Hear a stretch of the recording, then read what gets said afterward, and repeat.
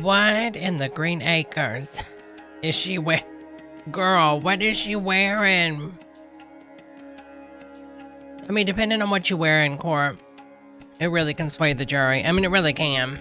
You notice a lot of times, depending on what type of trial it is, you can sort of see the style choices. Hers has been so sporadic though, from her hair changing to her outfits, but right now it's like she is wearing like a funeral flower sack. I don't think she's ever wore a skirt that long in her life. I'm not saying there's anything wrong with that. Look at the Duggars.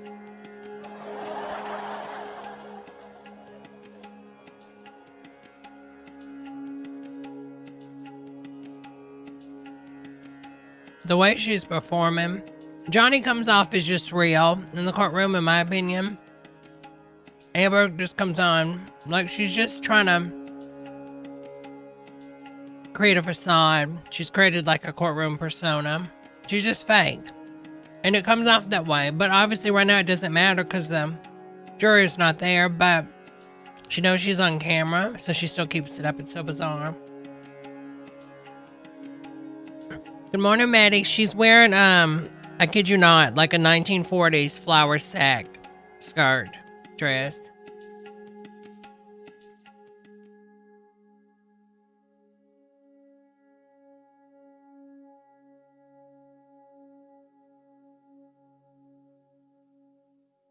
Hold on, I think I can rewind it. We still got 2 minutes.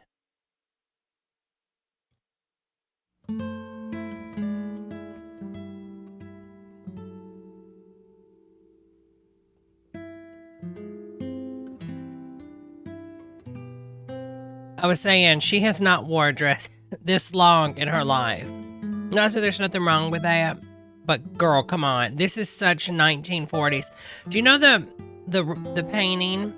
There's a painting where the lady has polio and she's on the grass in like the 1930s. Do you know what I'm talking about, that painting? And she's reaching out towards her house because she's been stricken with the loss of her legs while she's out in the field. This is literally that dress, honey. Like, girl, what? Again, obviously this is done for the jurors. Just so bizarre. I've seen that too, Fat Hollywood, people talking about it.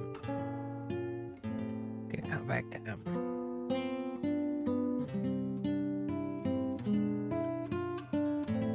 I submitted a request to the actual courthouse for a media feed from not Live Nation, but Court TV is the one handling the operations of the cameras and stuff, and the feeds are sent out to not Live Nation. Anyways, Live something, and then news organizations get like their own feed of that. So I was like, well, hell, I mean, it's YouTubers too. That some of them have their own feeds, but most are just copying some of the news sources. Like this is from Independent. I was like, the other day, I was like, you know what, I'm going to send a request.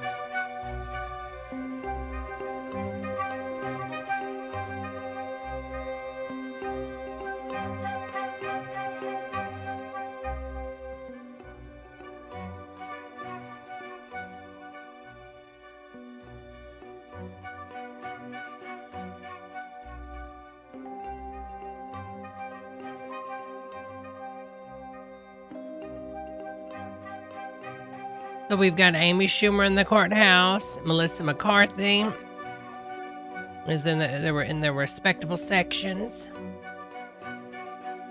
Louis C.K. is next to Amy Schumer.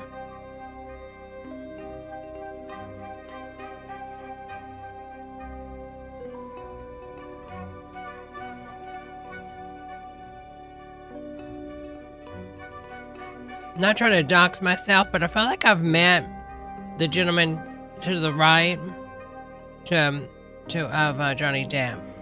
Circuit Court of Fairfax County is now in session. Can I ask Ronnie presiding? Morning, Judy. Girl, her name's Judy. Good morning, Judy. Do we have any preliminary matters before we bring the jury out? No, Your Honor. Okay, good.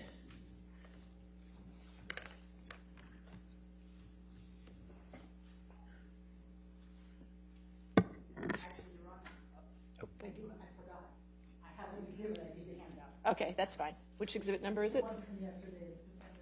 1246. Okay, great. All right, perfect. Thank you. All right, you get the tree. 46. I love this judge, though. Even though I had disagreements on how her thoughts the other day, I feel like she moonlights at calls. You know what I'm saying?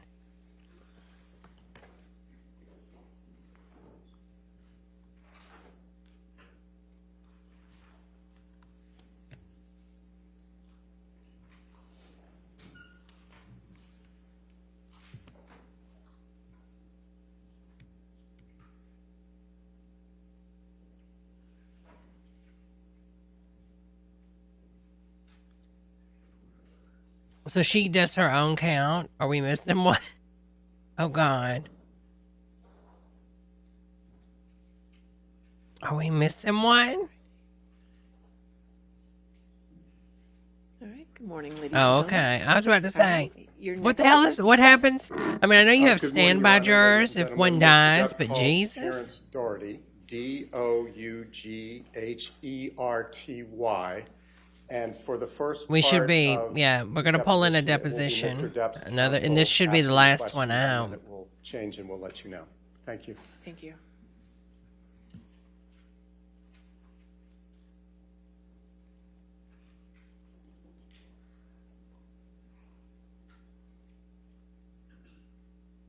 So yesterday we had some type of bean or M&M on the desk. Now we've got gummy bears. Are they CBD, honey? I just don't understand the eating in the courtroom. I don't think... Well, I'm eating now, so... Because I shouldn't judge. Who was he laughing at? Was he looking at the judge laughing? I just don't think he should be eating while he's in the courtroom. That's just not... Unless they went to the judge and said he has like... Oh, girl, my Red Bull just sprayed my stuff. Glaucoma, maybe?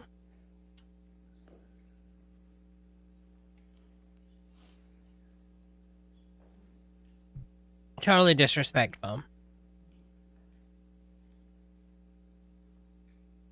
I mean, sneak it in like Amber Heard has. Like, he should put some soup in his cup.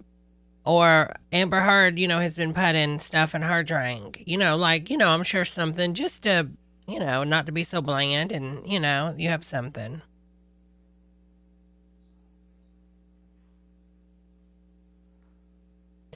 I mean, to be fair though, Fat in Hollywood, we've discussed it before.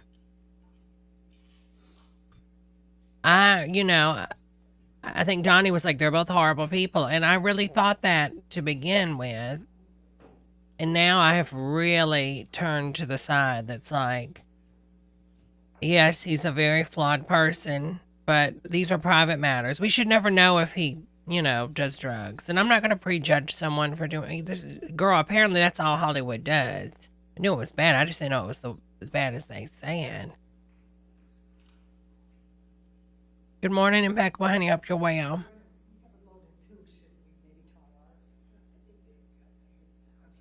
I think we're having issues playing the video. Girl, could you imagine if he opened his laptop and... Girl, we would all...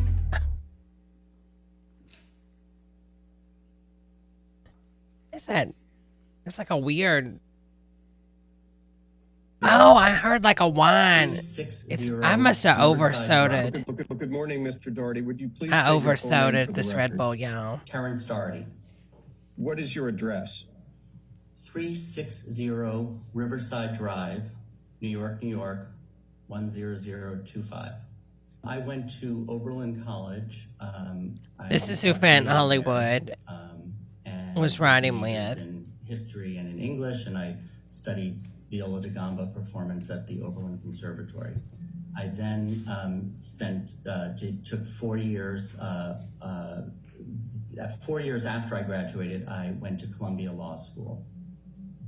Does anybody And go to? what year I mean, did no you receive your shame. BA from I mean, honey, Oberlin? I'm not a smart 1991. woman, but does anybody go to Columbia And anymore? I what feel did like you that do sort in of the 4 faded years out. between your graduation I remember when everybody from was like Oberlin- Columbia. from Oberlin and going to law school?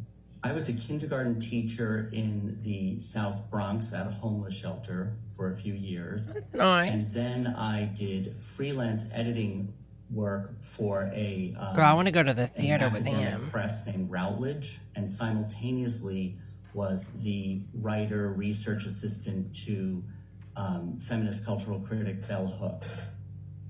And remind me, sir, where you went to law school? Columbia.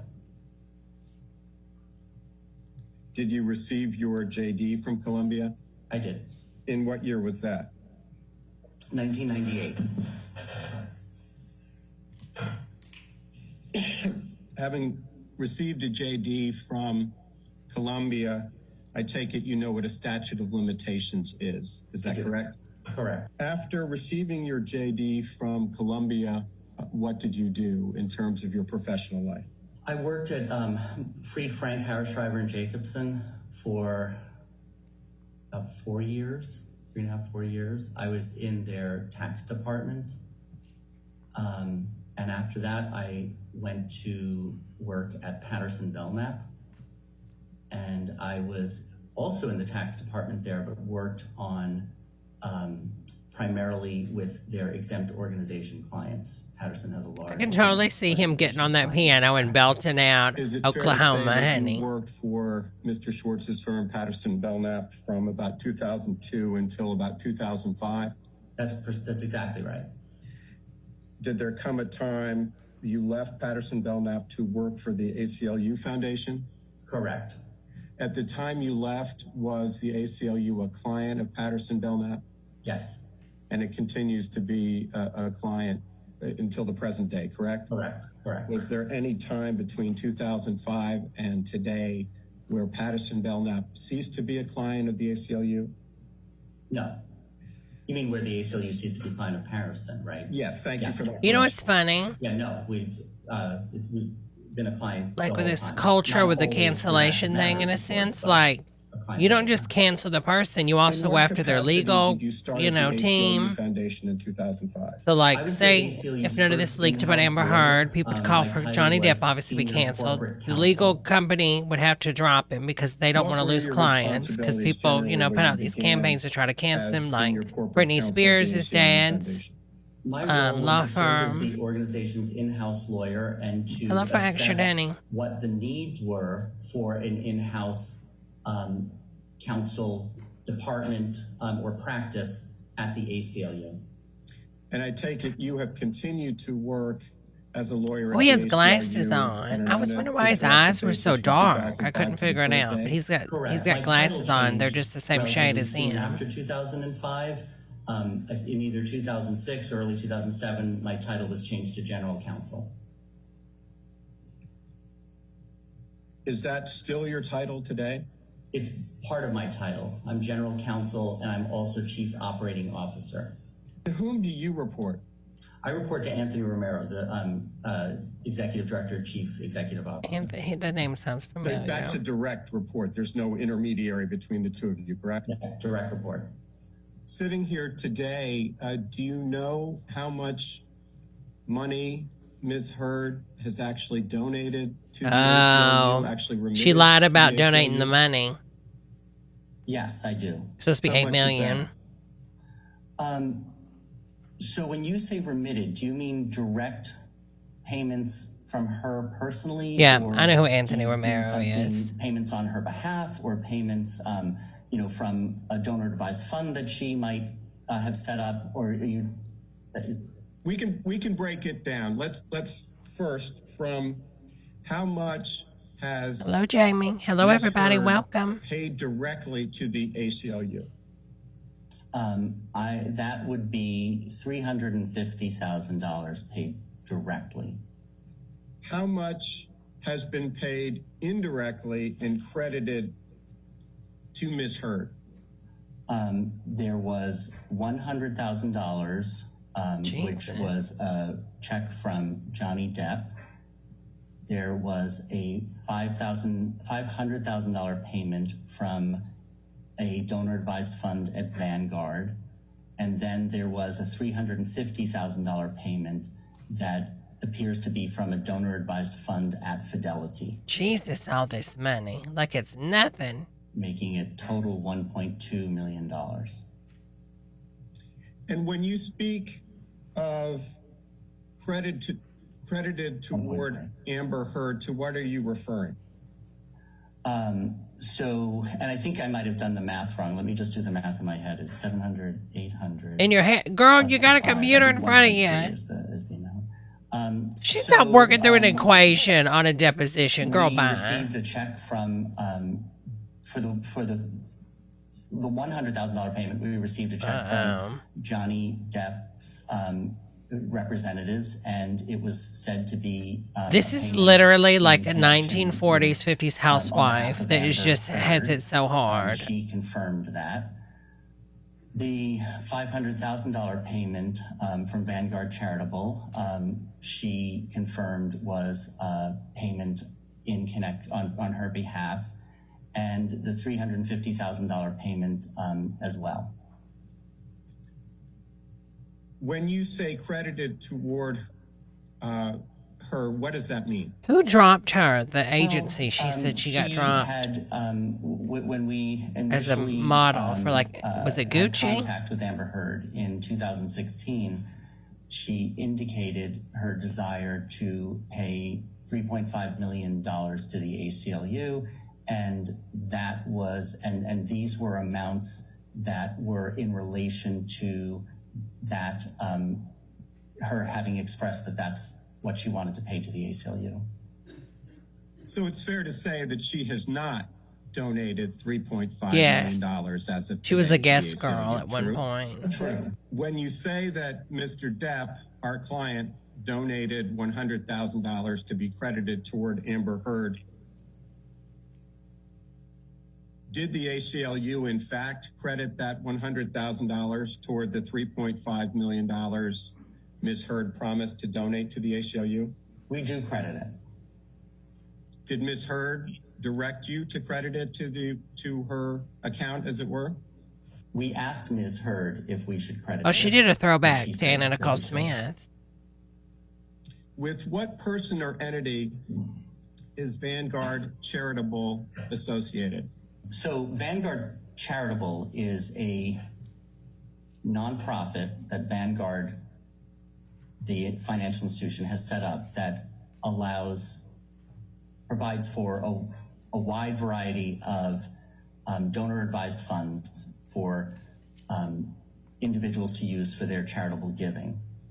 So there are there are thousands of Vanguard Charitable donor-advised funds. If you were asking specifically about the one that we received the $500,000 contribution from, we believe that that is a donor-advised fund that was set up by Elon Musk. What? Who is Elon Musk? He's a tech entrepreneur. And isn't he also a donor to the ACLU Foundation in his own right? Yes.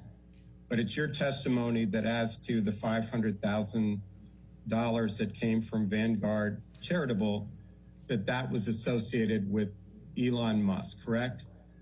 We believe so. So people but it give is money not, to these it charities is- and they just give it Did back the to ACLU have any celebrities? I'm communications with confused. Elon Musk Why did they about cut a check the for the $500,000 ACLU and then contribution? they cut a check Yes. to Amber? And please describe those communications. There is a document that we produced that Elon Musk emails Anthony Romero regarding the $500,000 contribution. What did Ms. Heard tell Mr. Romero or the ACLU about her donation and how much she was going to contribute? There were communications back and forth between. That's what it the said. I mean, it ACLU sounds and like Ms. money Heard, laundering. including, a thank you acknowledgement letter that Mr. Was sent I'm going to to act Mr. like I'm Romero's donating money name to you. You can keep Ms. some of Heard, it, but then you thanking her give me for the some back. $350,000 contribution, noting that that it was part of her intention to make a $3.5 million contribution to the ACLU, and Mr. Romero attached to that communication a standard ACLU pledge form and so that was the communication. We were aware very early on that her intention to contribute the $3.5 million to us was half of her $7 million divorce proceedings. I don't recall which specific communication with us gave us that knowledge. What, if any, understanding Thank you for action. did the ACLU have prior to the publication of the op-ed about Ms. Heard's plans to dispose of the other half The bodies. of the $7 million settlement, or the other $3.5 million? Yes, we understood that the other $3.5 million, the other half, was going to a children's hospital in Los Angeles. When did the first donation, the $350,000 from Ms. Heard, actually arrive at the ACLU? It was very soon after the communication between Elon Musk and Anthony, and I believe that it was that communication was in August of 2016. and Girl, shortly nothing thereafter. takes down the Please rich. describe your conversations with Ms. Weitz.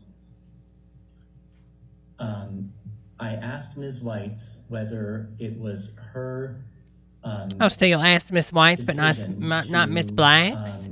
Okay. ask Okay, so this is Ms. Heard going. to be an ACLU ambassador, and she indicated that it was. I asked Ms. Weitz to describe what are the criteria for. Sorry, a calendar thing. Girl, he was just chilling for what a are the criteria second. for asking for becoming an ACLU ambassador. And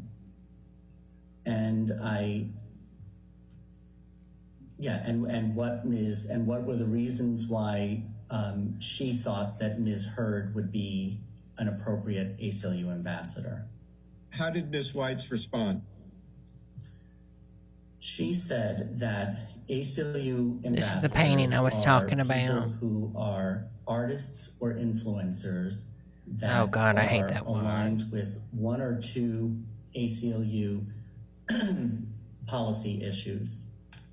And the criteria for determining whether somebody can be an ambassador is that they have prior expertise in that policy area, that they can speak in detail about the area, that they are aligned with the ACLU's policy views of the area. Here's one of her and guest that they have photos. I mean, it's really reminds me a lot of significant following so that Anna Nicole their, Smith. communications Oh, to that's the public Anna. Hold that we on. support Anna Nicole Smith's are guest reach photo. a wide One of variety them. of people. Amber Heard. Of those criteria, I mean, which she did really, Ms. I mean, Weitz just identify a as the beautiful, most important, beautiful if any? person.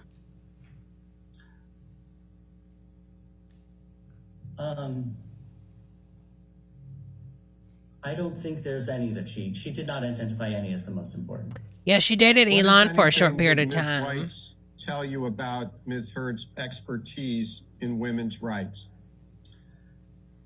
Ms. Oh, Weitz this is about her said being a that speaker. she That's why they paid had a her. women's Okay, now this meeting makes between sense. Ms. Heard and representatives So I guess, of our in a women's way, rights it's kind of project money and laundering, I guess, in Freedom some Project. ways. And Ms. She only got Heard the gig spoke because with, probably of Elon's donation, such and then she wanted to be a clarity and speaker expertise on and get paid. issues of gender-based violence that she decided that she would be an appropriate Thanks so much, person Harold. to ask to become an ACLU ambassador, and she did so.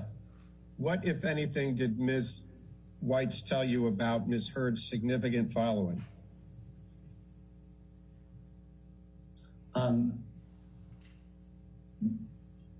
Ms. Heard, Yeah, there's live witnesses Ms. today, Weitz Jamie. said This is that the last she, deposition. Looked at Ms. Heard's social media.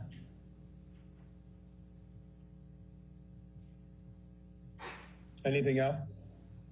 No, not that she said to me. All right, let's look to topic 6. What, if anything, did you do to prepare to testify about your role, the ACLU's role in the conception, preparation, drafting, or publication of the op-ed?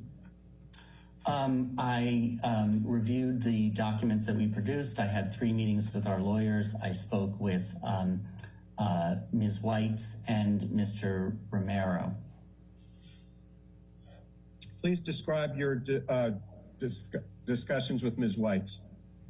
Her and Elon. I asked Amy Schumer is Ms. definitely in the Whites house. whether He needs to stop she laughing. And was, she, you know what? That lawyer, I think involved she's got the hots for and Johnny. what her She's got to involvement stop was doing that with too, because respect that's not going to look good to the jurors. Conception, preparation, drafting, and our publication of the op-ed.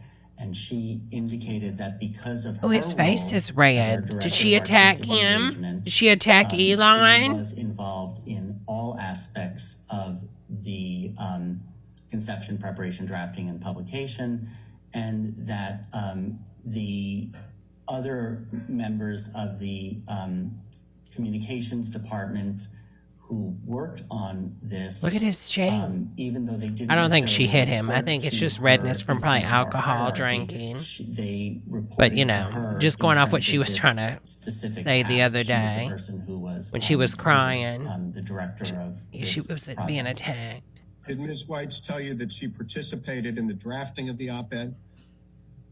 She was in, yes. Other than Ms. Whites, were there any other lawyers at the ACLU involved in the drafting of the op-ed? Ms. Whites is not a lawyer. So were there... Oh, the shade, honey. Were there lawyers involved in the drafting of the op-ed? Miss I White is believe like that hearing the this and she's drafting of the crying. op-ed She's like, was all done I within the spent 8 communications years in department. law school. I'm not a lawyer. What is Ms. White's academic background? I don't know her academic background. Was any ACLU lawyer, and I mean in-house lawyer, involved in the drafting of the op-ed? I believe the answer is yes. And I believe that there are documents that support back and forth between support for the op-ed, but I don't recall. Sitting here today, do you know how many ACLU lawyers were involved in the drafting of the op-ed? No, I don't. Were there any ACLU lawyers involved in the reviewing of the op-ed before it was submitted to the Washington Post? Yes, there were. How many? I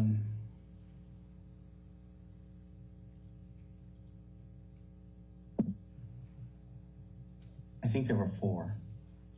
Were you one of the 4? No, I was not one of the 4. And to be clear, when what I was referring to were people in our legal department who are experts on women's rights issues. There was nobody from, neither I nor anybody on my in-house counsel team was involved in the drafting of the op-ed or the review of the op-ed. Why not? We were not involved. We were not brought into the loop. I don't know why. Is it fair to say that the ACLU didn't think there were any potential legal implications to the ACLU involved in the publication of the op-ed? I have not spoken with any of the lawyers in the legal department about whether they thought it would be necessary to involve any member of my in-house counsel team in the review of the op-ed. Who were the 4 attorneys in-house at the ACLU who were involved in reviewing the op-ed before it was submitted to the Washington Girl, at this Okay, point, I so think I was referring to people you would have in to be the legal delusional department, to not the stream in-house and support counsel's her. office, But the legal department who do I don't put it our past work, people on the civil internet, liberties, so litigation probably. and advising on legal issues relating to civil liberties. And I believe that the op-ed, the 4, was reviewed by Lenora Lapidus. I mean, unless there's a smoking gun at this David point. Cole. I went in thinking, you I know, believe Louise Melling was probably he involved. did hit her and smack her around, but she hit him just as bad. And, there And may then have now also I'm been a like, fellow that was involved okay, I don't in even think doing he it. hit her. I These think are all, she's, you know, she was the one always there are attacking. a number of back and forth emails that we produced that Good point, will, Maddie. indicate specifically who those people were. Okay, let's move to Exhibit 2, please. Jesus. Yes, sir. Stand by. Oil the chair?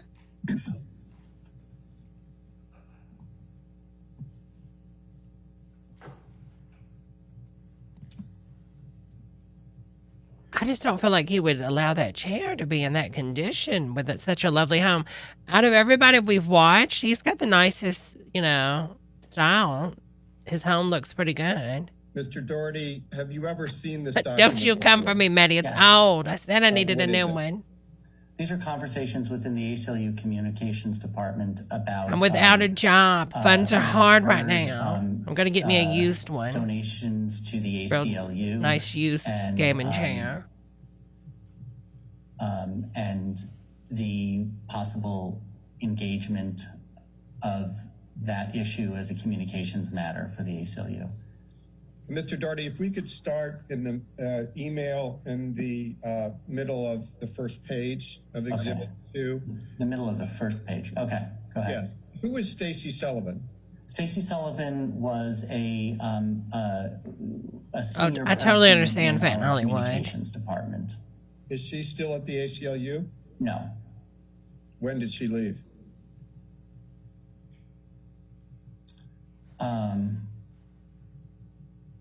I mean, there's so I don't much money recall to the be date. had if you're Who like a is Stephen Bitcoin Stephen You Smith, know.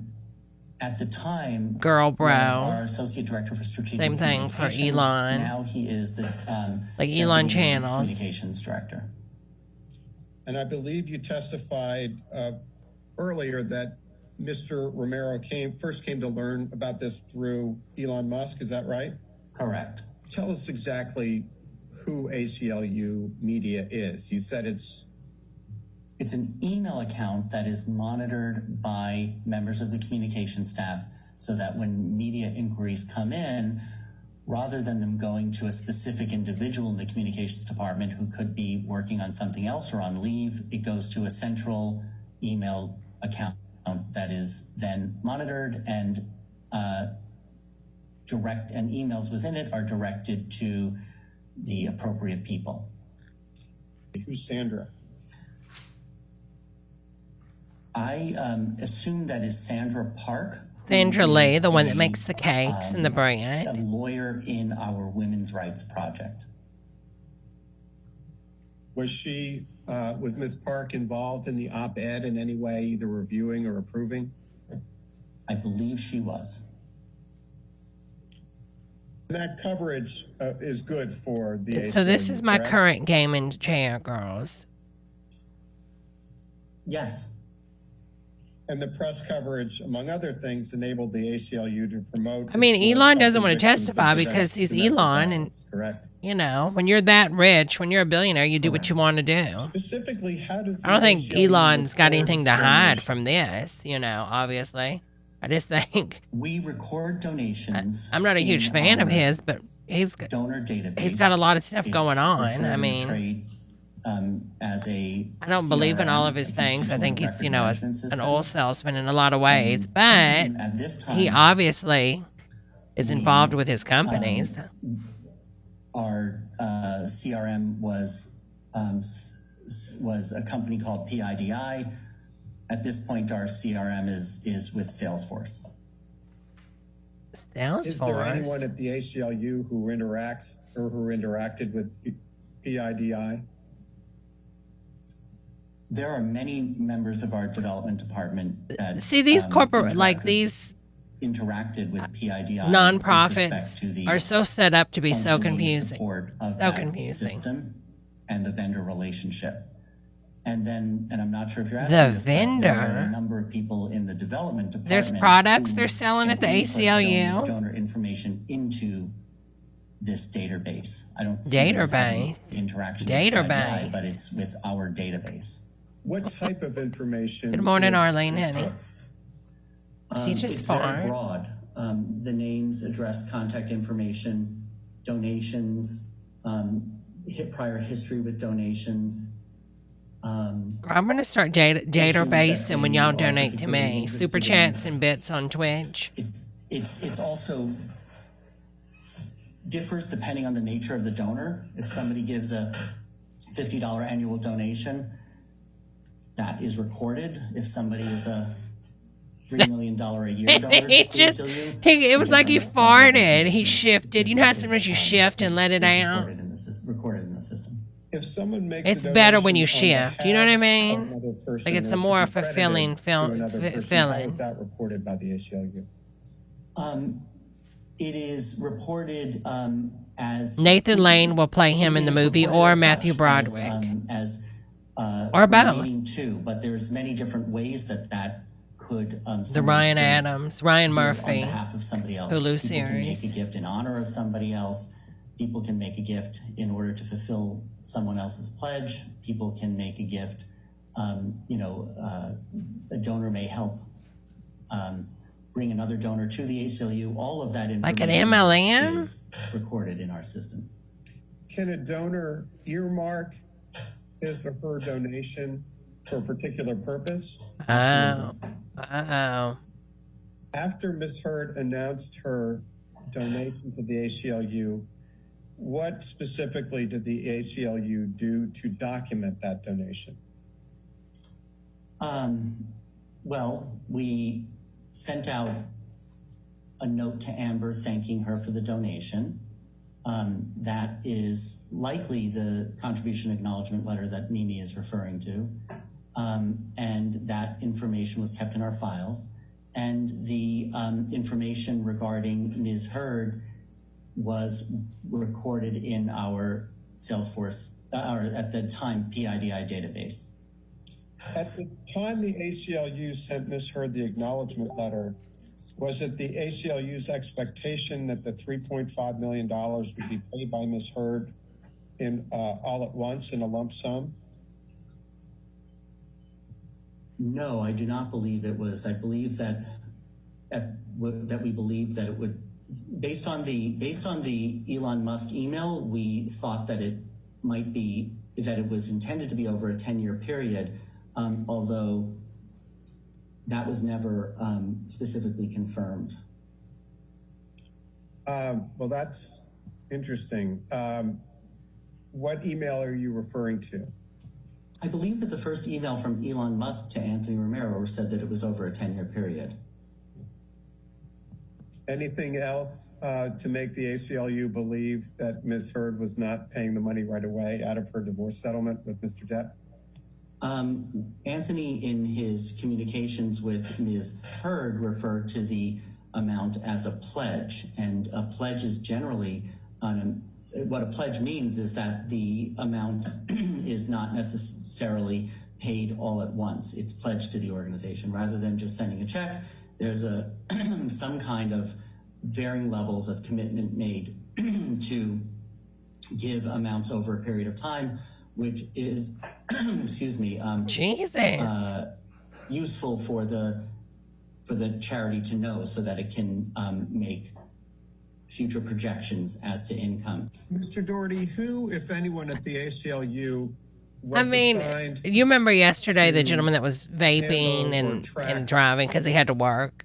Could you imagine they get one of Heard's these girls that's donation? like going to a park trying to hook up? That would have been two different people, depending on what you mean. Guy by just track. comes up to his There truck, is a you know, person they in look at our each other. He's leadership doing the gifts deposition. department, which is the Hold on one department that second, deals Your with, Honor. high-level donors. His name is John Moresco, and his role is to, in addition to facilitating, maintaining the Starts relationship with kissing, those making donors, it out. is to Continues answering the question.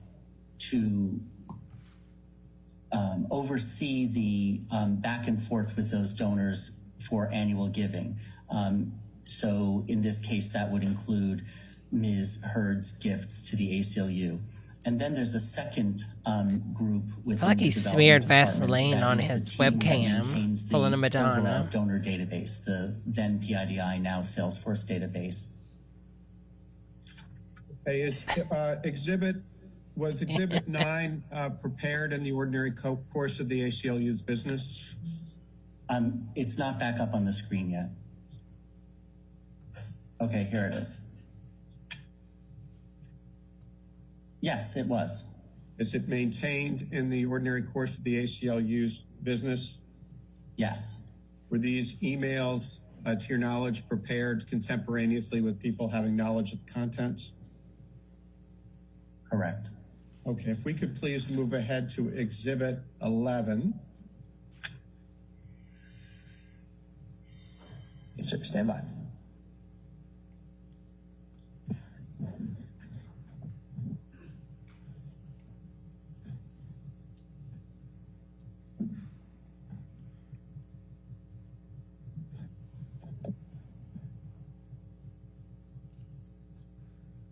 Okay, I see it.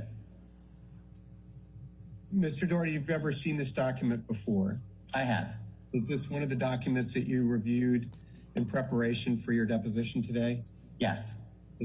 Was this prepared in the ordinary course of the ACLU's business?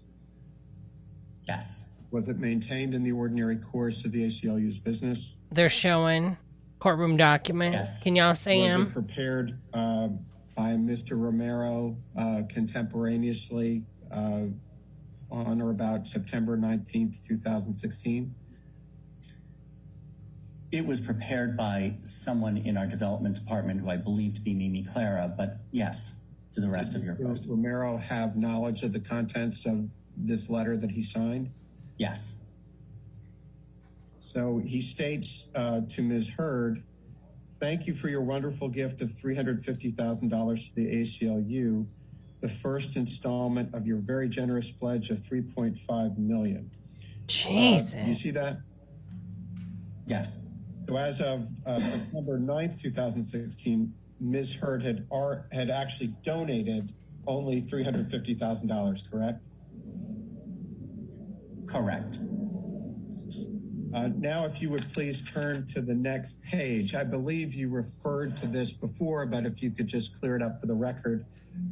Have you ever seen this page before? And it's called Pledge Form. Y'all are making me Page number hungry. ACLU 3033.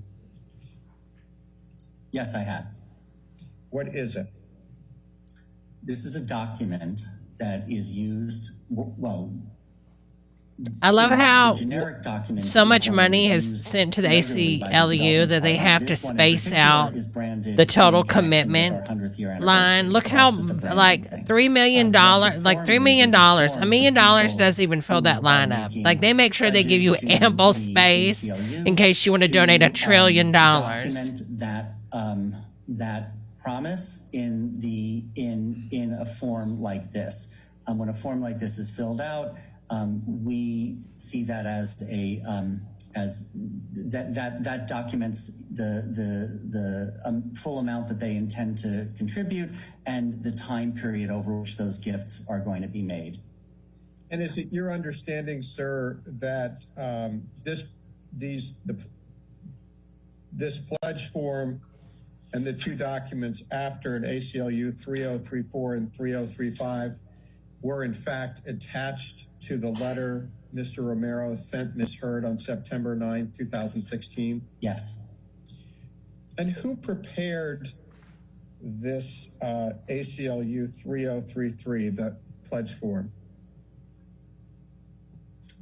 So it ties into the defamation case. They're trying to show that Amber Heard was Mimi Clara or John Moresco or someone was else, but there was someone who was incentivized preparing it in connection with and was the preparation of planning the tax acknowledgement letter. to do this against Johnny There's a reference, because she wanted to on top of the become like a pledge form, Amber Heard spokesperson Pierce for O'Donnell, assault and stuff. Greenberg, And so, like, she worked with the Luster, and there's some ACLU. other names.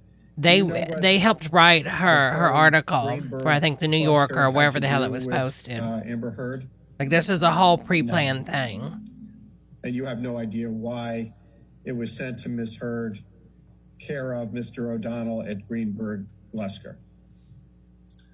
I expect that it is the case that, well, many of our significant donors have representatives that we work directly with on technical things such as a pledge form. Okay. And directing your attention to the next page that was attached to Mr. Romero's letter, it also says pledge form, but it has But that's a some, smart way to get donations. Doing a pledge form. columns. Girl, gonna start emailing them Is out. it fair to say that this is a proposed schedule for payment of the remaining $3.5 million donation? That is what it is. And do you know that who came up with this proposed schedule? I don't know who prepared this form and don't know who told the person who prepared this form to do the gift payment schedule in this way. Do you see That the kind of bottom money and you don't know of who's that doing this? page, Girl, stop the ACLU lies. 3034, part of Exhibit 11, that there is a signature line? Correct. Yes, I do. Did Ms. Hurd ever sign this pledge schedule? No. Did anyone at Greenberg Glusker or anyone else on behalf of Ms. Hurd ever sign this form? No. Why not? I don't know the answer. Did Ms. Hurd ever agree to any schedule for the payment of her $3.5 million donation? There are documents that we produced that point to Ms. Hurd being aware of this as a multi-year commitment, including the Elon Musk email to Anthony and back and forth between Anthony and Amber on an annual basis about her, about this gift. My question was actually a simple one. Did Ms. Hurd ever agree to any schedule for the payment of the remainder of the $3.5 million donation? I don't recall her having, seeing anything where she agreed to a 10-year schedule like this. Let's go now, please, back to Exhibit 10.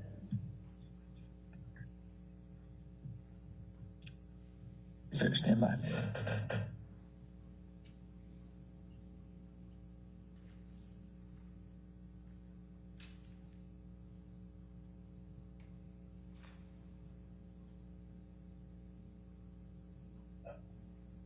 Okay. Mr. Doherty, have you ever seen this exhibit, Exhibit 10, before? I have. Uh-huh. I knew he This would. is an email exchange that includes Anthony Romero, our Director of Development, Mark Weir, the Executive Director of our Southern California affiliate, which encompasses LA, and me, regarding the check that we received from Johnny Depp's representatives in the amount of $100,000. Was Exhibit 10 prepared in the ordinary course of the ACLU's business? Yes. Was it maintained by the ACLU in the ordinary course of its business? Yes. Were these emails prepared contemporaneously by people having knowledge of the content? Yes. Okay, let's move please to the second page of the exhibit. The email from Hector Villagra to Anthony Romero, dated August 25, 2016 at 12:44 p.m. Do you see that? 12. At the bottom of this page. At the bottom of this page? Yeah. Okay, sorry. Yep, 12:44. Yes. Mm-hmm. Is Anthony Romero? Yes. And who is Hector Villagra?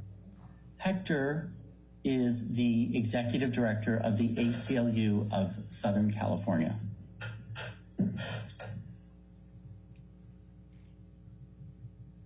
And you see where he informs Mr. Romero the actual check is for Mr. Depp, care of his CPA, and handwritten on the check it says donation being made in the name of Amber Heard.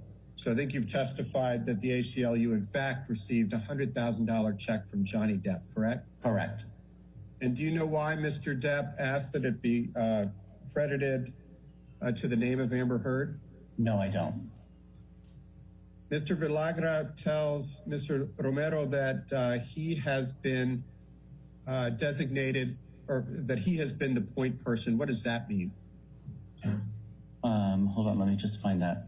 It's at the very end of the exhibit on the next page. Oh, okay. My staff let me know that you have been the point person. Yes, Hector is saying that Anthony was the main person with the relationship with Amber as a donor. And why was Mr. Romero the point person? Good morning, Chloe. Mr. Romero is... Hello, Arlene. I don't know if I spoke to you, Arlene. Hello. One of our most significant fundraisers at the organization. The Liberace. He has a specific portfolio of donors that he and Good morning, his studio. Team. Such as Last John one of the Rasco, day, thank support. God. And do you see, going back to the second page of the exhibit, Mr. Romero's response to Mr. Villagra copied to Mark Weir that same day, or strike that on August 25th? Do you see that? I do.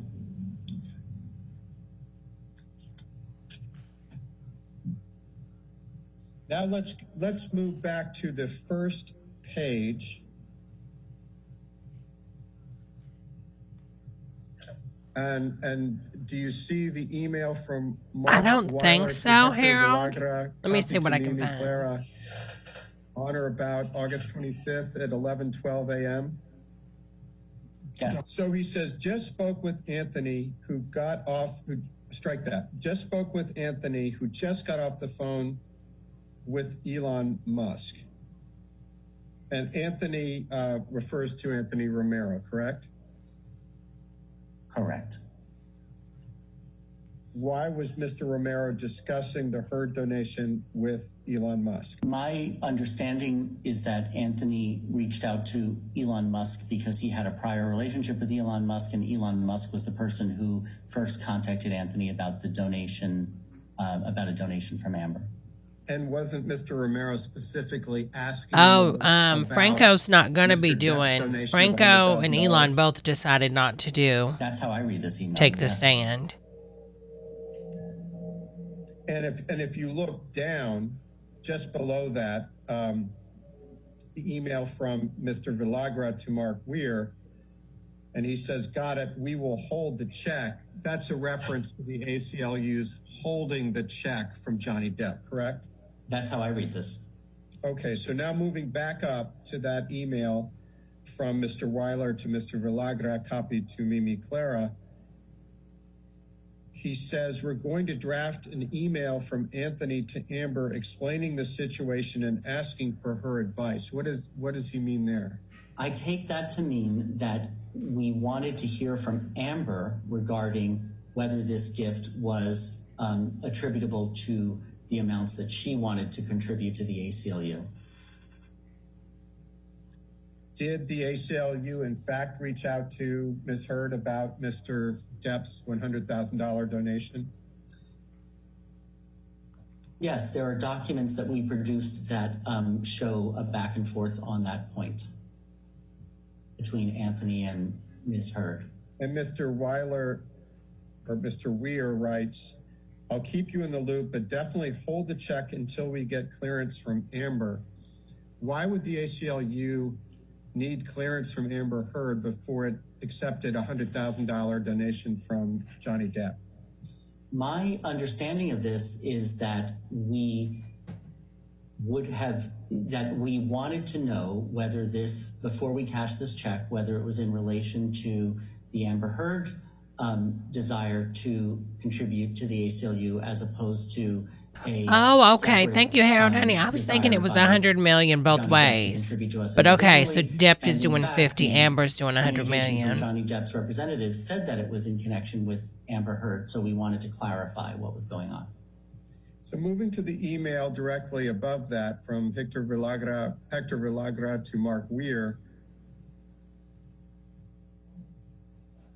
he says, I never "We have noticed more that. You're folks actually that I right. knew who followed She TMZ. cannot Here's their latest report. Stop looking at Amber Heard anything. calls BS on Johnny's Maybe charity it's her donation. pills, her medicine. Now Thank you so much owe for the double. super chat, studio, What's that a honey. reference to? I don't really know specifically, other than to say that this is more indication that we were unclear of whether the Johnny Depp gift would count toward the amounts that Amber said she wanted to contribute to the ACLU. And then directing your attention to the top email in Exhibit 10, Mr. Weir responds, she's calling Johnny out on the $14 million in the press. What does that refer to? I don't know. I'm not aware of how 14 million plays into any of this. Okay, let's move ahead to Exhibit 12, please. Mr. Doherty, have you ever seen this document before? Just making it larger. Yes, I have. And what is it?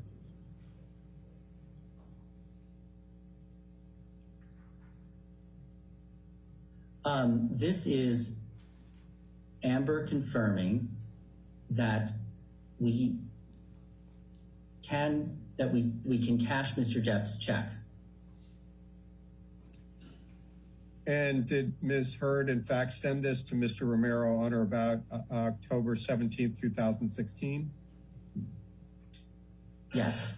And is this a document that was created in the was maintained in the ordinary course of the ACLU's business? Yes.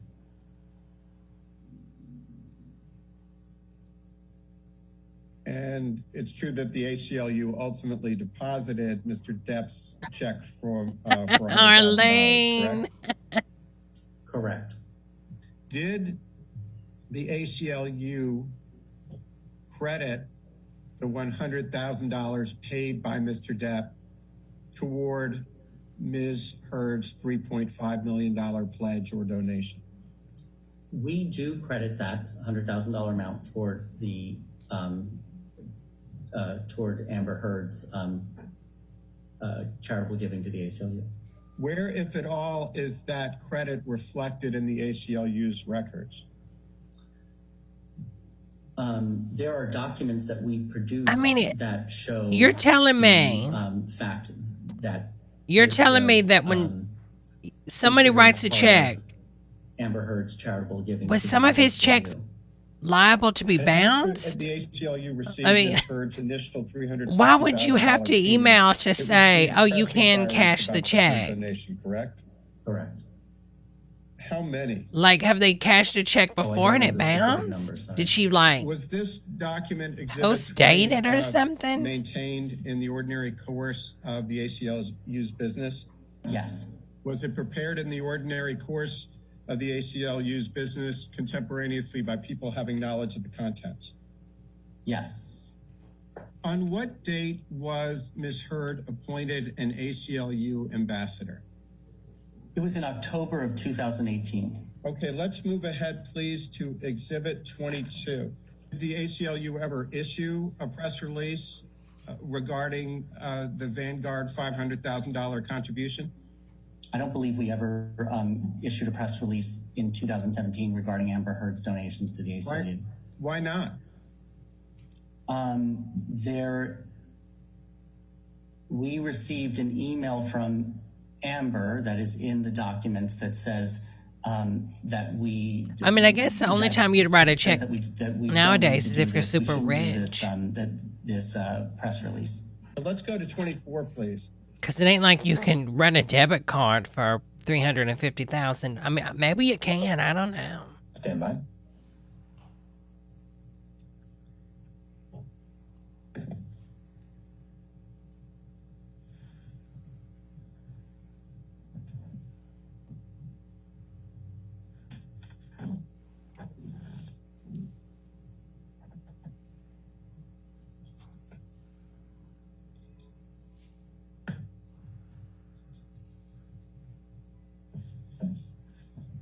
Mr. Doherty, have you ever seen this document, Exhibit 24, before?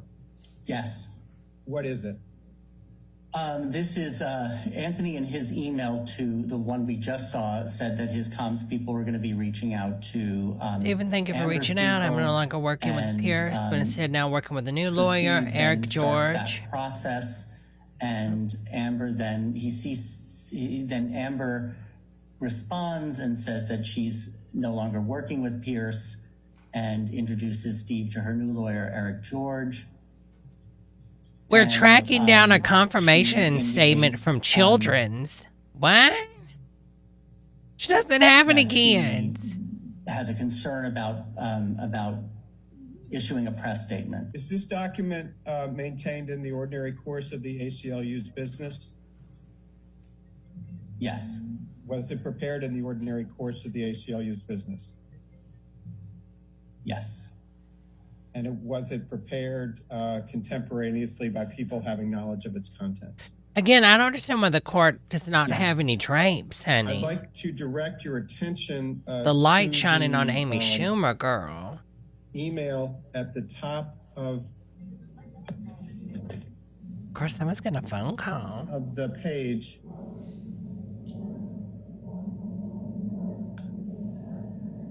What's it? Is he in Ukraine? What? You What see is the email at the that? top of the page from Ms. Hurd to Jody Gottlieb and others, dated July 6, 2017. We're tracking down a confirmation statement from Children's as well. Must Have be you a ever children's seen this charity. document before? Yes. What is it? This is Amber letting Steve know that she's no longer working with Pierce, but instead working with a new lawyer. Hello, And Veronica indicating Haney. to Steve that she is going to be talking with her PR team about whether about issuing a press statement about her 2017 issuing a press statement about her 2017 gift. And directing your attention, she writes, their concern is that the press could potentially spin the fact that this is an installment and not the entire lump sum, as you well know, isn't possible due to the structure of the settlement agreement. The settlement agreement is a reference to the settlement agreement between Johnny Depp and Amber Heard of their divorce, correct?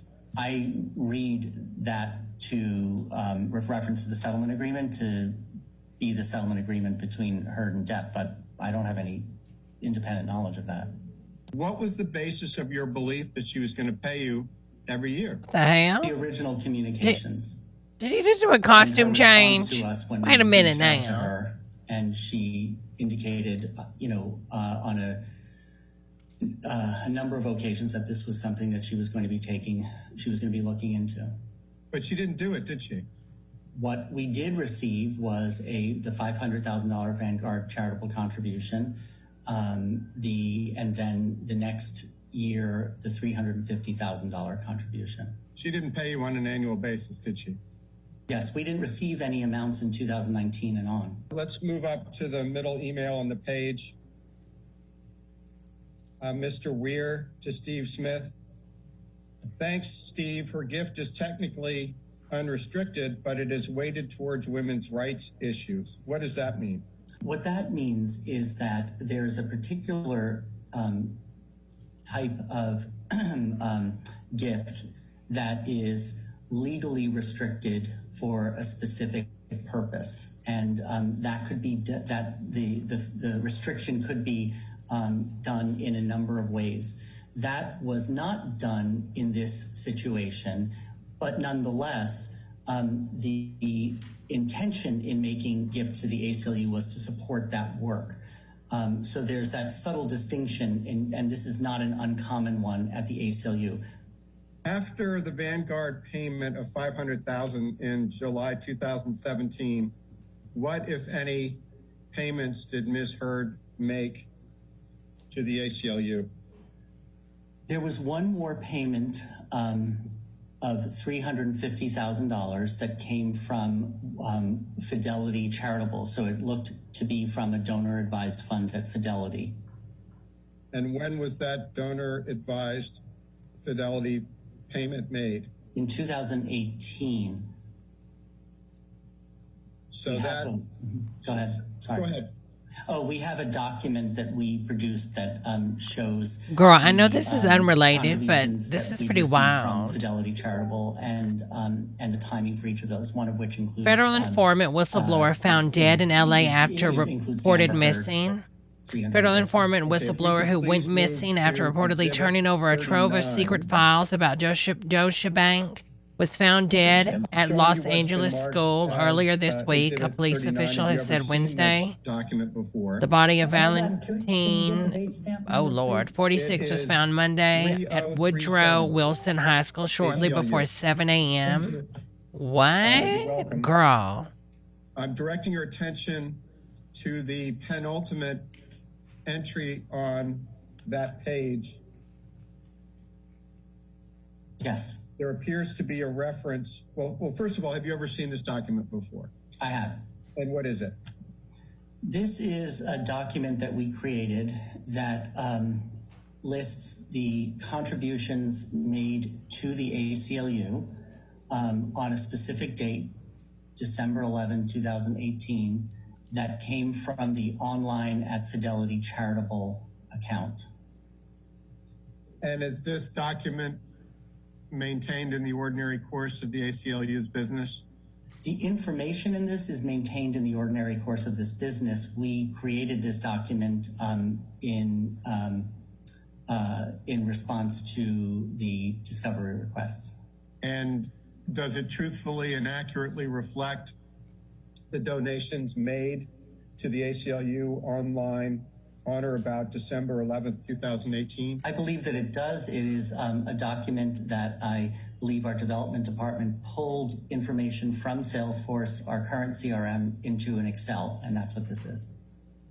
So directing your attention to the penultimate entry on this page said $350,000 designation, donation from Amber Heard. Mm-hmm. What does that refer to?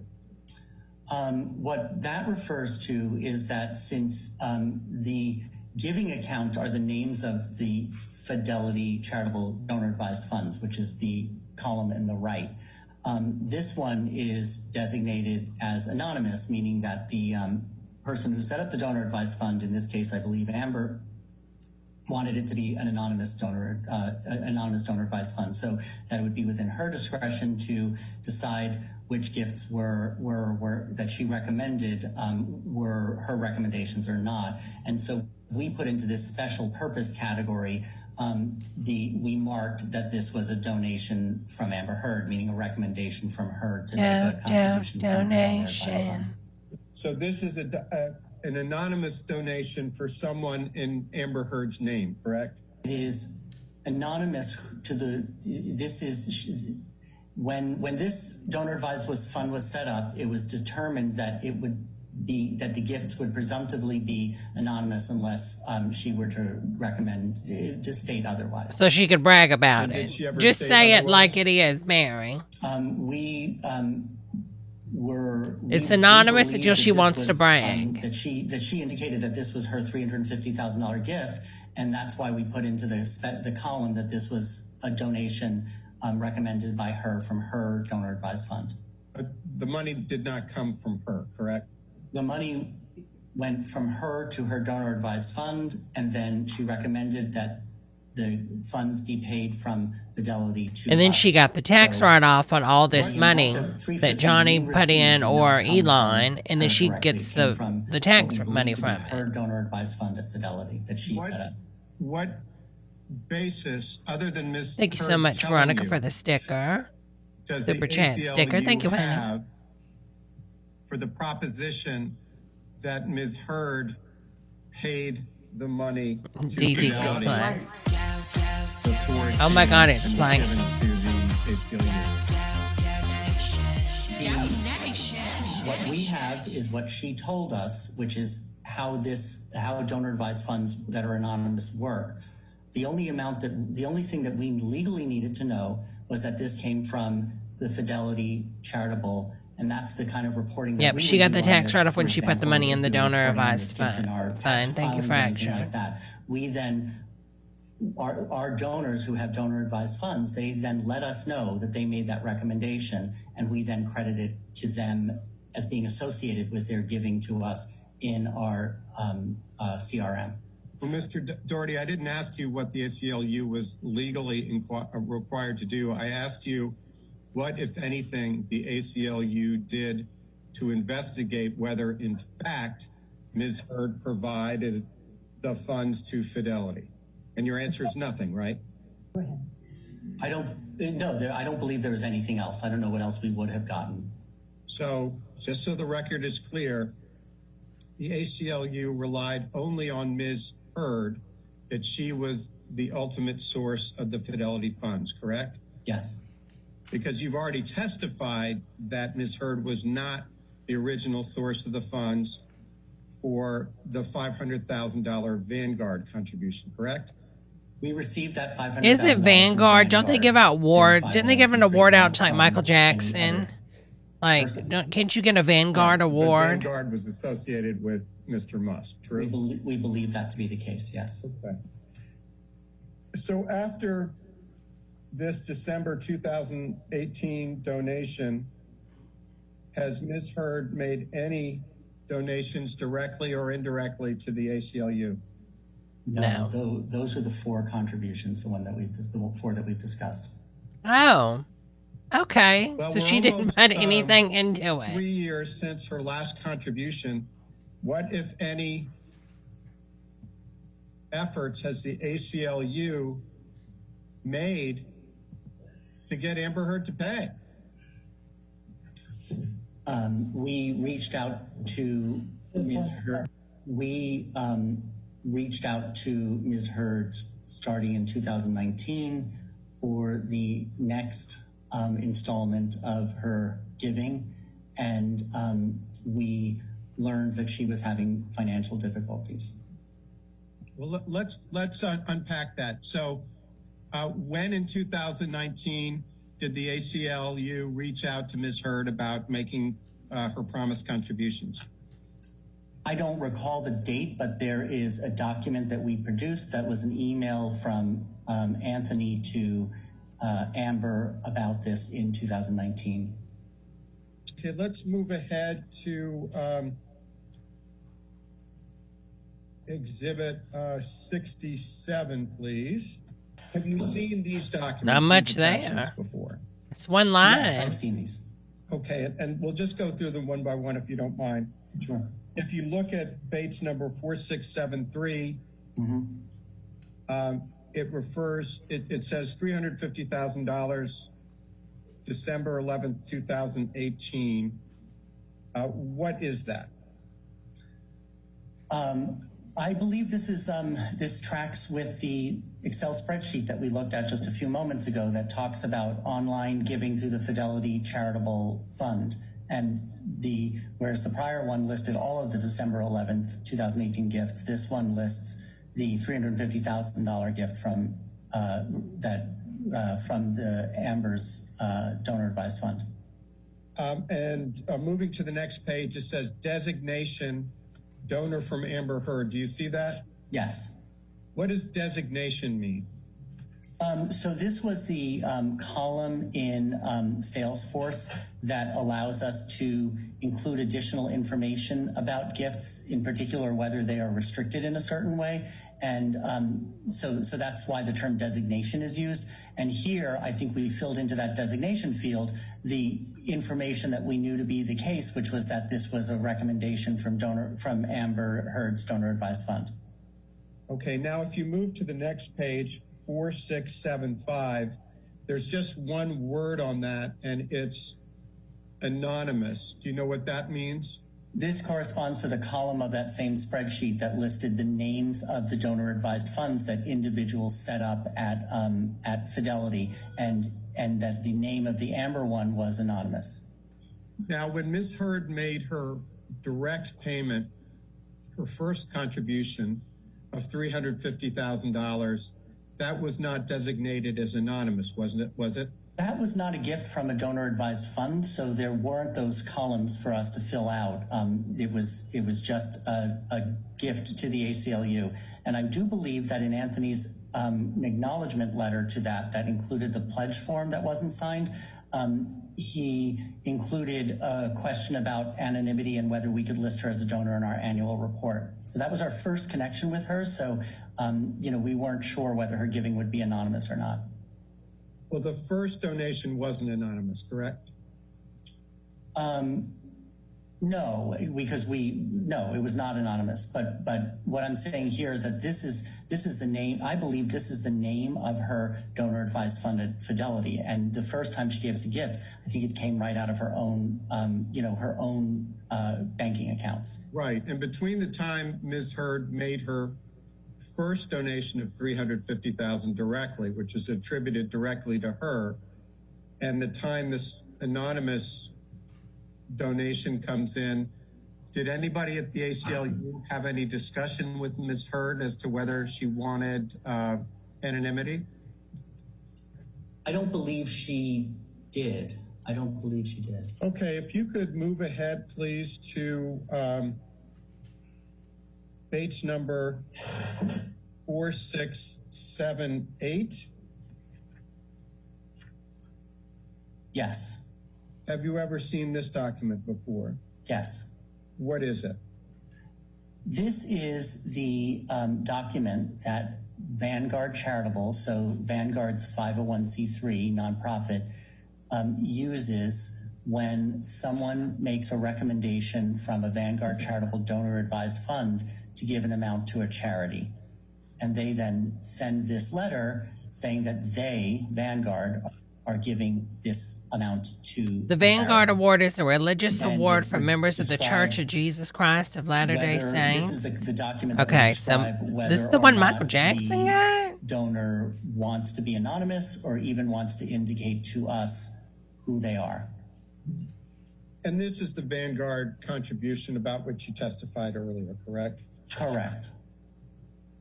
Let's move ahead, please, to 4679, which is the next page. Yes, And have you ever seen this document before? I have. And is this one of the I'm documents so that you confused. reviewed in the context of preparing for this deposition? Yes.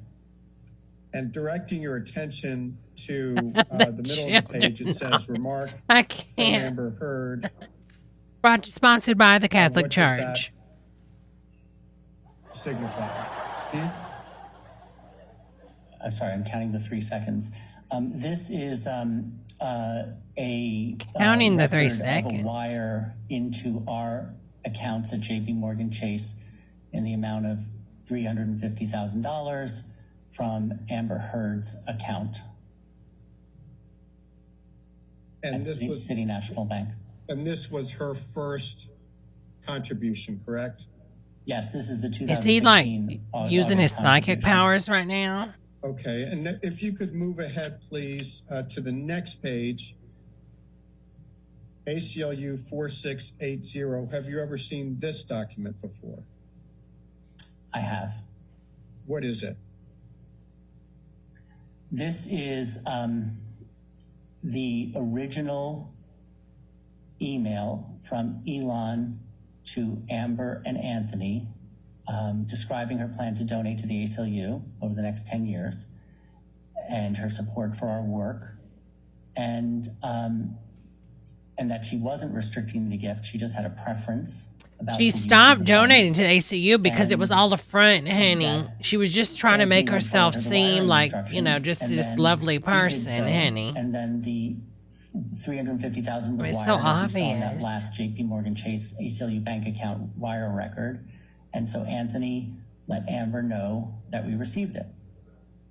Okay, so let's unpack that a little bit. So the email in the middle of the page was an email sent to Mr. Romero from Elon Musk on or about August 18th, 2016 at 1:14 p.m., correct? Correct. And he says, Amber, I described your plan to donate $3.5 million to the ACLU over the next 10 years, as you very much believe in what they are doing. You see Or that? he's bored. Yes. We're all bored. Why was Ms. Heard, or strike that, why was Mr. Musk representing this on behalf of Ms. Heard? I don't know the answer to that question, but assume it's because of Elon's prior relationship with Anthony and that he indicated, I will make that introduction for you. He is representing that Ms. Heard's plan was Yes, to donate darling. $3.5 million over the next 10 years. Is that correct? Correct that that was her plan. Did Ms. Heard ever say in words or substance that Mr. Musk was not correct and that wasn't her plan? I do not believe she ever said that. So she never refuted Mr. Musk's representation that she was going to pay the full $3.5 million, correct? It isn't the case that she didn't object to that she was going to pay the 3.5. It's just that she didn't object that that was her plan as of August 18th, 2016. Thank you, Mr. Doherty. Let's move to the next page, which is 4681. Yes. And you see at the top it says Salesforce screenshot. Would you remind us, please, what Salesforce is? It's our current CRM, our constituent record They're both management just looking at system, which is random where we things. store all the information we have about our donors. We call it our donor database. And I believe that we've seen a version of this in an email from Mr. Moresco, correct? I do recall that this this is part of documents that we produced. Okay, well, let's start from the bottom up. Sure. If you look at the bottom entry in the column, it had the entry that has a close date 8/19/2016, completed $350,000. What does that mean? That's a record of her $350,000 contribution to us. And you see the designation, the giving name pledge payment. I do. And what does that refer to? That this was in connection with her overall plan to make a contribution to us of $3.5 million. Okay, now let's move up to the entry in the middle of the chart. It says Ms. Amber Heard's soft credit 2017, close date June 12, 2017, completed $500,000. What does that mean? That's the record of the Vanguard charitable contribution in 2017. Oh. Why does it say soft credit instead of pledge payment? Because it didn't come directly from Amber. It came from the Vanguard Charitable Trust, charitable fund. And we wanted to continue to associate it, though, with Amber in our donor database. Is it customary for the ACLU to make distinctions between hard donations, that is coming directly from the donor, and donations made by others in the donor's name? It's extremely important for us to understand whether funds came directly to us from a donor, from a donor's donor advised fund, or from another donor altogether. That's all very helpful information to us as we think through our fundraising program. So, but my question was, is it common practice? And it sounds like it is common practice because you say it's important, correct? Yeah, I believe it's a common practice. Oh, common practice. Normal. Okay, and then let's Rich look people. at the top entry in the chart. Yes. This Girl, is these for the smart December evidence. 2018 payment, and I believe Such you a testified ripoff. this is the last payment Ms. Heard has made, correct? Correct. And it says Ms. Amber Heard donation. Oh, you have. Oh, I'm sorry, Jamie. 2018 Sorry to offend payment. you.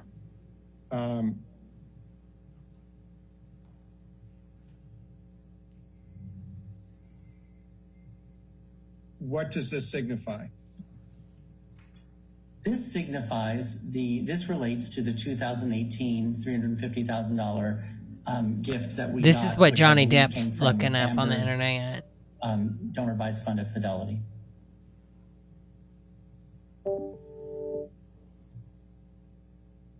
Okay, and let's close this out by looking at 4682. Purports to be an email from Liz Fitzgerald to Jonathan Moresco. Who is Liz Fitzgerald? Liz Fitzgerald's then title was Director of Special Gifts, but her current title is the Director of Development. She's the number 2 in our development department. She reports directly to Mark Weir. And even then, as Director of Special Gifts, she reported directly to Mark. He's Weir. like, look at these nuggies.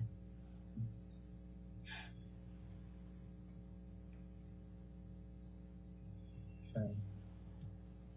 All right. And with respect to Exhibit 67, the attachments that we've described, were they created in the ordinary course of the ACLU's business?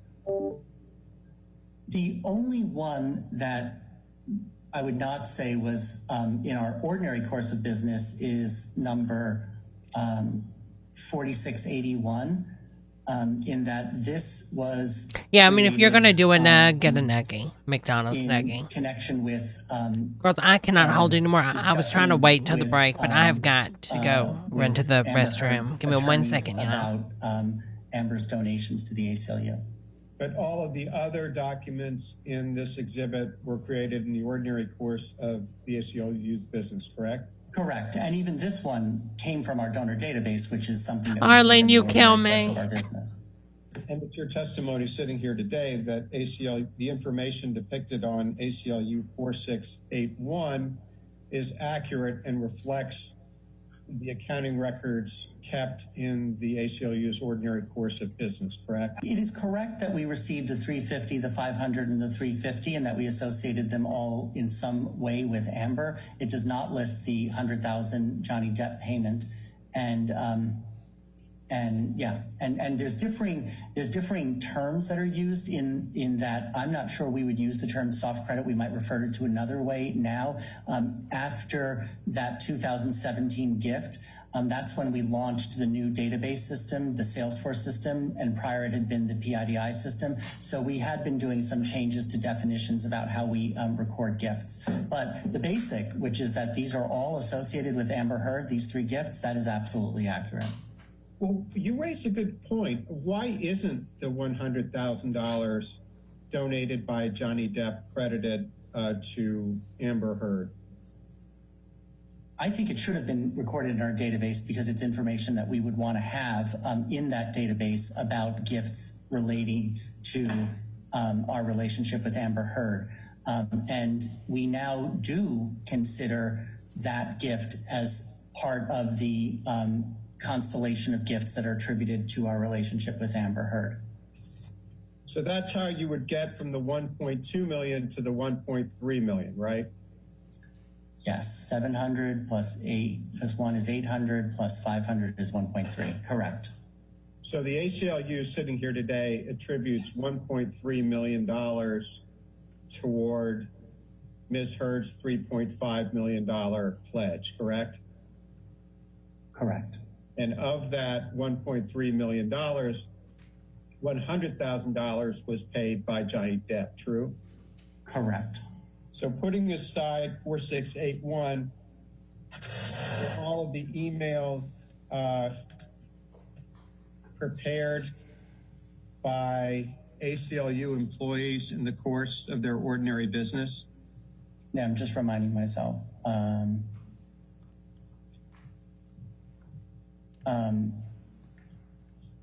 Well, I believe that 4679 was also downloaded from our records in relation to this litigation matter. I don't believe that we created this document and had it in a paper file somewhere, but I think we pulled this information, this wiring information. It may be the same wiring information that was looked at the time that the donation was made.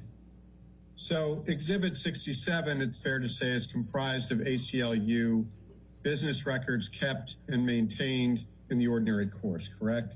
Correct. Okay.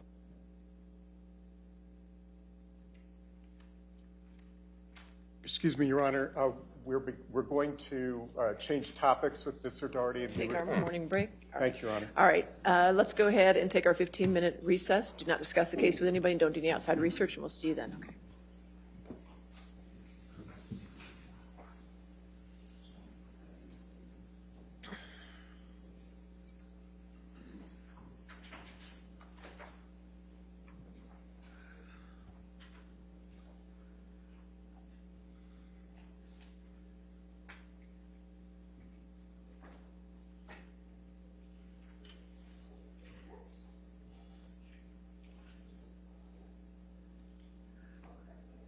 All right, let's go ahead and come back and take a break until 11:45, okay?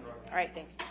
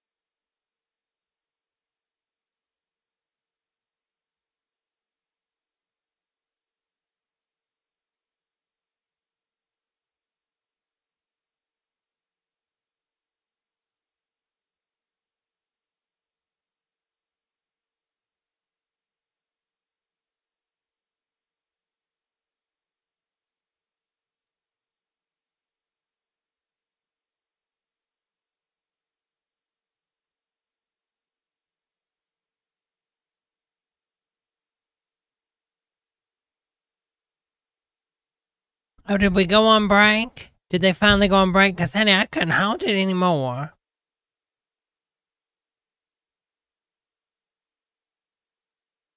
Did we just go on break? Mighty hot sauce. Eric, did they just go on break, Kenny? Hold on, let me scroll through it and we'll see.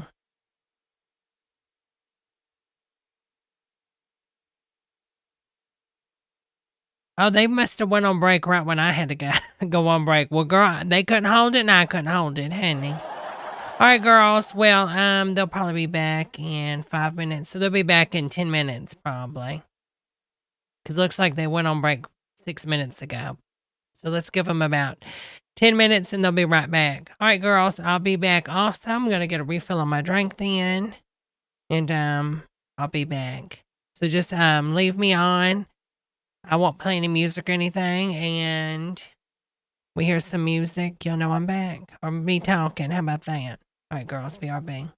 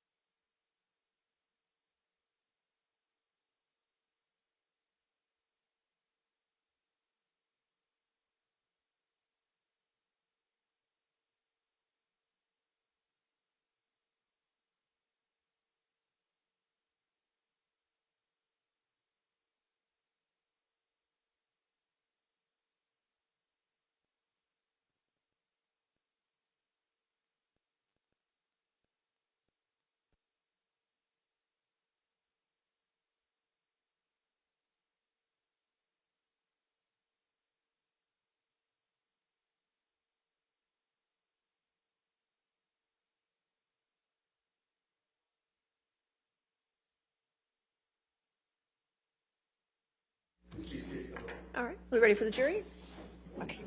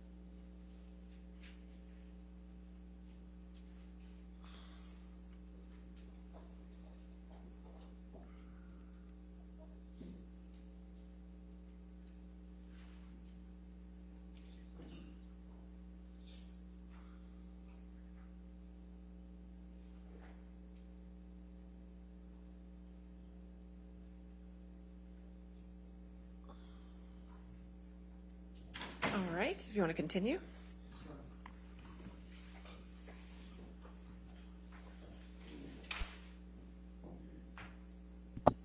I mean, not really, but we can. One, have you ever seen this document before? Yes. What is it? This is a series of communications among people in our communications department around engaging Amber on our programmatic work, specifically relating to her being an ACLU ambassador. Let's now turn back to the email starting on ACLU 47.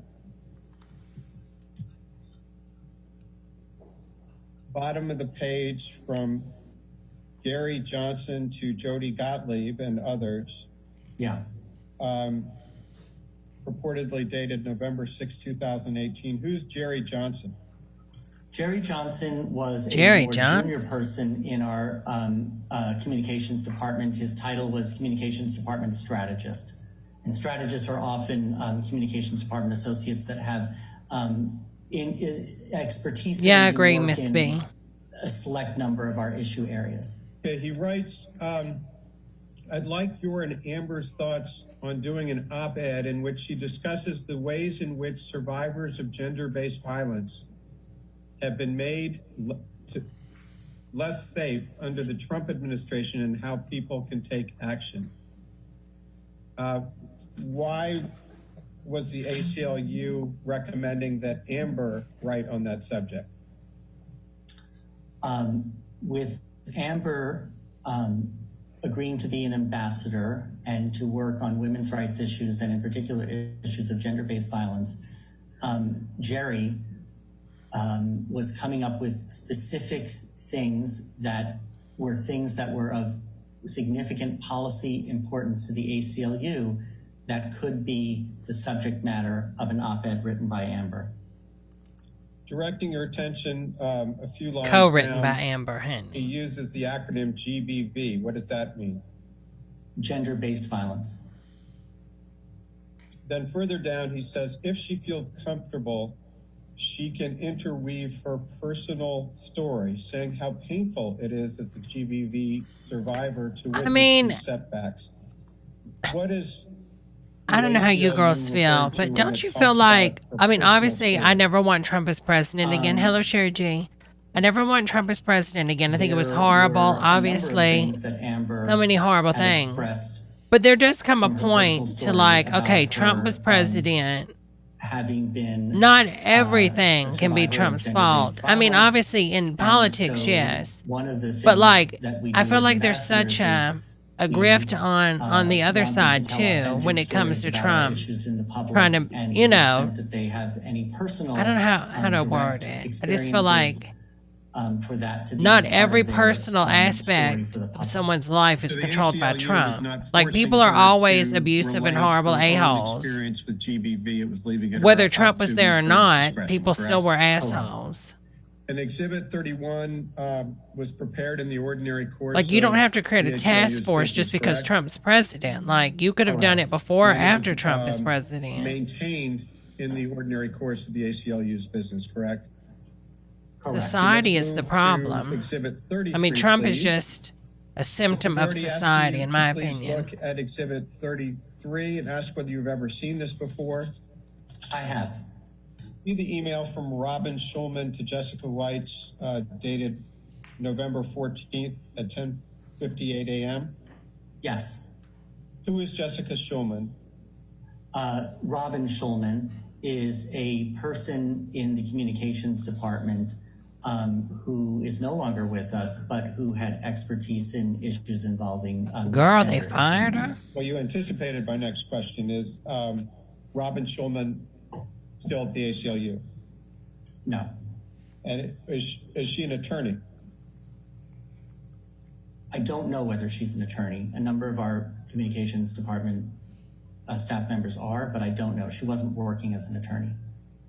Ms. Schulman is asking Ms. Weitz, what's the status of this situation?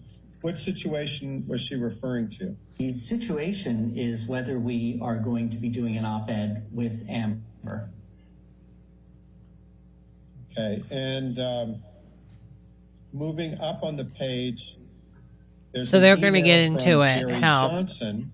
the op-ed He was says, led quote, by the ACLU. Jess had drinks with Amber last night, and it sounds like she was able to confirm with her that we'll be doing the first draft. Mm-hmm. What does that mean? It is often a decision has to be made when we're working with ambassadors or with other people who are speaking to the public, who does the first draft of the document. So it sounds here that Jerry is saying that that from Jess's conversation with Amber, we are moving forward with some kind of an op-ed, and that ACLU communications department staff members would be writing the first draft of it. And Jess refers to Jessica Weitz? Yes. Okay, let's please turn to Exhibit 35, please.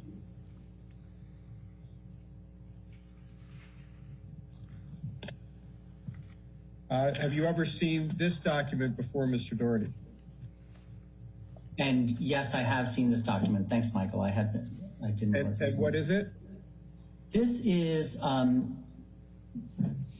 a series of communications about it's the result of a series of communications about the op-ed that Amber, under Amber's name, took place with a media outlet. And so this is Jessica Weitz sending a draft of that to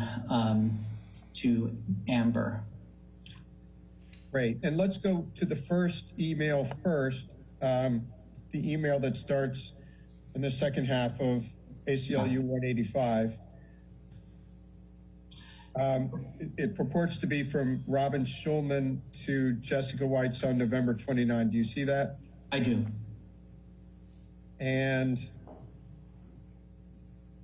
is she attaching the first draft of the op-ed to that email?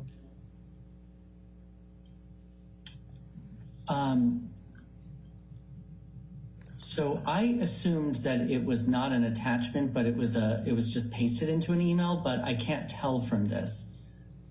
I don't see anybody saying attached. So it could be either, but what I see this as is Robin sending a note to Jess Weitz for Jess Weitz to then forward to Amber.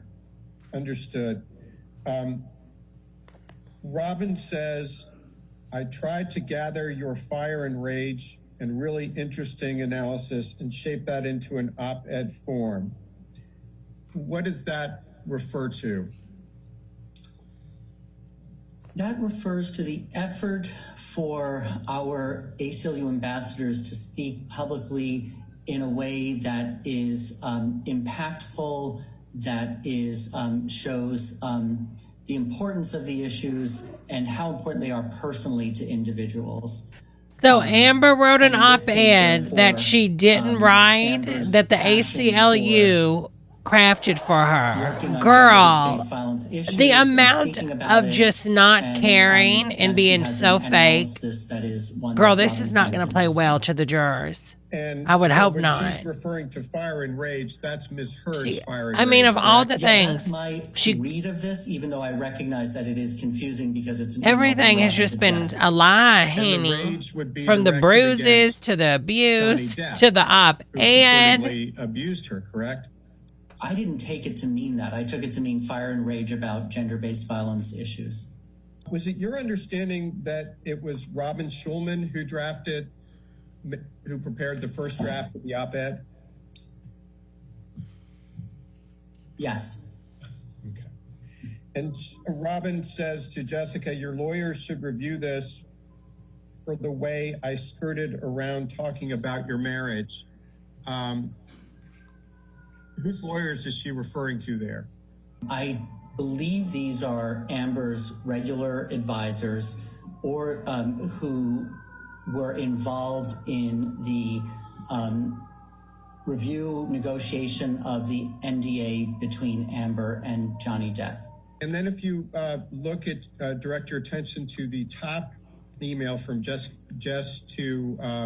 White's to Amber Heard, she says to Amber, apologies for the delay, but we have needed to pass this through quite a few lawyers. What lawyers did Jessica White's pass the op-ed through? These were lawyers in the Women's Rights Project of the ACLU, plus the director of the Center for Liberty, the deputy legal director of the ACLU who runs the Center for Liberty, within which is the Women's Rights Project, and even the legal director of the ACLU who runs the whole legal department, our programmatic litigation work on behalf of civil liberties, David Cole. But it never got to your level, correct? Well, David Cole is at my level, just to be clear. He also reports to the executive director, but it never got to me or anybody on my team. No one asked you to review the first draft of the op-ed? No. Did anybody ever ask you to review any drafts of the op-ed, including the final draft that was published in the Washington Post? No. She says, I want to make sure nothing was said in here that puts you in jeopardy with your NDA. What does that refer to? The non-disclosure agreement. That Therefore, was they entered were into referencing between Johnny Depp and Heard Depp. in Girl, connection this with is the all dissolution of their falling marriage and apart, the settlement honey. agreement. Okay, and is this a document that was prepared in the ordinary course of the ACLU's business? Someone, a gentleman Was it from the kept in ordinary course ACLU, of Miss the B. ACLU's business? Yes. Grace, his house on Let's fire? move, please, to Exhibit 37. Have you ever seen Exhibit 37 before? Yes. What is it?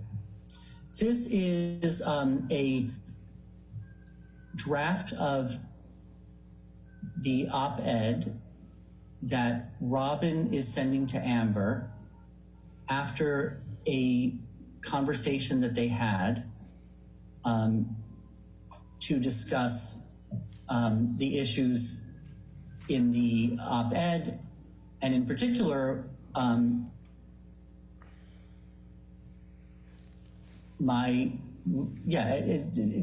have a conversation about the op-ed, and then she sends her changes that were made to the op-ed that were relating to things that Robin and Amber discussed during that meeting.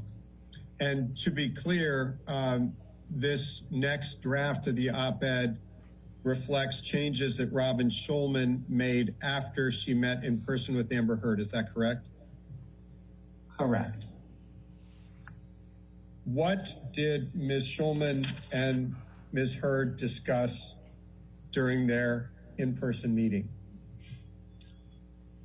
My understanding is that they discussed some of the personal experiences that Amber Heard has had that that Robin used to incorporate into the op-ed. And isn't it true that Ms. Heard's advisors initially See, revised the draft her to lawyers are remove trying to argue that the any op-ed that reference ruined Depp's career was to never even Ms. about Heard's Johnny marriage or Depp. divorce? It was I not about him. recall But it's obvious a number that he of is. email communications back and forth among ACLU personnel and Ms. Heard's attorneys where they were suggesting edits to the op-ed relating to matters covered in the NDA. And then isn't it also true that there were some at the ACLU who expressed their belief that excising those references to her marriage and divorce from Johnny Depp made the op-ed less impactful, correct? It is correct. That is correct. But ultimately, based on those voices, Ms. Heard pushed to get that excised material back into the op-ed so it could be more impactful. True? That's not my understanding. My understanding is that the language that wound up in the final op-ed piece was very different from the original language that Robin included in the op-ed after having spoken with Amber about her personal experiences. And how was it different?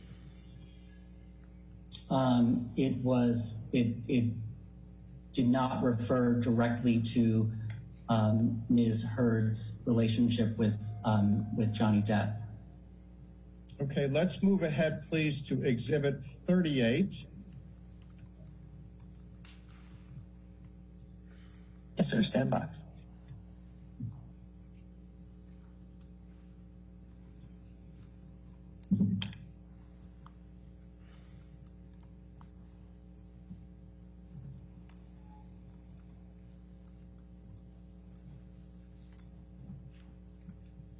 Mr. Doherty, have you ever seen this document before?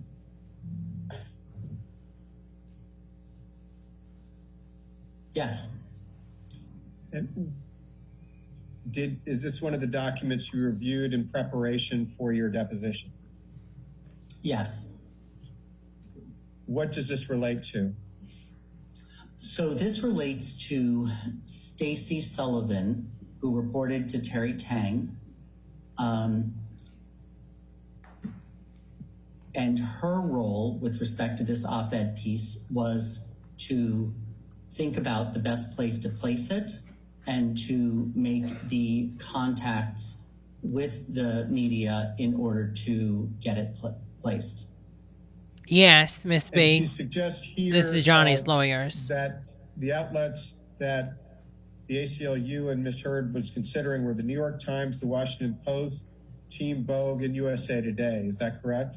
So not Stacy, but Jerry, who I think you said she, Jerry is a he, and Jerry wrote some suggested places to place this after having had conversations with Amber. And Jerry's suggestions were the New York Times, Washington Post, Team Vogue, or USA Today. Is that correct? Correct. Whose responsibility was to place the op-ed? Was it the ACLU's, Ms. Heard's, or some combination of the two? The work to place the op-ed was taken on by the ACLU in that we have in our communications department people with expertise and who regularly do just that kind of work. But as we can see from this email, it was done in consultation with Amber Heard. And Mr. Johnson writes, since the draft turned out pretty strong and Aquaman slated to do large numbers, I'm wondering what you think about it. What does he mean by saying the draft turned out pretty strong? This appears to be the analysis of how broad-based and how what kind of reach the media outlets where we can place this will have, and that media outlets are more likely to take on publishing an op-ed like this if it is a strong one, and if it is, and to the extent that it is written by a person who's an entertainer or a well-known person, that the more they are in the public eye at the time, the more likely it will be accepted by a more prominent or broader reach media outlet. And so that's the sort of descending media outlets are in descending terms in terms of descending, likelihood of, descending importance and reach, but greater likelihood from, for example, as we go down that list. And Amber's referencing her own direct personal experience, and her marriage to Johnny Depp makes it a stronger product, correct? I think that the Amber's contributions to the portion of the op-ed that talks about personal experiences is part of what informed the view that this was a strong op-ed, and the importance of the women's rights issues referred to in the op-ed, in that some of them were very timely women's rights issues before Congress. And Ms. Heard had a co-starring role in Aquaman, correct? I don't know whether she was a co-star, but I know that that was a film that she was in. And did Miss Heard play a fish? That she wanted the op-ed to come out just after Aquaman was released? I do recall that there was a conversation about the optimal timing for the op-ed piece. And as part of that conversation, Ms. Heard said in words or substance that she wanted the op-ed to come out soon after Aquaman, correct? I believe that's correct. Who did she relate that to? I don't recall, although I believe that there's documents that we produced that can shed some light on that. Is Exhibit 38 kept in the ordinary course of the ACLU's business? Yes. Was it prepared by people with knowledge and prepared in a contemporaneous manner? Yes, it was. And it was made in the ordinary course of the ACLU's business, true? True.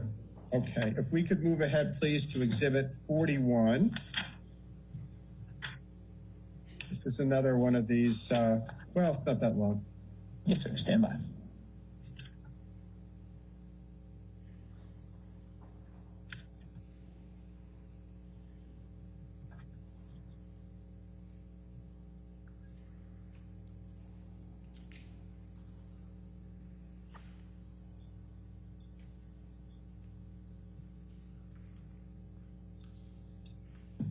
Mr. Doherty, have you ever seen this document before? Yes. What is it?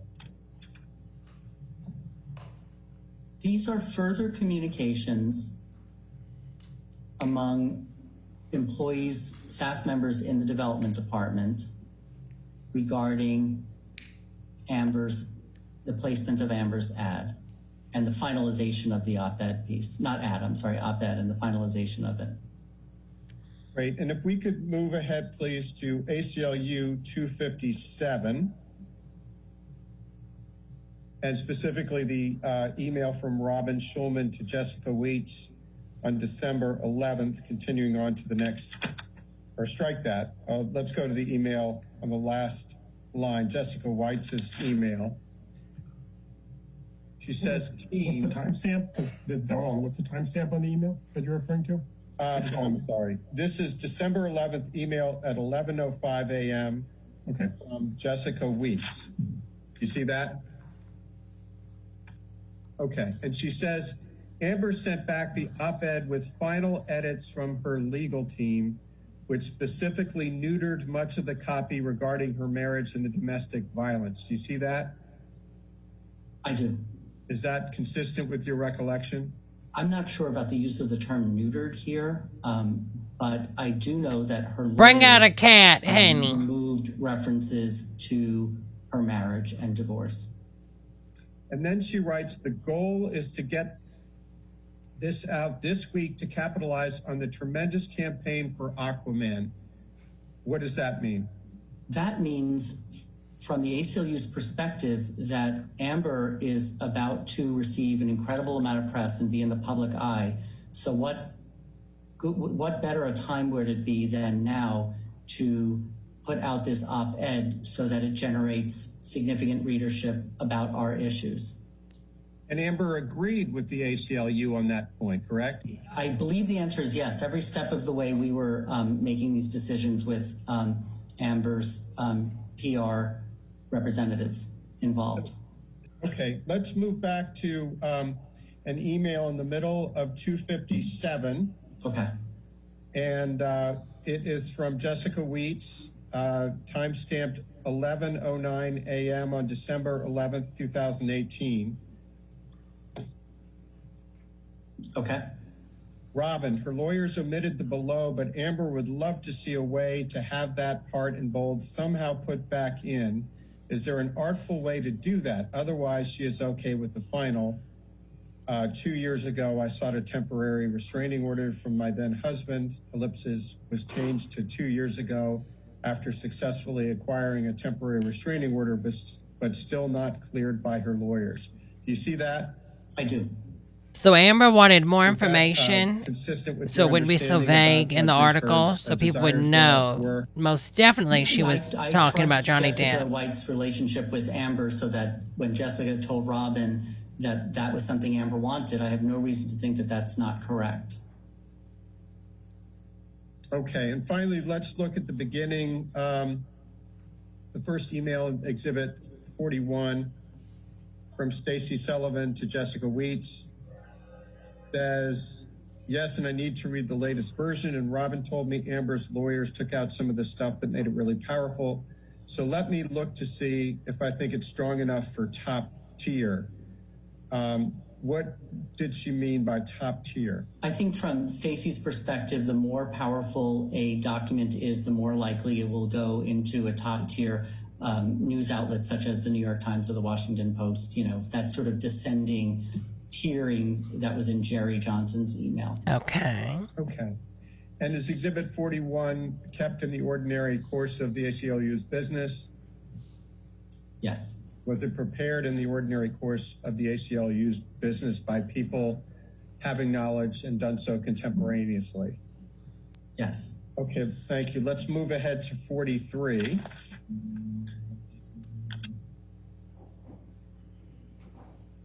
Yes, sir. Stand by.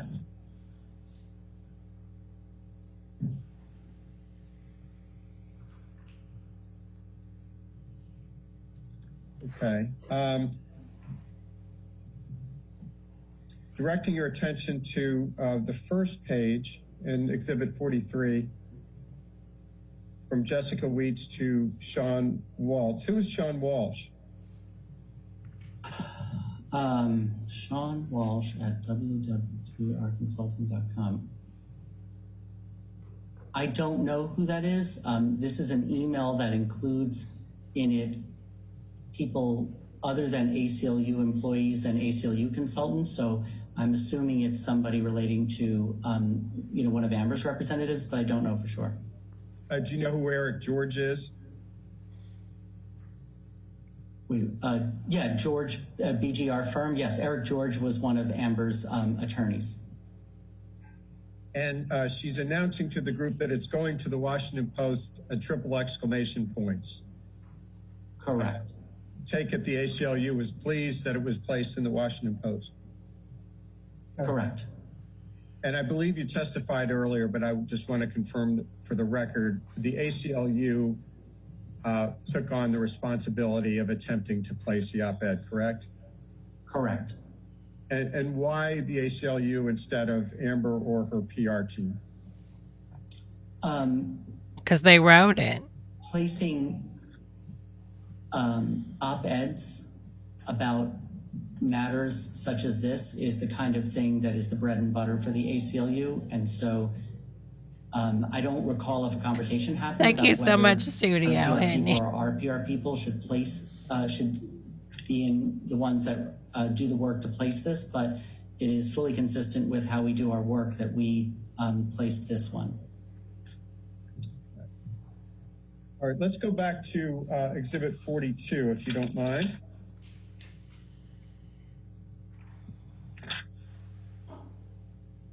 Yes, sir. Stand by.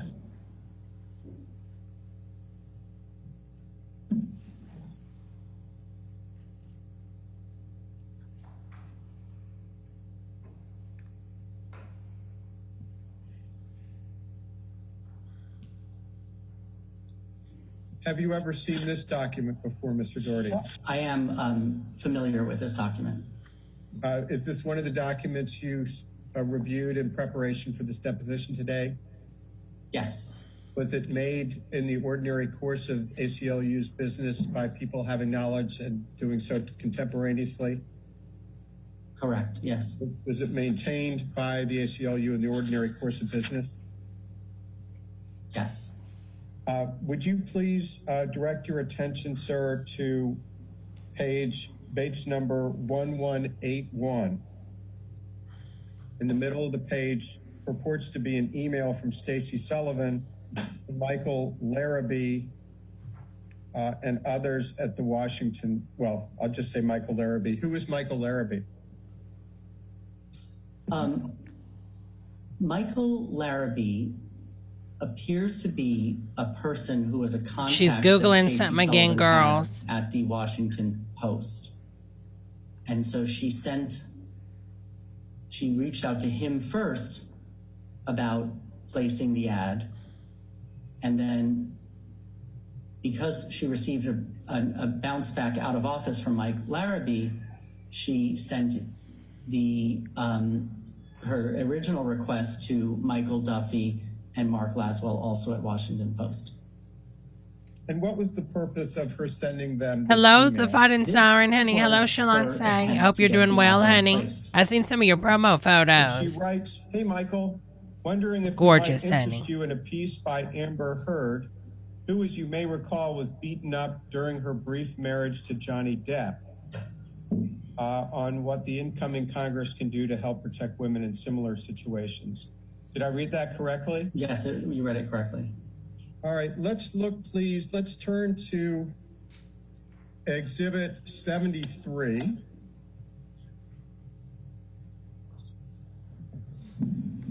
Yes, sir. Stand by.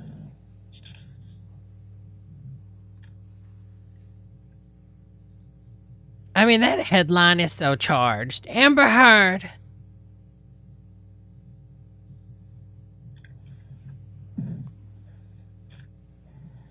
I spoke up against sexual violence and faced our culture's wrath. That has to change.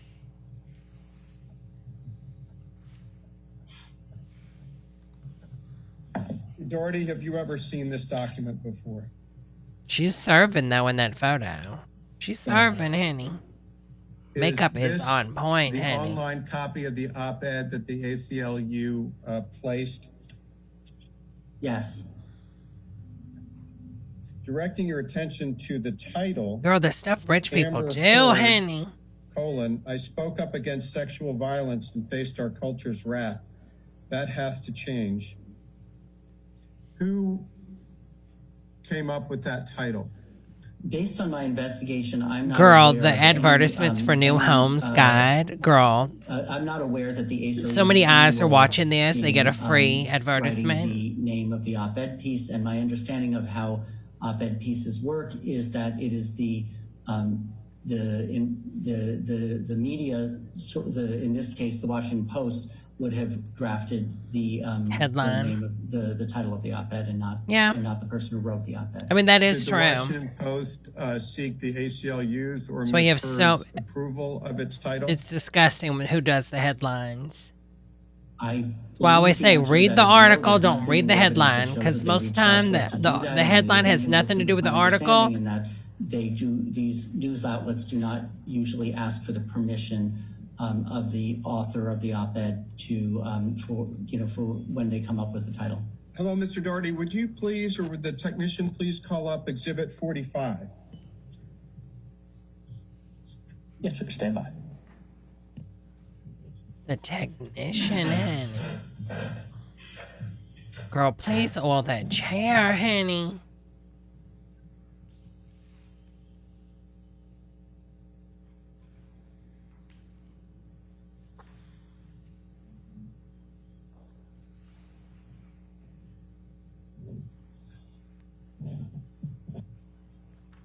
Mr. Doherty, have you ever seen Plaintiff's Exhibit 45, which is Bates number ACLU 623? Amber's Googling again. She's Hold on, I'm researching. just making it a little bigger. Okay, yes, I have seen this document. And is this one of the documents you reviewed in preparation for your deposition? That's correct. And what is it? This is an article that was in US Today and We specifically can't see it, honey. ties Amber's statements in her op-ed piece to Johnny Depp. And when Jessica White says so much for not mentioning JD, what did she mean? I speculate that she was saying that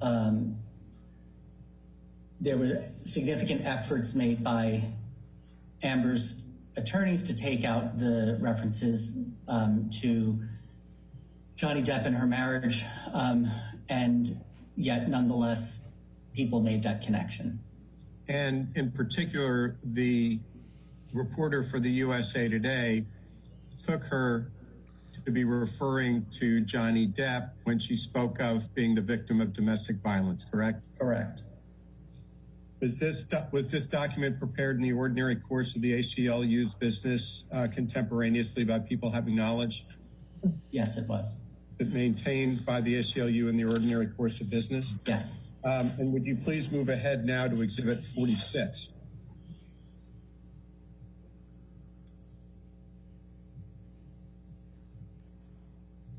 Yes, sir. Stand by.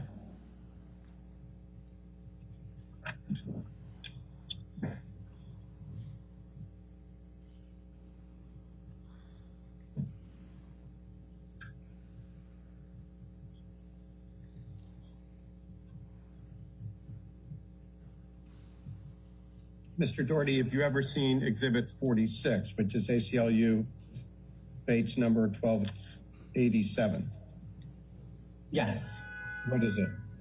This is a statement by Robin Schulman saying that that the article that they're referring to basically, recasts everything that is said, but ties it to Johnny Depp. So Ms. Schulman is agreeing with Mrs. White's characterization that the USA took Ms. Heard to be referring to her allegations of physical violence by Johnny Depp, correct? Yes. And she says it's kind of amazing that they just grabbed the entire op-ed and rewrote it using Johnny's name. Why was it amazing? I don't know why she found it amazing. Because that was consistent with your understanding. She was referring at least in part to Johnny Depp, correct? Yeah, based on my review of prior drafts of the op-ed, I knew that there were that she was referring to Johnny Depp and her marriage. Was Exhibit 46 prepared in the ordinary course of business by people having knowledge contemporaneously? Yes. Was it maintained in the ordinary course of the ACLU's business? Yes. Okay, let's move to Exhibit 59, please, which is Bates numbers ACLU 2614 through Girl, it's all been redacted. 2616. Ain't nothing to say. What do you see in this photo? Myself. Okay. My heart. Have you ever seen this document before? It's black. Scrolling to the beginning. Yes. What? And what is it? What? This is a conversation among ACLU employees regarding what were Girl, I can't believe they're showing us something that's been redacted. amounts contributed to the ACLU that were connected to our relationship with Ms. Heard. And is this Exhibit 59 kept in the ordinary course of the ACLU's business? Yes, And it was prepared contemporaneously by people with knowledge. we in just order seen to it for a purchase the second. ACLU business, correct? correct. And I have to looking at screenshot the that. chart on ACLU 2615, this is the same contributions chart that you testified about earlier from Salesforce, correct? Correct.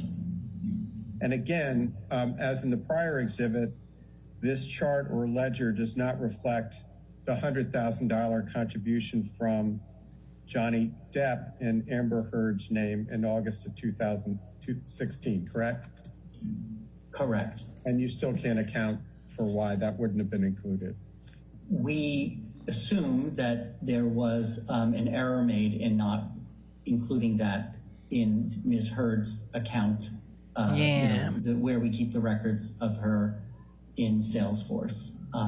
Although Anthony, as you see, then raised the very question, what about the $100,000? And directing your attention to the first page in this exhibit, do you see the email from Mr. Romero to Mr. Moresco? Subject, a quick question. Mr. Romero asked, did Elon's other gifts come from Vanguard? To what does that refer?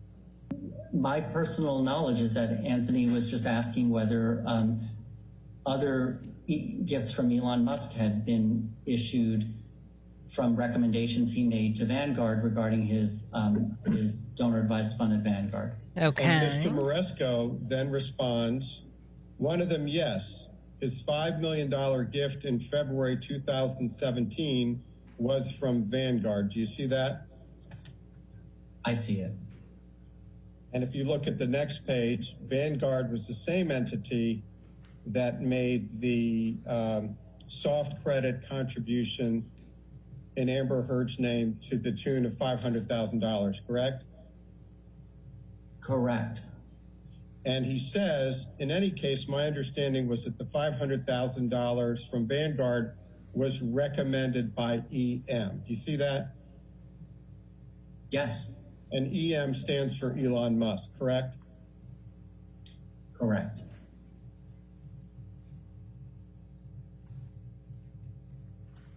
And also in that email above that, Mr. Moresco states that Mr. Musk's $1 million gift in May 2018 was from Fidelity. Do you see that? Yes, he must have, either that means a separate donor advised fund he has at Fidelity, or from Fidelity, in direct investment accounts he has at Fidelity. I'm assuming the former, but I don't know. And if you look at the next page in the Salesforce chart, the second payment credited to Ms. Heard for $350,000 as of December 11th, 2018, came from that same Fidelity, correct? I don't know the answer to that question. I know that it came from a Fidelity donor advised fund, the $350,000, but I don't know if it is Elon Musk's donor advised fund at Fidelity. But it could be. It could be. Okay, let's move, thank you, on to 61, please. Which is Bates number ACLU 1669 through 71.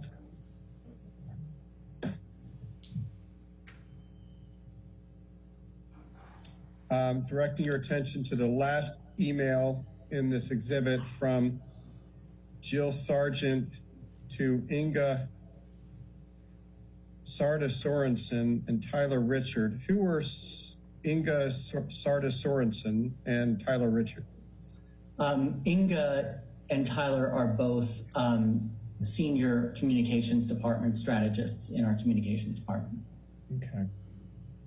And Ms. Sargent from Reuters asked, I'm preparing some material while awaiting a verdict in the Johnny Depp libel trial in London and wanted to fact check Amber Heard's current previous links with the ACLU. Do you recall that Ms. Mr. Depp's that this is a reference to Mr. Depp's defamation case in the UK against the Sun? It appears to me that that's the trial she's referring to. Okay, directing your attention, please, to page number ACLU 1670, the email from Jessica Whites to Tyler Richards. Do you see where Ms. Whites writes, the answer is yes, she's still an ambassador. That's a reference to Ms. Heard still being an ACLU ambassador, correct? Correct. Then Ms. Whites writes, quote, she donated her full settlement to charity, 50% to the ACLU She didn't though. and 50% to another organization. That's a reference to Ms. Heard's representation that she donated the full amount of her divorce settlement from Johnny Depp to charity, correct? Which I think was 9 million or 8 million. And that statement was not true. She had not donated the full amount of her settlement, $7 million, to the ACLU Oh, or the heaven. Children's Hospital of Los Angeles. I mean, I still wouldn't At the turn it time that down. Jess Whites wrote this in July of 2020. Ms. Heard had not donated her full settlement to the ACLU, and I'm not aware of what she did to the other organization. At the time Ms. Whites wrote that, the ACLU was still $2.2 million short, even if you credit Ms. Heard with the $100,000 that Johnny Depp gave to the ACLU, correct? At the time that she wrote this, we had received the 1.3, so yes, 2.2 million of the full 3.5 million we had not received. Was Exhibit 61 kept in the ordinary course of the ACLU's business? Yes.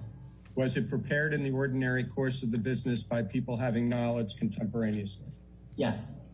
Okay, let's move to Exhibit 62, please. Have you seen this document before?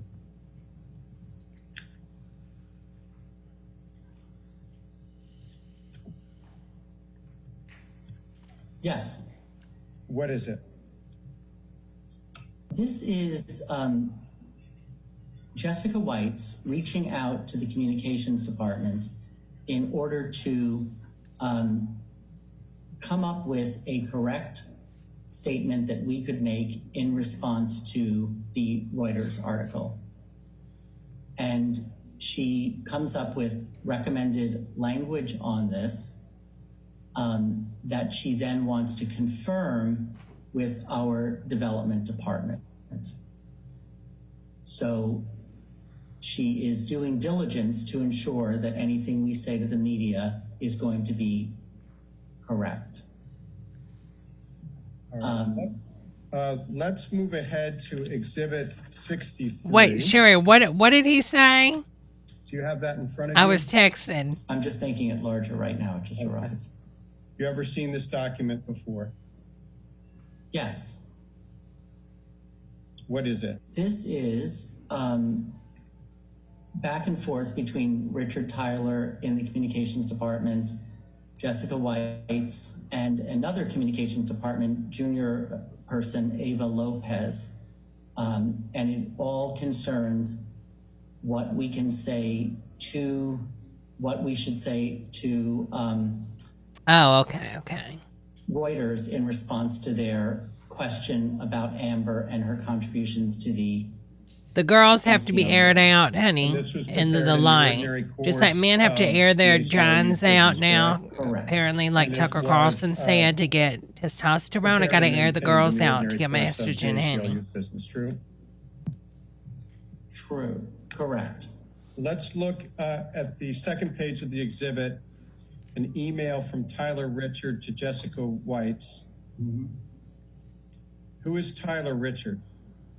It's Richard Tyler, and it's Tyler Richard. That's right, Tyler Richard, and he is a senior person in our communications department. And Mr. Richard And says I'm driving. Amber Heard is an ACLU And I'm ambassador for driving. women's I'm rights since living, I'm 2018. texting, and I'm She driving. She also pledged her full settlement to charity. Do you see that? I do. And Ms. White's response, yeah, I think that's safer. I had nightmares about this last night. I'm very upset. Do you think this is okay? Why was Ms. White so upset about the characterization of Ms. Heard's charitable donations or lack thereof? My understanding is that as a communications department professional, Jessica was concerned about these news articles that were appearing and what impact. Get off they the would have road! on, you know, how the ACLU and its work with Amber is seen. She was concerned that the ACLU was not telling the truth about. Yeah, you passed all you want. $3.5 million, correct? I don't see it that way. I see it as her doing everything she can in order to produce a correct statement to the press. I'm trying to laugh Wouldn't the here. correct statement to the press be that she's short $2.3 million? As I testified earlier, that's not the kind of thing that we would ever say about a donor to the ACLU. Instead, we would, especially when it isn't the fact. Of course, that you're not there's going to any say anything to the specific donor to time period piss them by off. which You want the we were money. supposed to have received, you know, any specific amount of money, considering that she didn't sign the pledge agreement, and therefore, you know, there's an attempt. Studio at the So end. as an organization, we attempt to work with our donors who are having financial difficulties in order to receive, you know, the funding from them that they want to give to us. So no, I don't see this. I don't know. We would, in that sort of scenario, we would never say she's short anything. Directing your attention to the email at Bates number ACLU 1700 Okay. from Ms. White's to Mr. Richard, dated July 31. She says, I'm just stressed about her and the difficulties with all this. Hold on 1 second, you know. Who is her? Assume that is Amber Heard. Why was Ms. White stressed about Amber Heard? Because this is a stressful Scumbags. Oh, yeah. thing to have these kinds of news reports out there, and in particular about an ACLU ambassador. What kind of news reports are you referring to? What I believe the Reuters article, from the Reuters article. And what did the news article say that was distressing? I think it was the tie between the attempts to make Ms. Heard look poorly in the press regarding her donations. But did you talk to Ms. White in preparation for this deposition? Yes, I did. What did she tell you about the donations and how she was stressed about Ms. Heard? Ms. White's didn't say anything specific about that. You didn't ask her about why she said she was stressed about Amber Heard and the difficulties with all this? I believed in reviewing the documents that I had an understanding of why this was a difficult situation for many people. So the answer is you didn't ask her about that, did you? I did not ask her that I question. guess we'll have to. Did you ask her about the nightmares she had about Amber Heard and why she had what the substance of her nightmares were about Amber Heard? No, I did not.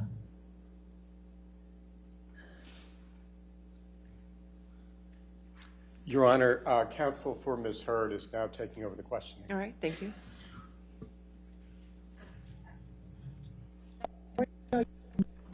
Exhibit number 1, this is page down 2866. It was. Girl, I'm so sick of that chair, honey.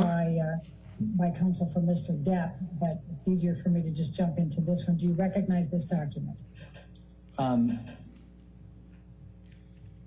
Yes. It says here, Amber, I described your plan to donate $3.5 million to ACLU over the next 10 years, as you very much believe in what they are doing.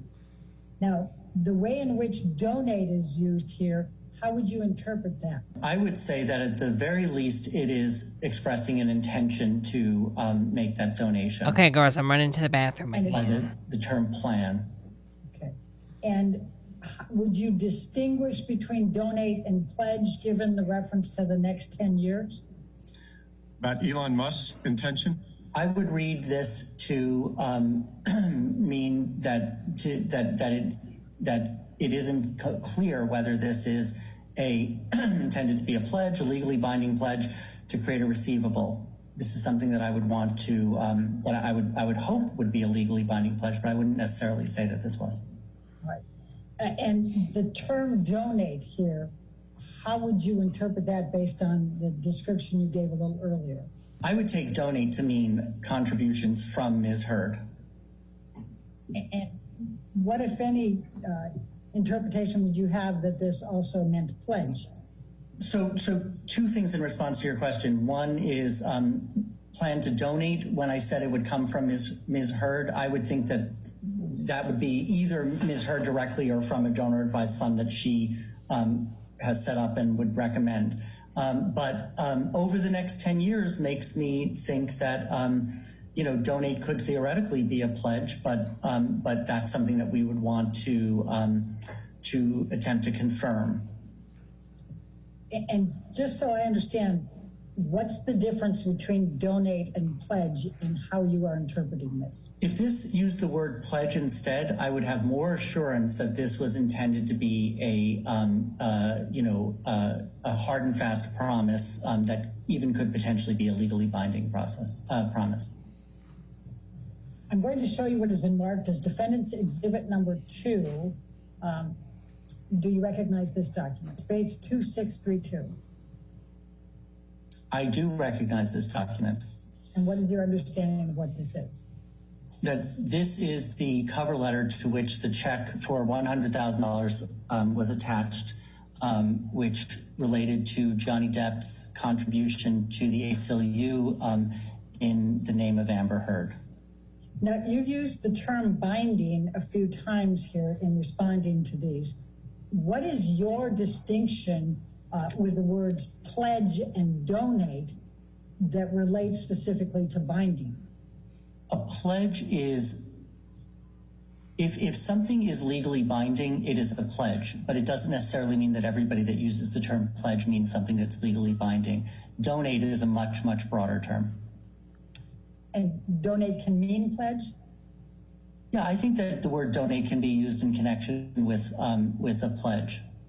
Do you have any understanding of what Amber Heard believed was a pledge versus a donation? I don't know. Did the ACLU have any reason to believe that Amber Heard would not pay the ACLU $3.5 million? I think that everybody at the ACLU was hoping, the ACLU was hoping and expecting that the full $3.5 million would be paid to the ACLU. The fact that the pledge form wasn't signed cast some potential doubt on that.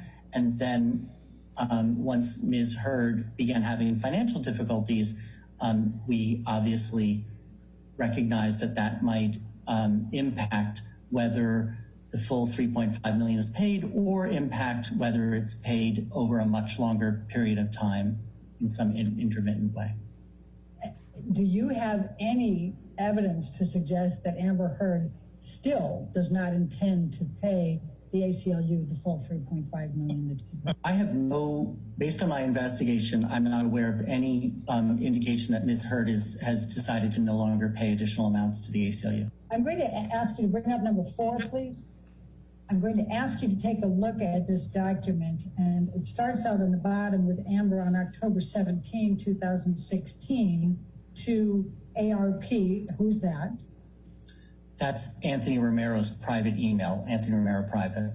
All right, and she's telling him to go ahead and it's all right to cash Mr. Depp's check. Do you see that? I do. And then Mr. Romero responds to her, says, thank you for the response. We will cash the check.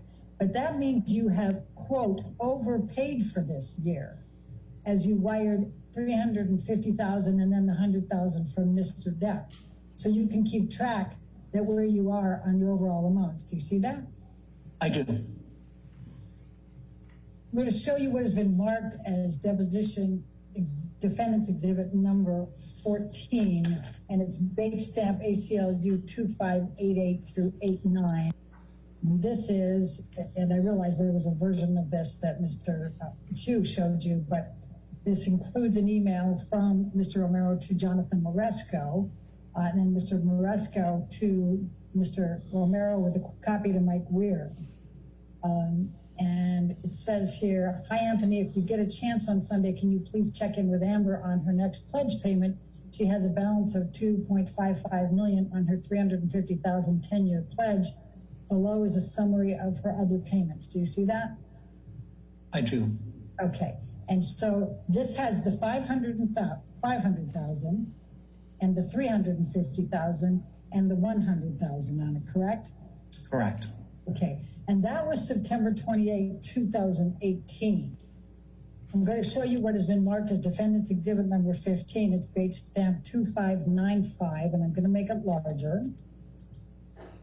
And if I can show you, we have an email from Mr. Romero saying, is there anything I can do to help facilitate pledge payment of $350,000? And it's dated November 27, 2018. Do you see that? I do.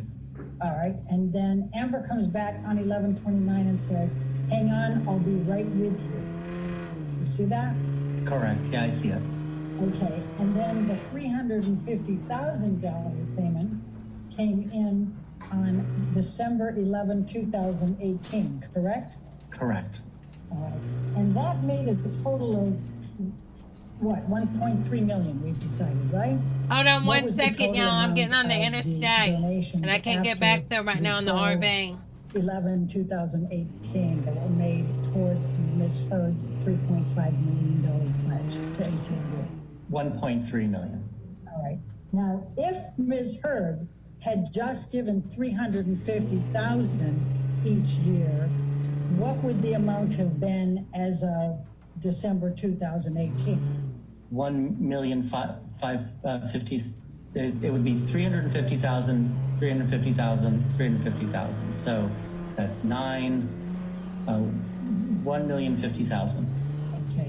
And so she was effectively $250,000. I can't. This thing, ahead of the that transmission as of ain't December working, 2018, Brenda. correct? We're gonna just swap out. Objection. After Mr. Depp filed suit against Amber Heard on March 1, 2019, what, if any, payments did Ms. Heard make to the ACLU towards her $2.5 million pledge? No additional payments.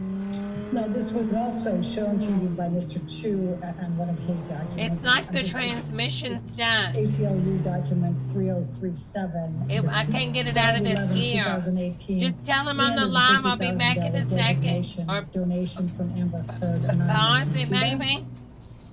I do. Now, the ACLU continues to recognize Amber Heard as an ambassador for the ACLU. Is that correct? We do. She continues to be listed on our website. May donor deduct a donation before they actually make the payment to the ACLU? No. Yeah, a deduction cannot be taken prior to when the deduction is made. A deduction is taken with respect to a tax year, so the deduction would have to be made within a tax year in order for it to be deducted that year. Okay. Now, you also testified earlier about different sources of donations. Sorry about that, y'all. You said We're just gonna wait to drive. that someone can make a donation in honor to fulfill someone else's pledge. Do you recall that testimony? A person can make a donor in honor of someone else. And when I said in honor of a person, I was more referring to, in memory of a person or in honor of, a new executive director of an organization. People make donations in honor of them. But a person certainly can make a gift and say that I would like to make this gift to the organization because I know that this other person has committed something to the organization and I'd like to pay that amount. A person can do that.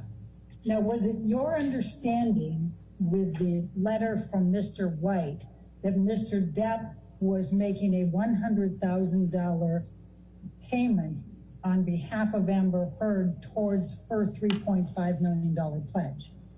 Yes, that gift from was in connection with the amounts that Amber had said that she wanted to contribute to the organization.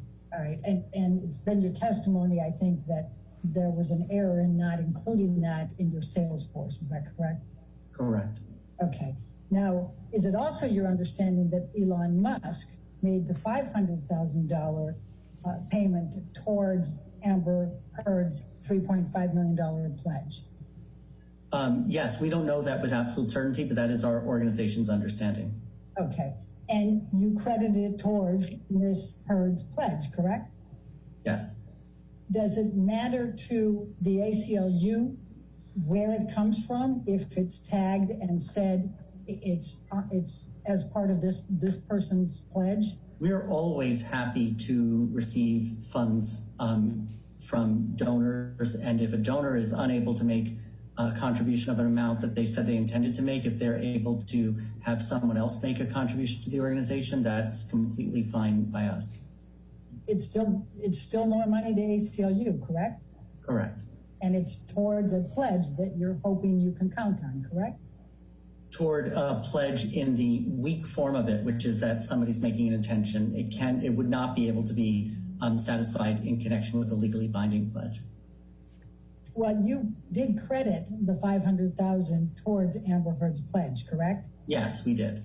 And although you didn't initially credit the $100,000 payment by Mr. Depp towards her pledge, you agree that that should have been credited towards Amber Heard's pledge as well, correct? Correct. Now, we saw a document that Mr. Chu showed you a short while ago. We find out she's like, and how do I look in this nightgown? And he says, you look fine. Oh, okay. Thank you. I just wanted someone else's opinion. Moving on. Moving on. Oh, my God, Amber. Oh, I thought Amy Schumer was sleeping. Did y'all see Amy Schumer? She was like cocked back. I was like, oh, my God. She's sleeping. Girl, I thought she had faded, honey. The $3.5 million.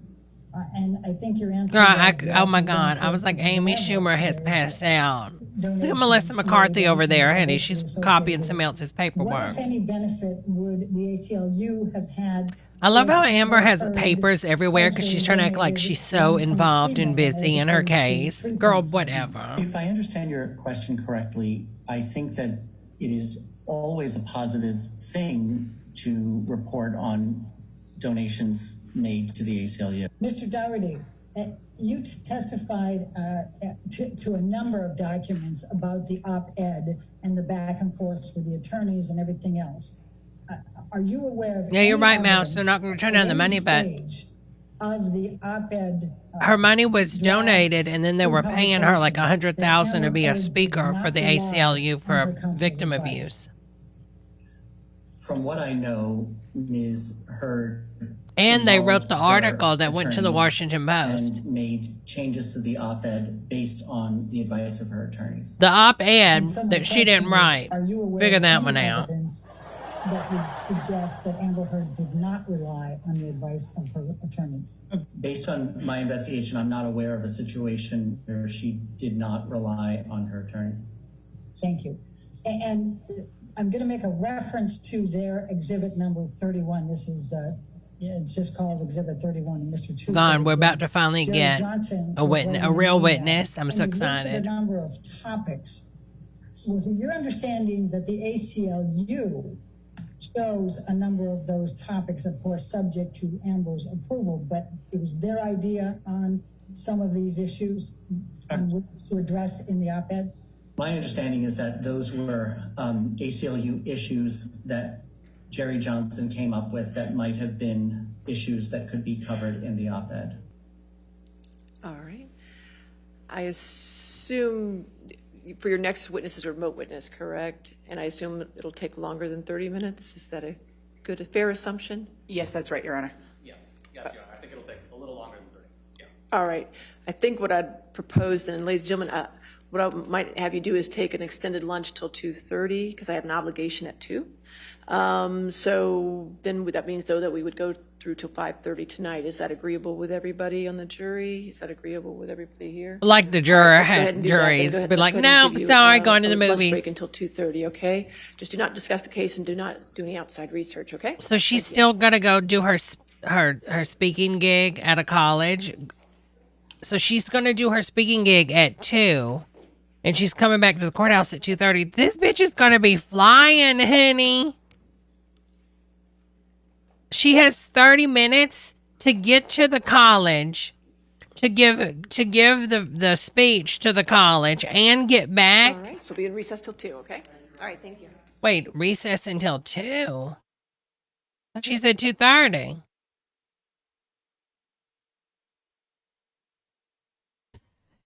One of the jurors says, sorry, I can't stay until 5:30. I have an Aquaman showing at 5:15.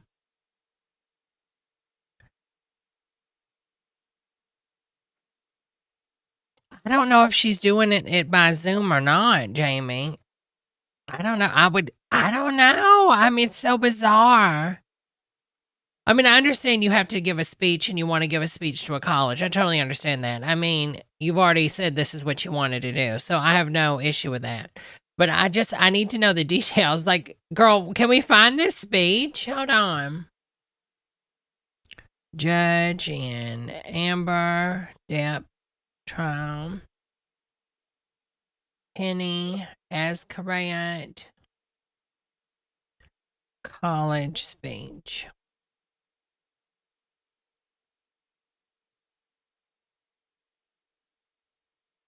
Speech. Girl, she's probably getting paid for this speech. I can't believe we're going to lunch this early. So is she coming back at 2 or is she coming back at like when is she coming back, honey? Cuz she said 2 and then she said before that though she said 2:30 and extended and we're going to extend it to 5:30. It must be a private speech. I can't find anything.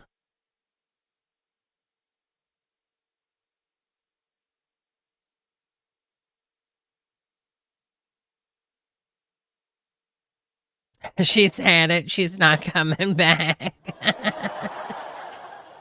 I guess I mean, I'm just going to presume she's doing it by Zoom because I don't know where else she'd be doing this speech, honey. Seriously. Seriously, where else would she be doing this speech?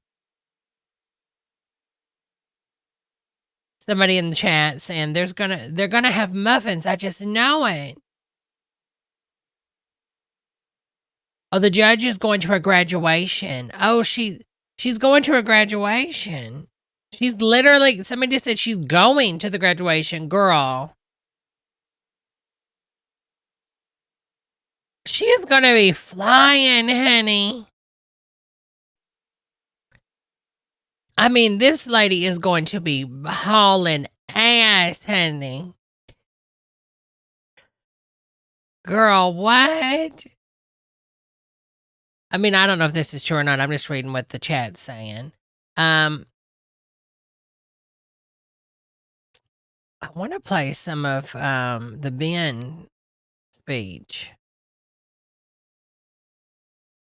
Hold on, that's 19 hours. The house manager speech. That's what I want.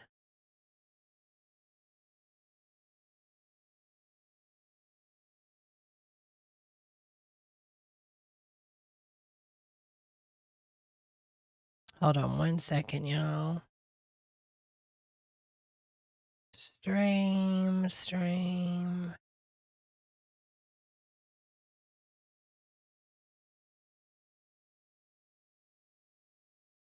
Can we watch that one? 2 hours. It should be around 6. Here it is.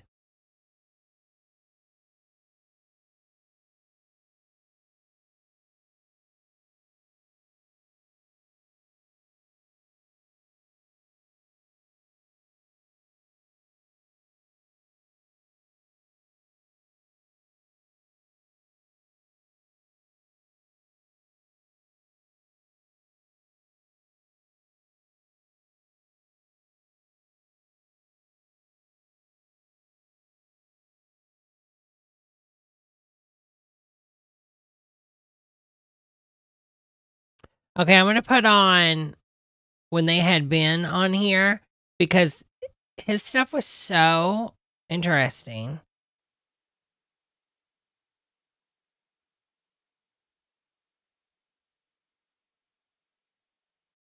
The kitchen, he said there was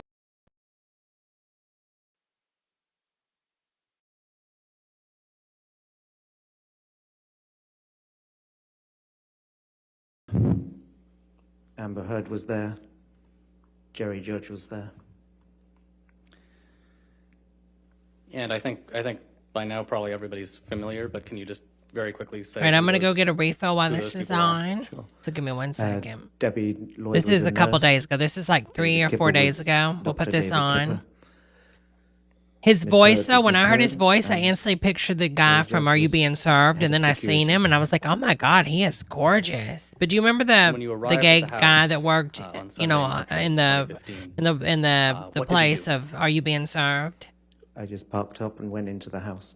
So this is the house And manager. did you observe anything when you went into the house? All right. So this will be on until court yeah, I mean, initially presumes. I walked into the front door. Initially I heard, rather than saw anything, I could hear pretty hysterical sobbing, crying, which sounded like misheard to me. Yes, heard Mr. Jerry Humphreys, Judge's that big, voice. exactly. Me too, honey. There's a few steps as you go up into the house, so you can't immediately see what's going on. But so I went up the steps. I could see then Miss Heard over on the right-hand side, over towards the TV room with Jerry Judge. David Kipper was in the kitchen area, which was pretty much directly ahead as you walk up those steps. And were you able to visually see Miss Heard? Yes, And you were able to hear her as well? absolutely. How would you describe her demeanor? Hysterical, probably the best way to describe it. Crying a lot, and you know, just crying uncontrollably. I think it's fair to say. And how would you describe Jerry Judge's demeanor when he was speaking with her? He was just keeping her calm, saying, "It's all right, love. It will be all right." You know, Jerry was good, like he had a big heart. Jerry, he's a good guy. He was calm. Jerry was always calm. Well, mostly.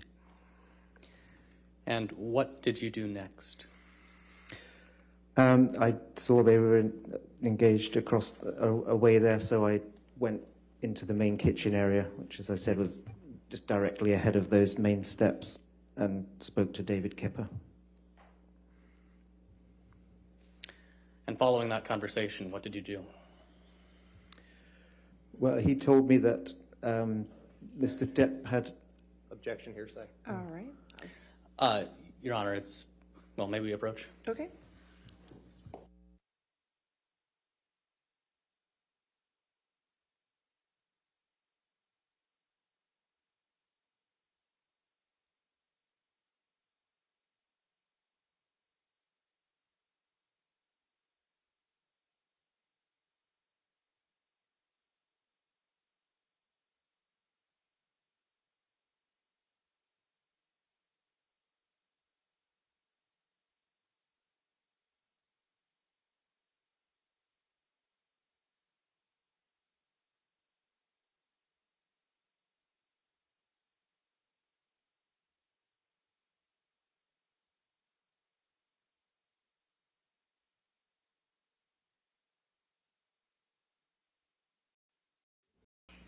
Kipper,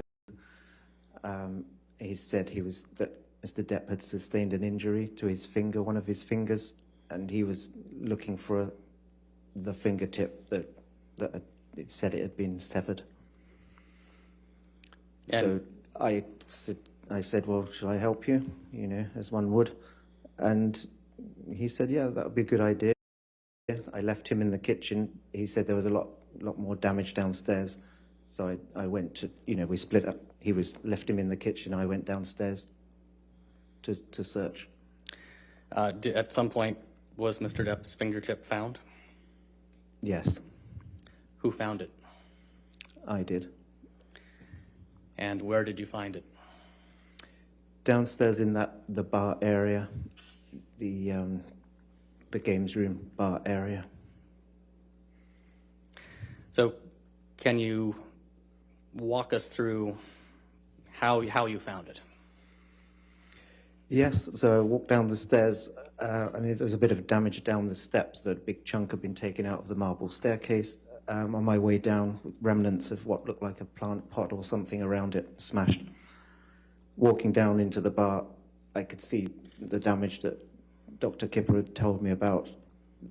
A broken ping pong table sort of collapsed onto the floor, and lots of glass and broken glass and cans strewn around the bar area.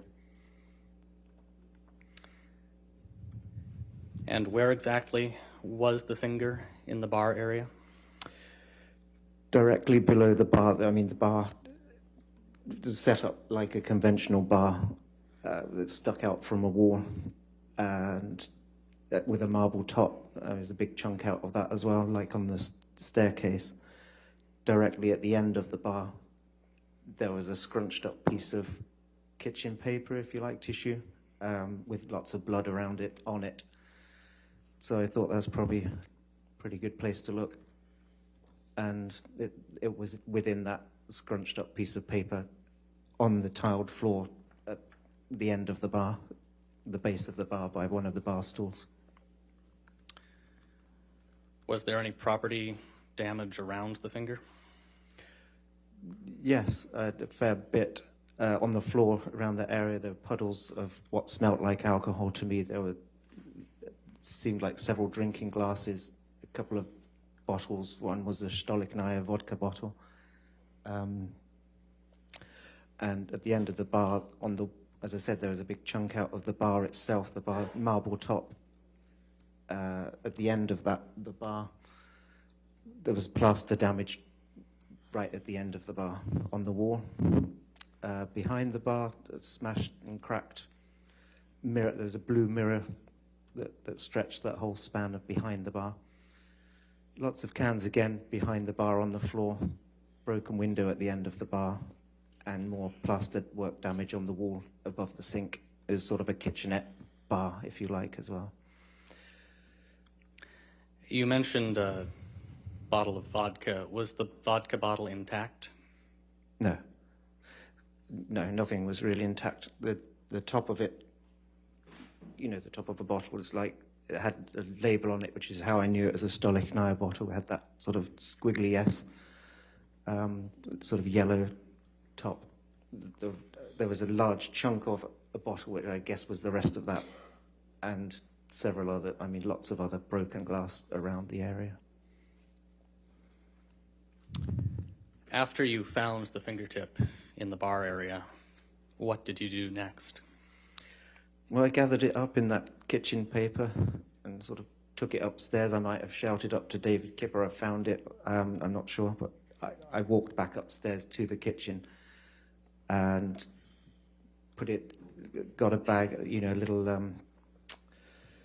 little plastic bag, put the fingertip in there, set it on top of some ice in this plastic kitchen container, and pretty much handed it over to David Kipper and Jerry Judge, I think, at the time, who were keen to get it to the hospital quickly to see if it could be reattached. Do you recall about what time you found Mr. Depp's finger in the bar area? It was about an hour after I got there, so it would have been around 3:30, I would think, 3:20, 3:30.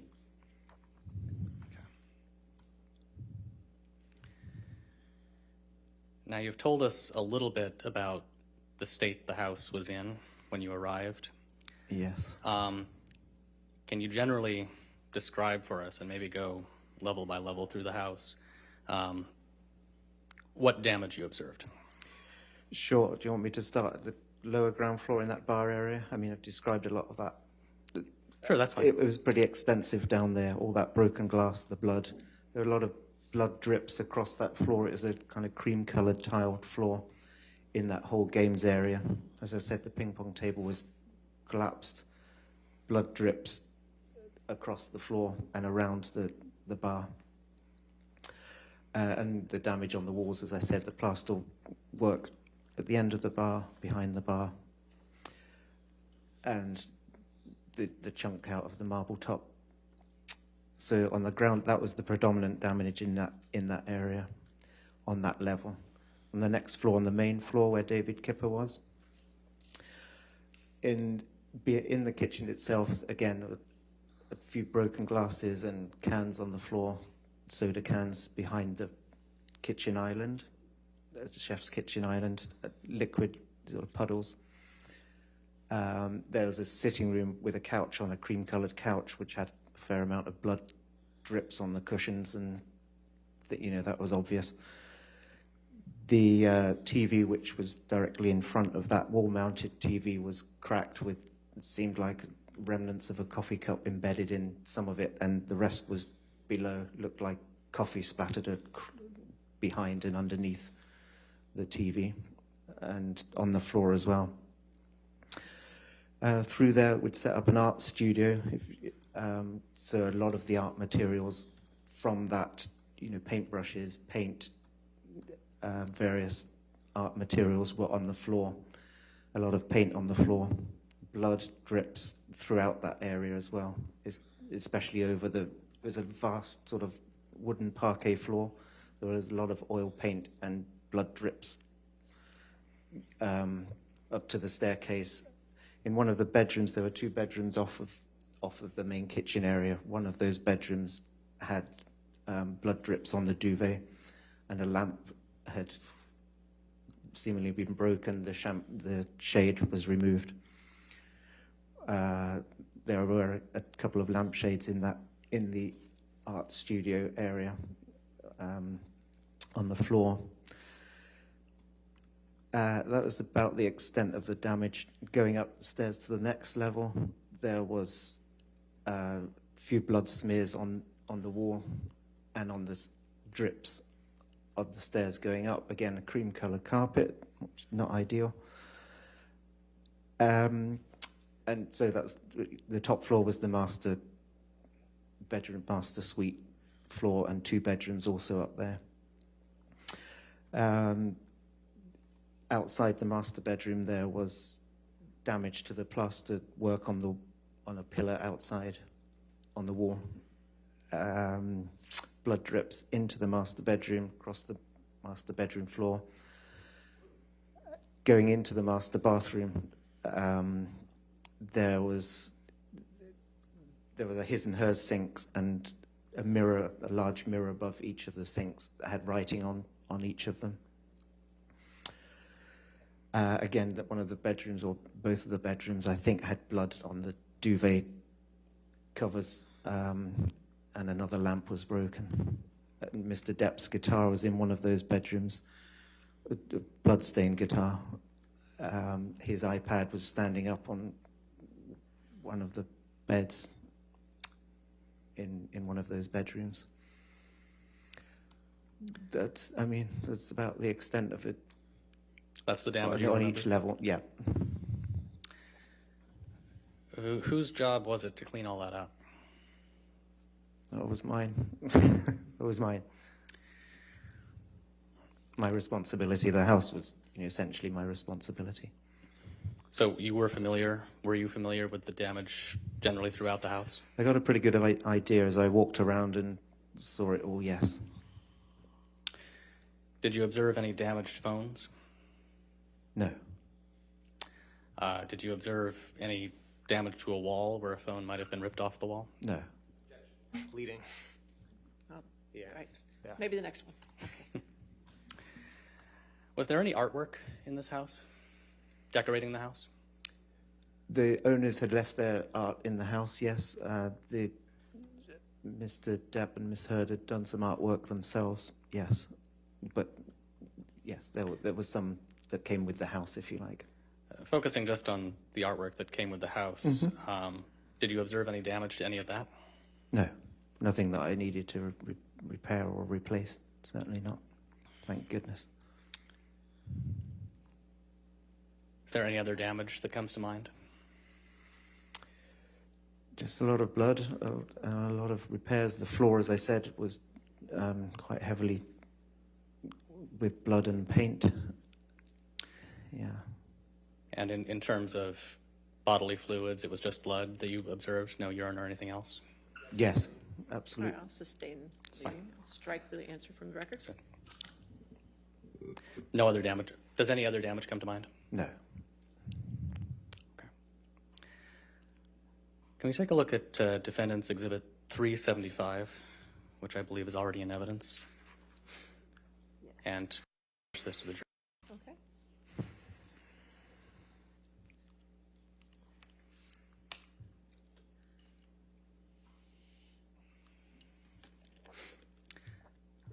Mr. King, are you familiar with the image that's on the screen in front of you? Yes, that's one of the mirrors I was telling you about in the master bathroom. And so, were you involved in cleaning any of this up? I cleaned both of those mirrors at some point that evening, that night. Yes. Were you able to tell what was used, or what substance I guess what sort of the ink is that's used on the black writing there? That was the same oil paint that was on the floor, on the parquet floor downstairs and various other places. It was the same oil paint. All right. How about the red writing that says, call Carly Simon, she said it better, babe. Were you able to tell what was used to make that writing? Lipstick, I believe. Foundation. Objection foundation. He's testified that he was cleaning it up. I'll allow it. That's fine. Go ahead. It certainly seemed like lipstick to me, red lipstick. It was quite waxy.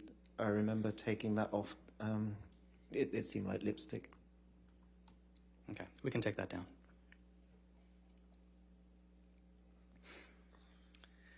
Mr. King, about how long were you at the house on that Sunday? Quite a long time. It actually went into the early hours of Monday morning, so at least I got there around 2 in the afternoon of Sunday. I don't think I left there until 2 or 3 o'clock the next morning of the 9th. Over the course of the time that you were there that day, did you have any interactions with Ms. Heard? Yes, I certainly did. Can you describe those for us, please? Yes, not too much initially. She was very, as I said, quite hysterical and crying a lot, and Jerry Judge was taking care of her, keeping her calm. Later in the evening, it was suggested that Miss Heard go to a local hotel, to leave the house, go to a local hotel, which then became a suggestion that she go back to LA. And that's, I think, when I started interacting in terms of, at some point, I volunteered to travel with her to LA. How did Ms. Heard respond to the suggestion that she leave for Los Angeles? She was resistant to both of those suggestions, very resistant. She really didn't want to go and said, I can't leave, I can't leave. You know, it'll be the end if I leave. Those sorts of things. And so it was just, these went over a few hours. Those negotiations, if you like. And eventually, Ms. Heard agreed that I would fly with her. And did you, in fact, fly with her? I did, on Monday the 9th. Okay. Sticking with Sunday, when you were interacting with her on that Sunday, how close were you to her? Very close, you know, like very close, in front of her. And do you recall observing any injuries on Ms. Heard? No, none whatsoever. Did you notice anything unusual about her physically at all? No, I mean, she was obviously crying a lot. She had red eyes, and but no, otherwise no. Okay. So what happened the following day, that Monday, March 9th, I guess it would be, 2015? Right. So, I mean, it was eventually agreed that I would fly with Miss Heard. So I had to at some point go back to my apartment, drive to my apartment to pick up my passport, which, funnily enough, I hadn't brought with me, and some clothes, you know, a bag to take. So I think I left the house early hours, as I said, 2, 3 may have been a bit later, a.m. I drove back to my apartment, which was 30 minutes drive south, picked up those things. I mean, I didn't know how long I was going to go for, but I knew I was traveling, so passport, quick shower, pick up a bag of clothes, and I drove back up to the house. I don't recall exactly what time I arrived there, but I know we had to leave. All the arrangements were being made by the travel agent, and Jerry Judge was liaising with them to make the flight arrangements, and which I believe was going mid to late morning. So I think we had to leave the house around 7 or 8 a.m. that morning, Monday the 9th. And did you travel to the airport with Miss Heard? Yes, we were driven. How would you describe her demeanor that morning? Calmed down a fair bit. She was mostly on the phone, to be honest, for pretty much the whole of that car journey to various people, one of which I believe was Mr. Depp. Do you recall her saying anything on the ride to the airport about what had happened the night prior? Nothing really mentioned in that as way of an explanation, no. What happened when you got to the airport, if anything? We were running a bit late, but I remember that. Luckily, we were traveling first class, so the driver knew to pull up to a kind of VIP, for want of a better word, VIP check-in point. And so the car got pretty close to where the desk was. Miss Heard was still on the phone, and so we sat there for a bit with the driver, and Miss Heard was talking. I don't know who to at that point. And I was thinking, we need to make this flight actually pretty soon because we were already running a bit late.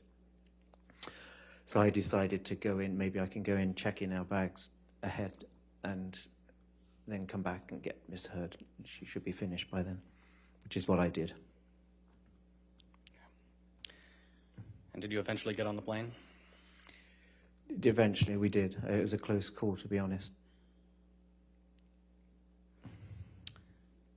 Once you were on the plane, did you have any conversations with Miss Heard?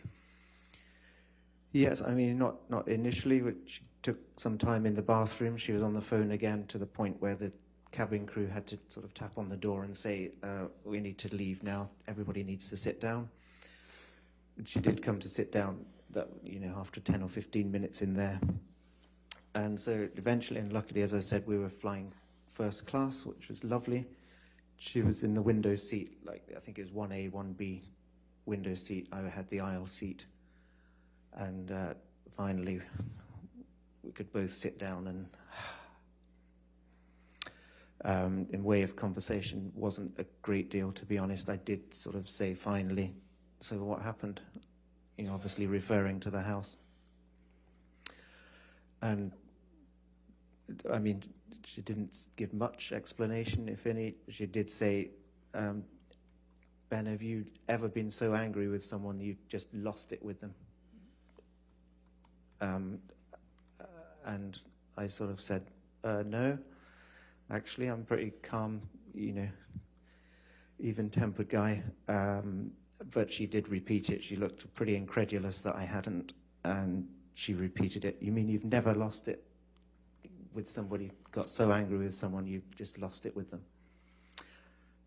And I said, unless you count the sort of time when I was 14 years old and I hit the light switch in my bedroom because I wasn't allowed out that night or something. With a person, no, never. And that was pretty much the end of the conversation. She dropped it then. How would you describe her tone when she asked those questions of you? To me, incredulous, would be fair to say. Surprised that I hadn't lost it with somebody.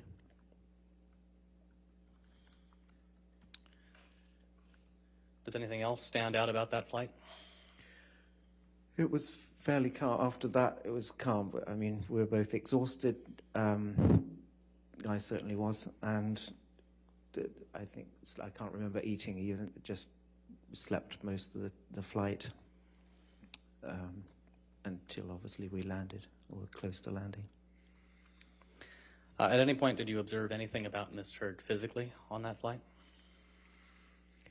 Yes, I did.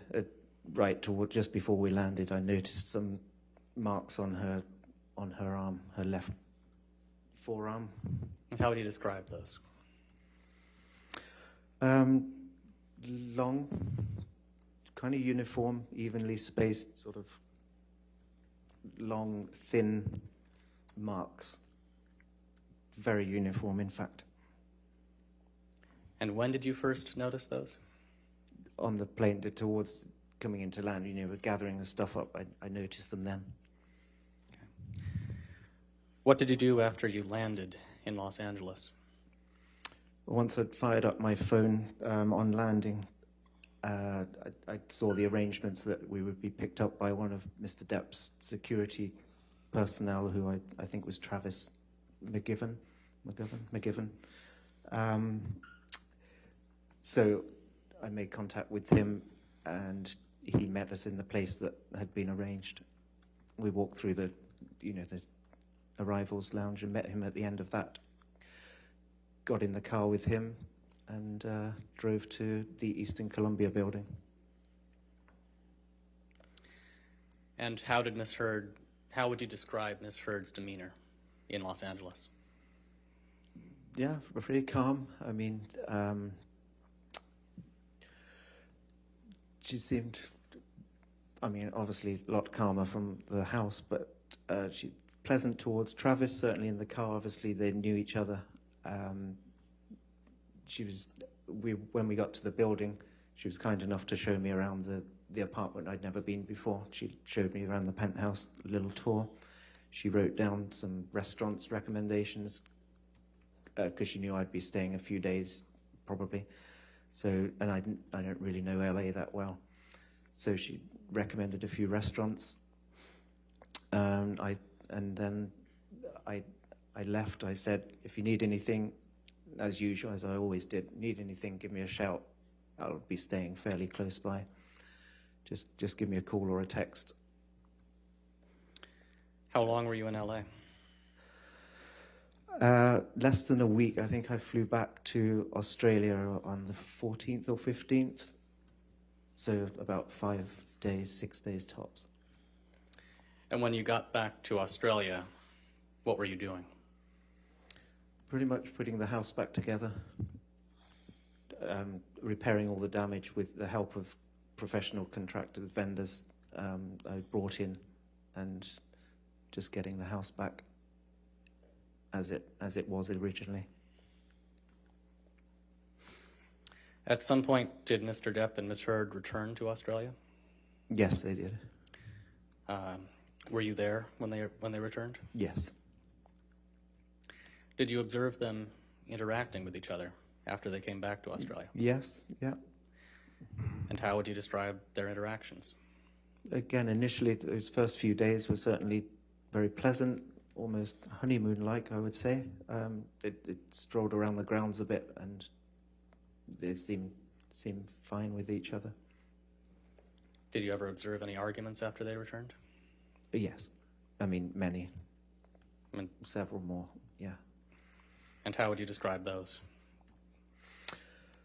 Not dissimilar to the London arguments in terms of the pattern of those, the sort of provocation and the reaction that leave the room, Mr. Depp leaving the room, going to another room, playing his guitar, seemed to follow the same pattern as that, as I witnessed those 2 times in London. All right. Nothing further. All right, cross-examination.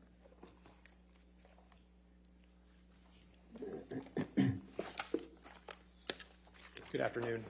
Good afternoon. So to understand your testimony, is it your testimony that Amber and Mr. Depp arrived together in Australia in February of 2015? Initially, together I don't think so. I think Mr. Depp arrived ahead of Ms. Heard, actually. Mr. Depp arrived first, correct? I think so, yeah. And isn't it true that Ms. Heard, Amber didn't arrive until March 5th, 2015 to Australia? I can't remember the date she arrived, to be honest. But she could have arrived March 5th, 2015. Isn't that true? Objection, foundation, speculation. I'll allow it if you can answer it. Sorry, what was the question? Ms. Heard could have arrived on March 5th, 2015, correct? It's possible, I suppose. And isn't it true then that you didn't see any arguments between Ms. Heard and Mr. Depp before the injury that occurred to Mr. Depp's finger in Australia? I saw them argue.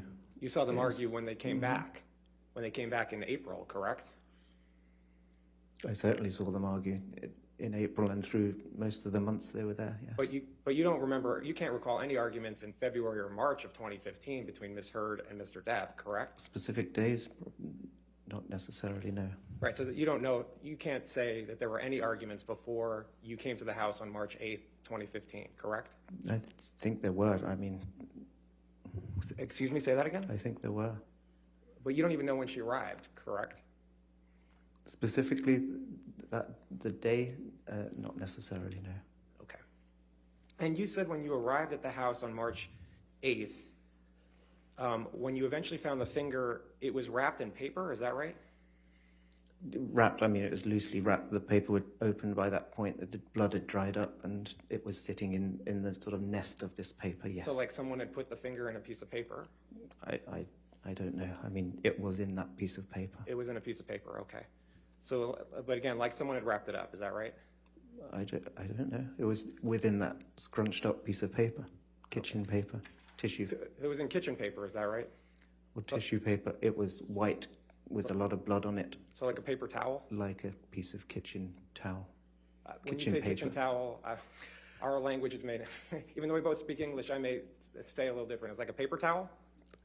Yeah, like kitchen paper, kitchen towel. Yes, okay. Like a tissue. And was there that sort of paper towel in the kitchen at the house at the time? Yes, in both areas, the kitchen and the bar. Okay. You said you were in Australia starting in February of 2015, correct? Correct. I arrived on the 4th of February. And Mr. Depp arrived sometime after that, is that right? Correct. Okay. Did you see Marilyn Manson while you were there? No, I didn't. You don't know if Mr. Depp was with Marilyn Manson in late February, early March 2015? Objection, foundation, speculation, relevance. I'm just asking if he saw, he said he saw him every day, so I was asking if he saw. I'll allow the question if you can answer it, that's fine. Marilyn Manson didn't come to the house. I didn't see him at any point. Do you know if Mr. Depp left to be with Marilyn Manson? I don't know. I didn't always know where he was going. If he went out, it was either to work or the security would go with. I wouldn't generally go. In fact, I don't think I went out with him at all in Australia. And you didn't go out with Mr. Depp at all when he was in Australia, correct? I don't recall it. I saw him on set once or twice, yeah. So you don't know what Mr. Depp was doing in Australia unless you saw him at the house or on set, is that right? I saw him at the house, yes, every day. But you don't know what Mr. Depp was doing when he left the house, correct? Generally going to work on Pirates of the Caribbean 5 filming, yes. But were you with him? No, but the security with him, and I had to liaise with him for when he would go and when he would come back for the driver, etc. But you weren't there when Mr. Depp left the house, correct? Generally, I didn't leave the house with Mr. Depp on those days, no. And I just want to make sure, I want to be clear, there were two kind of periods that Mr. Depp was in Australia in 2015, right? Sorry, say again. Mr. Depp was in Australia from sometime in February 2015 until about March 8th, March 9th, when he injured his finger, is that right? Correct, yeah. And then Mr. Depp left Australia too, correct? At some point he flew to LA, yes. And then Mr. Depp returned to Australia on April 21st, right? Okay, that sounds about that time. I don't know the specific date, I don't recall. And the filming of Pirates of the Caribbean 5 continued filming on April 21st, right? Objection, foundation, speculation. I didn't get, oh, sorry. There's objection. You recall testifying to that in the UK? I'll open the objection if you can answer it. That the filming of Pirates of the Caribbean 5 continued filming on April 21st, 2015. I wasn't involved in the filming schedule. I didn't know when it resumed, to be honest. I knew Mr. Depp would come back to resume filming, for sure. You didn't live with Mr. Depp in his house in Australia, correct?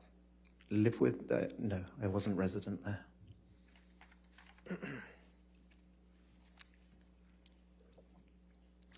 Now, when you arrived at the house, you saw a significant amount of damage, correct? Yes, through the course of, after I arrived, yeah.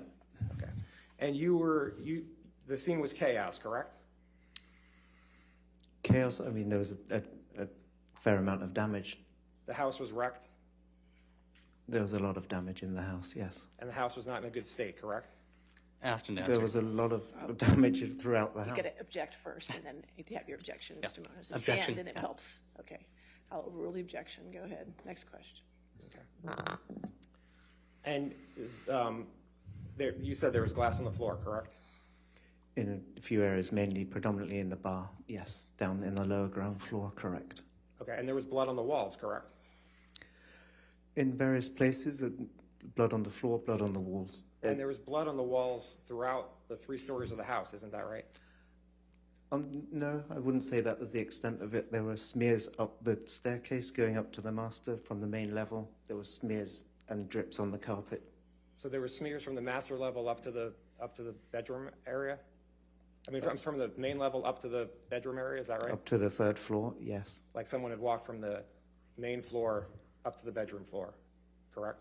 There was blood going up the steps, up on the staircase, and some on the walls, smears where you might have done that. As if someone was walking from the main level up to the master bedroom, correct?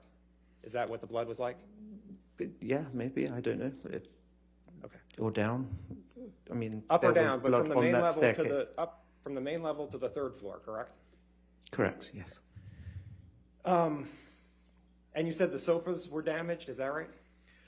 One sofa in that sitting room, which was just off the kitchen, was quite an open plan thing. So off that, there was a sofa with a large TV on a wall-mounted TV in front of that sofa. And the sofa was on the main level, correct? Correct, just by the main kitchen, exactly. And where the sofa was damaged, was that with what? Blood. Blood. Okay. And lights were damaged?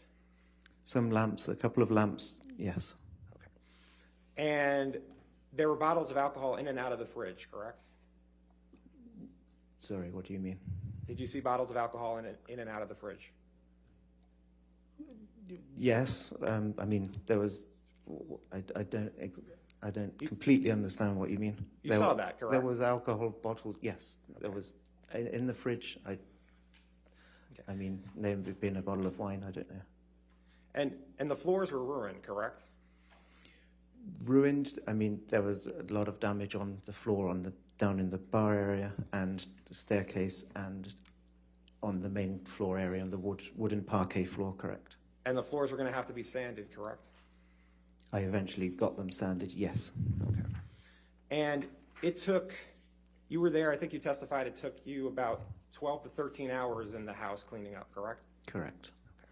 And you said that is it your testimony that you didn't see any of the paintings damaged? The existing paintings from the owners from the house, no, none of them were damaged. You didn't see any paintings with a painting of a penis drawn on it? I did not, and thankfully that was something I didn't have to replace. Do you know if anyone else saw painting. that? Objection, speculation. I mean, I would have seen it. There's objection, Mr. King. You I'm just so need to sorry. stop. That's all right. I'm sorry. All right, if you stand, we can see you better when you do that. Understood. Your Honor. Okay, I'll sustain the objection. Next question. Okay. And you said that Jerry Judge was at the house, correct? Correct. And he's the head of Mr. Depp's security, correct? Correct. And Dr. Kipper was at the house? Yes, he was. And Debbie Lloyd was at the house as well, correct? Yes, she was. Okay. Now, you understood that Mr. Judge saw scratches on Ms. Hurd on March 8th, correct? Objection, hearsay, speculation, foundation. All right. I'll sustain the objection. Next question. Did you have, the cleaning lady was going to be coming to the house, correct? The housekeeper? Yes, the housekeeper. Adele, the resident housekeeper. Yes, she was going to be. I mean, yes, she was employed through the week. Again, she wasn't there on weekends. There was concern about the cleaning lady coming to the house and seeing everything that was in the house, correct? Objection, speculation, foundation, vague. I'll allow it if you can answer it. You can answer it. Thank you. Concern, sorry. There was concern about the cleaning lady coming to the house and seeing all the damage that had been done, correct? I know that when I left to fly to LA with Miss Hurd, I told both the chef and the housekeeper they didn't need to be coming to the house because Miss Heard, essentially the principals weren't there. Mr. Depp wasn't there. Miss Heard was obviously with me at that point. So I said they didn't need to come to the house. Isn't it true that you told Mr. Judge that you thought you could get the cleaning lady to swear to silence about what the house looked like? Objection, hearsay. It's his own statement. His own statement. I'll allow it. Isn't it true that you told Mr. Judge that you thought you could get the cleaning lady to swear to silence about what the house looked like? I think I probably made a comment about, I should just come back and deal with this myself, if that's what you mean, and just get cleaned up. And make sure that she wouldn't say anything, correct? I don't know. I trusted her and the chef anyway. They were good team members. As the house manager, part of your job is you said you worked with high profile people, correct? High profile, high net worth, I think is what I actually said. Would you agree that one part of your job is to keep things discreet for your clients? Of course, it's part of my job. Trust and discretion, yeah. And Mr. Depp was your client, right? I'd worked on an assignment on those occasions, yes. But I was self-employed at the time, yeah. But in March 8th, 2015 in Australia, Mr. Depp was your client, correct? Correct, essentially, yeah. And Miss Heard, both of them the principals. Who paid? And do you know who paid for your services? As I said before, I was paid through Disney, who were making the Pirates of the Caribbean, their production company, which I believe was called Herschel. Okay. And can we put up Defendant's Exhibit 377, which is already in evidence? All right.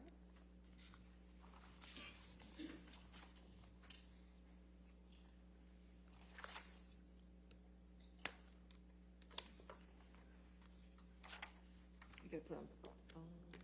That's here.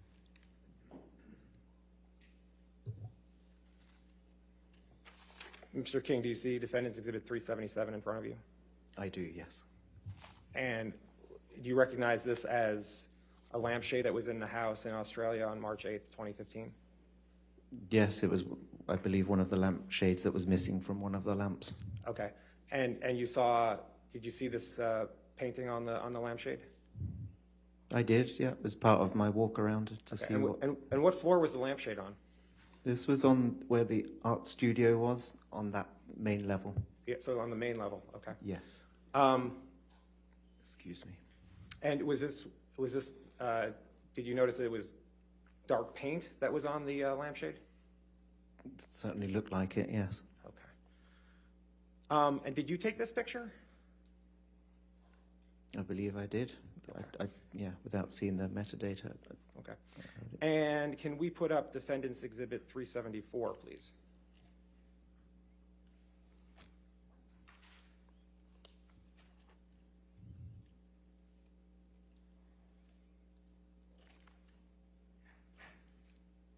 And you recognize Defendant's Exhibit 374 as a mirror that was in the house in Australia on March 8th, 2015, correct? Yes, I do. And this mirror was in the bathroom, correct? Correct. There were 2 mirrors in the bathroom above each sink. And this was on the top floor, correct? The master bathroom, The master essentially. bathroom. And the master bathroom, just so I'm clear, was on the top floor, Top right? floor, correct. And this painting said starring Billy Bob, is that right? Is that what you recall? Yeah, I don't know. I was writing. Okay. And was this in the writing, was it in paint? I believe it was the same paint, the oil paint that was used on the other mirror that we saw earlier. Okay. And did you take this picture? Again, possible. I haven't seen the metadata, but yes, probably. And let's put back up Defendant's Exhibit 375.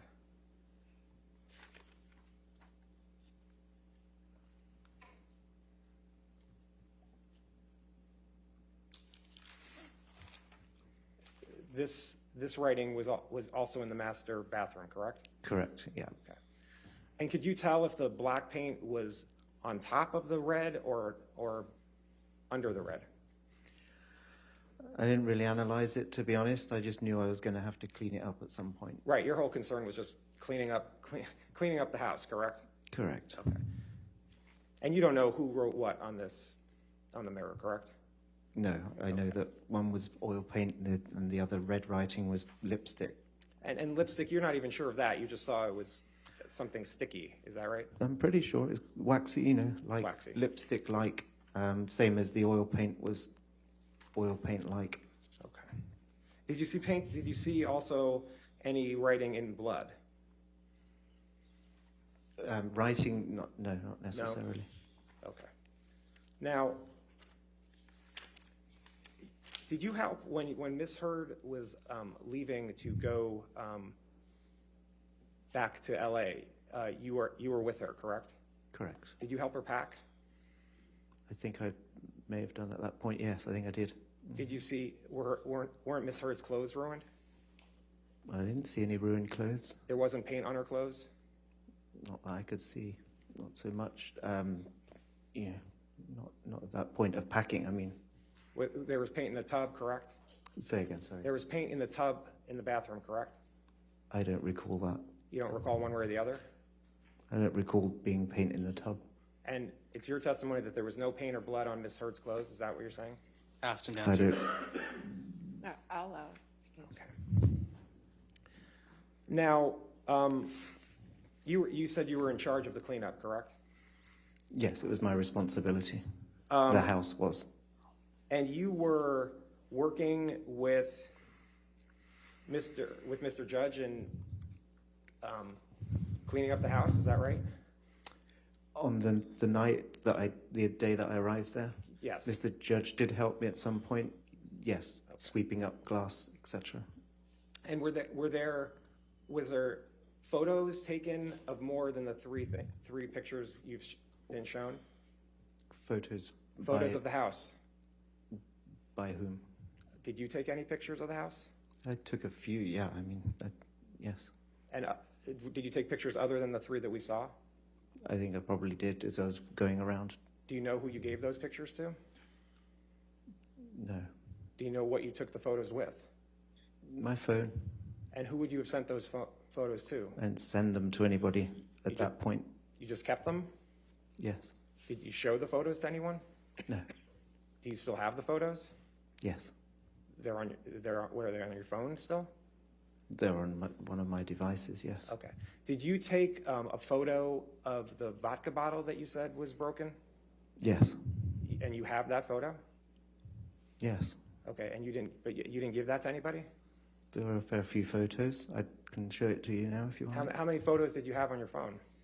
I don't remember the number, but probably more than 10. Did anyone ever ask you for the photos? Several of them, yes. Yes. Did you give them to the people who asked? Some of them, yes. Not all of them? I don't recall how many. Who asked you for the photos?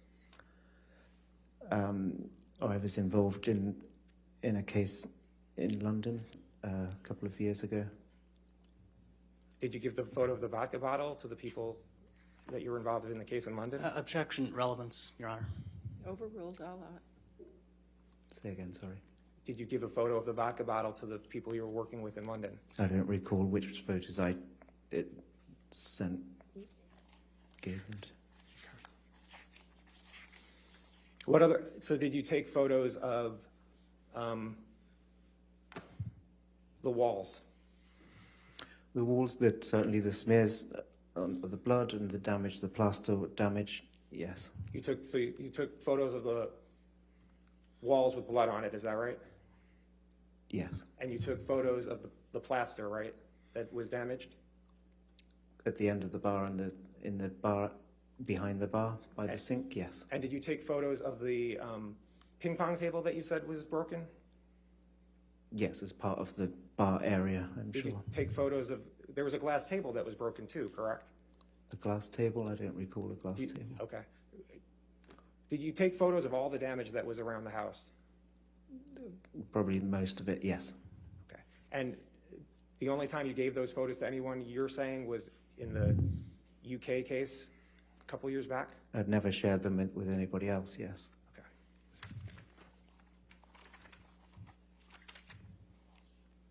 And it costs about $75,000 to clean up the damage, isn't that right? I don't know the exact cost. I think I calculated at the time, you know, after all the vendors had been in, done their thing, it's about 50,000, I seem to recall. Okay. Now, you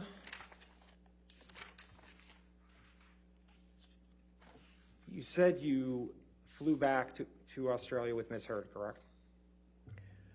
I didn't fly back with Ms. I mean, Heard. flew back to LA from Australia, thank you, with Ms. Heard, correct? Correct. Okay. And you were asleep for most of the flight, correct? For a lot of it, I think it's a 14-hour flight, so I think we both slept for quite a lot of it, yeah. You were exhausted from the 13 hours you were working on the house, right? Correct. All right. And your testimony was that Ms. Heard said to you, have you ever been so angry with someone that you just lost it, correct? After I'd asked, so, you know, what happened. But you didn't inquire as to what she was referring to, right? I mean, by what happened, it was pretty clear what I was referring to. Let me ask again. You did not inquire as to what she was referring to, did you? With her answer, Correct. she didn't inquire as to my reason for asking, but it was pretty obvious to both of us what I was asking and what her reply was regarding. Do you have the copy?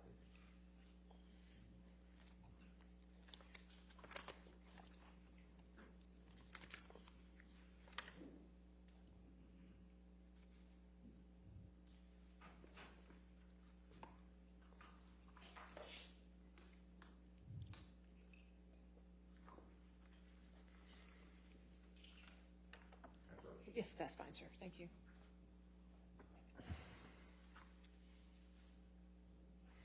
Thank you.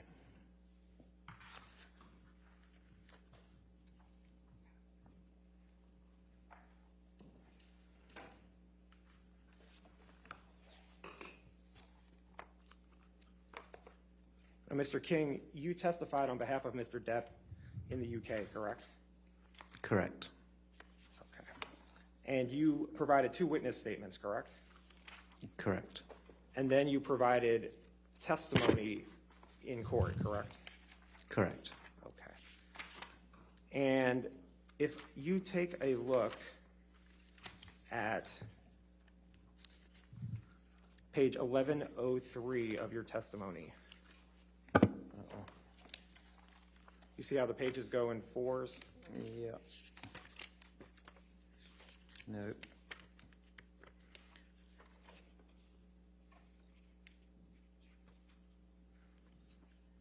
Do you see it's actually on the Bottom right? bottom right? You see that? Yeah, I got it. And if you actually look at, you see starting at the bottom of 1102, this was a statement when you said you did not, you say, Ms. Heard asked you, have you ever been so angry with anyone that you lost it? Your answer, that's correct. And you specifically remember that, do you? Yes. You said it never happened to you. Answer, that is correct. Question, she did not, I mean, if it was said, nothing was said about who she was talking about, was it? Answer, she was asking me a question. Question, she was asking you a question. Answer, yes. Question, you did not inquire as to what she was referring to, did you? I do not recall asking. I know that she was asking for a question and I gave her an answer. You see that? Yes. Okay, and that was your testimony you gave in the UK 2 years ago, correct? Yes. Okay. So you don't know what Ms. Heard was talking about when she made that statement, correct? You don't know if she was inquiring, that she was making that statement about Mr. Depp, right? Like I said, I'd asked the question, what happened, referring to the house, and she gave me that answer. So I think we were both, it was pretty clear to both of us what we were talking about. I mean, And then you went to sleep. At that point. And then you went to sleep, and then you had the flight the rest of the time. Sometime after that, yeah. Okay. Now, and you said you saw Ms. Heard with cuts on her arm, is that right? On the flight? That's right, towards the end of the flight, yeah. Okay. If we could put up 376G.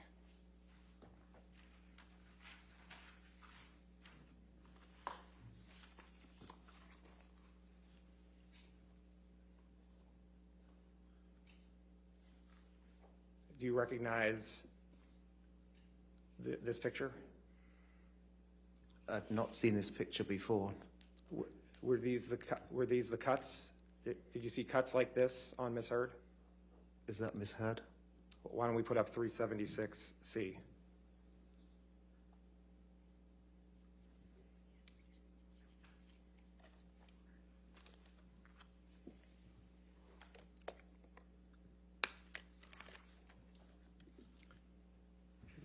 Do you recognize the person in that picture? That's misheard. All right. And did you see cuts like that, which are on her left arm? Similar to that, long, like I described earlier, long, thin cuts, pretty uniform cuts. These were the cut. The cuts were like this on her kind of wrist, forearm area. Is that right? I don't know what the date of this photograph is, but they look pretty uniform like they do here, yes. Okay. I'd like to enter 376C into evidence. Any objection? No objection. Okay, 376C in evidence. What's that?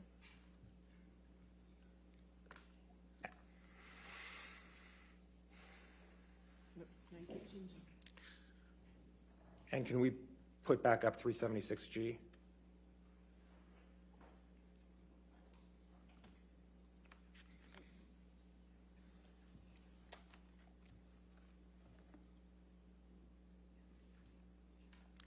Seeing 376C, is this consistent with the scratches on 376G? Are these consistent with the scratches you saw in Ms. Heard? I don't see a date. Is that the same time?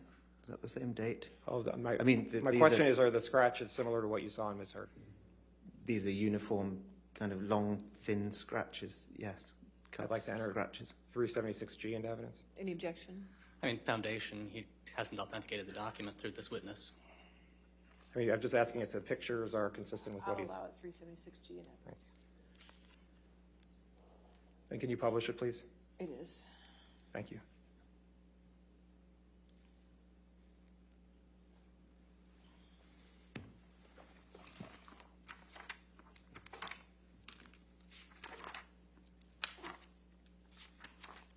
Okay. Now, you were in the house, you said, for 12 to 13 hours on March 8th, 2015, correct? Correct, going into March 9th, 2015. Okay. And you spoke to Mr. Judge when you were in the house, correct? I had interaction with Mr. Judge, yes. And you had interaction with Dr. Kipper when you were in the house, correct? Correct. And you had interaction with Debbie Lloyd when you were in the house, correct? Yes, briefly. Okay.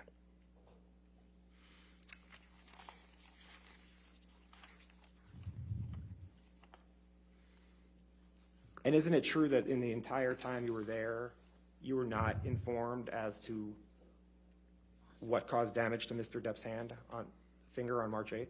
Objection, hearsay. I'm asking what he wasn't told. I'll sustain the objection. Next question. You didn't know what could cause damage to Mr. Depp's hand while you were there on March 8th, correct?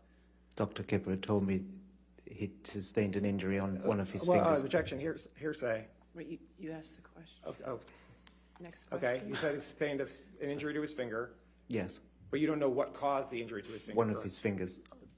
But you don't know you don't know how his finger was injured, I correct? don't think anybody mentioned it to me at that time. Right. No one mentioned it to you at that time, correct? I don't Same recall. objection, Your Honor, hearsay. Sorry, I'll allow it. Next question. He answered it. Now, you understand that there was a phone in the house that was recording during the cleanup, correct? Sorry, I didn't hear all of that. Did you come to understand that there was a phone in the house that was recording as people were cleaning up? At that time, no. But you now know that there was a phone that was recording people as they were cleaning up, correct? Objection, foundation, hearsay. I'm not asking for particular No, statements. that's fine. I'll allow it if he knows. I believe that came up somewhere later on. At that time, I wasn't aware, but I believe I became aware of it later, yes. Okay. I would like to put up defendant's 378. It's a recording, and I want to play a couple of times. 12:07 through 13:19. Is that the only segment you wish to have? And then I would also I'd also like to play 1951. Hello, music lovers. All right, girls. How I've been cleaning during this lunch break. I think it would be A. Okay, 378. Let's go ahead and we're going to check and see Your Honor, we if do they're have an back objection. now I believe or this if they is are a taking recording that extended has the lunch. voices of people other than Ms. So, Heard and Mr. Depp, and on that and then basis- if they're not, I'll go ahead and go back to this. Okay, let's see. Yep, there's still 2:30. They're coming back. 2:30, so they are extended. So she just misspoke during the end. Girls, if you haven't liked the video, like the video. Thank you again for the super chats today, girls. It's very kind. It's been so long. Hold on, let me go to the viewer activity. Yeah, it's not showing up again. I hate that YouTube stopped that. But thank you again, girls. I really appreciate everybody liking the video. Thank you so much for the 31 likes. Someone just did another like. Girls, so I'm going to extend my cleaning session and we'll continue watching, I think a really pretty good, witness. Ben Kingsley, I think is his name. He was a house manager for Johnny Depp and Amber Heard. They met him at the same time. So I feel like it's pretty equal in the sense that it wasn't like he was with Johnny before Amber or with Amber before Johnny. He came into their life at the same period and seems to have really, worked with both of them and just gave an honest recollection of what actually happened. And I think he was a damning witness on behalf of Amber Heard in the sense that he tore her lie about Johnny chopping his own finger off to pardon the pun, shreds, because obviously he's the one that found the finger that was smashed off by Amber Heard throwing the 1.75 liter bottle of vodka at Mr. Depp. So girls will continue taking a listen to this. It's hearsay. Okay. Unless I'm incorrect about which document we're talking about. We'll go ahead and I'll skip us forward. Again, my friends, if you're just joining, court is actually on recess right now. The judge has to give a TED talk at a Ted Nugent concert. So therefore, they are taking an extended lunch break until 2:30. What time did I say? Girl, what is the time thing? 2:30 Eastern. 2:30 Eastern. Oh, is it black? All right, hold on 1 second. Let me fix that. What? The wrong thing. Excuse me, sorry about that. Okay, hold on going 1 back to second. the, I've messed up my stream photos that you deck. took for a moment Hold on one. of that damage in the house. You recall giving that testimony? Yes. Okay. There we Did go. Mr. Sorry about that. Depp All right, ask I'll you be. for the I photos? shall return, my friends. Did you give the photos to counsel for Mr. Depp? So I'll be back probably around Some of them, yes. 2:25 any Eastern photos from Standard Mr. Time. Depp or So again, we're just gonna take some more Withhold any photos some videos from the gorgeous anybody. Ben. Oh my withhold. God, look at those Did you give all eyes. the photo? Did you give Girl, I all would of get the lost photos in you his have on your United phone to Kingdom, Mr. that's for Depp and his sure. counsel? Not all of the photos on my phone. No. All the photos Thank you of the so much, damage that occurred Magnet. on So good to have you in here, March honey. 8th, 2015. Probably not. Girl, all of he them, is. I don't think so. Oh my You God. didn't give them all. You didn't give them all to Mr. Depp and his. Wish I I don't was believe I gave had the all of money the to hire photos. him. Why not? Because there are a decent amount of them. I mean, So you picked and chose what photos you were going to give to Mr. Depp and his counsel? I gave an amount of photos to them. Do you know how many photos you gave to Mr. Depp and his counsel? I don't know precisely, no. Could you give an estimate as to how many photos you gave? I really can't. No, an amount. I don't recall how many. More than 3? Yes. More than 10? Possibly more than 10. Yeah, maybe. Between 10 and 20? Objection. Possible. Speculation. I mean, Hasn't answered. Overruled, I'll allow it. Do you know? sorry. She overruled you. Oh, okay. Possibly more than 10. Yeah, But somewhere between 10 and 20, is that right? possibly. I honestly don't know. Could it be more than 20? I don't think so. Did Mr. Depp's counsel ask for all the photos? I don't recall. You don't recall one way or the other what they asked for? I gave them some photos. I don't recall how many were asked for, requested.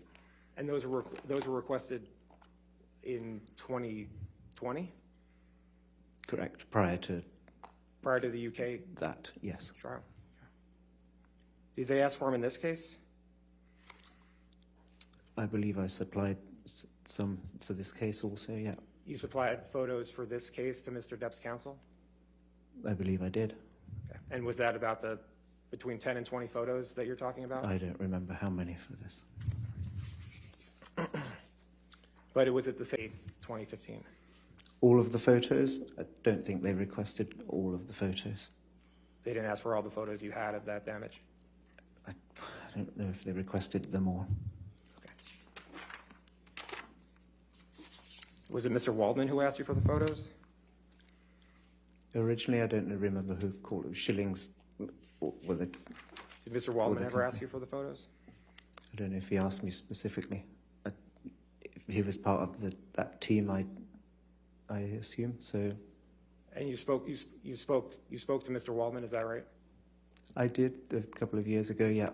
Okay. And he was part of the team that was asking for the evidence you had of what occurred in Australia in 2015, is that right? He was part of that team, as I understood it, yeah. Okay. And as part of that team, he and others were asking for photos from Australia from March 8th, 2015, is that right? They requested them at some point, some of them. And that's when you provided the 10 to 20 photos, is that right? The photos, correct. Okay. And then was there a separate counsel that asked you for the photos in this case? Yes. There was? Yeah. I mean, it was essentially the same. Who was it that asked you for photos in this case? I don't recall a name specifically. Was it a man or a woman? I just, part of the team, I don't recall.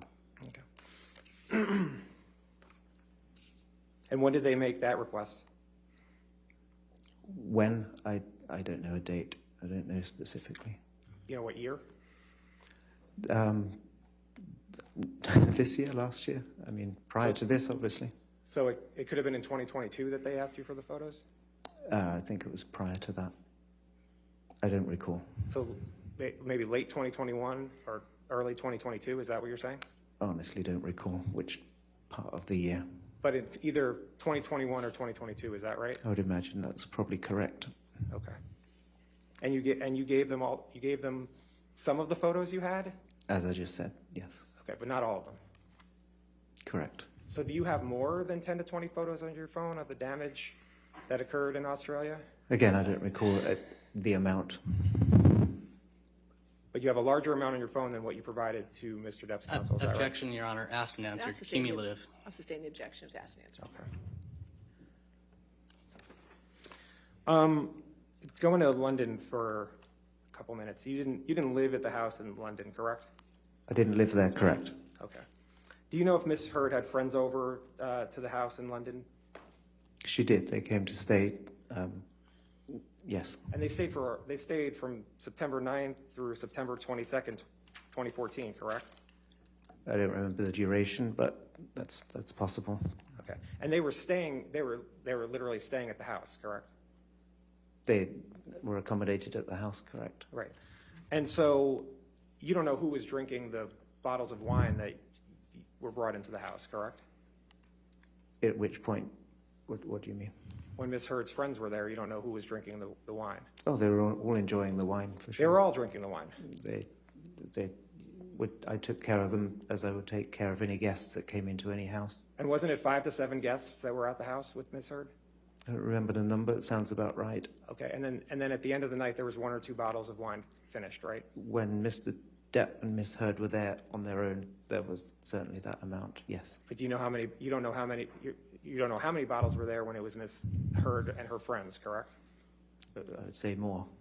You don't know, but you don't know one way or the other, right?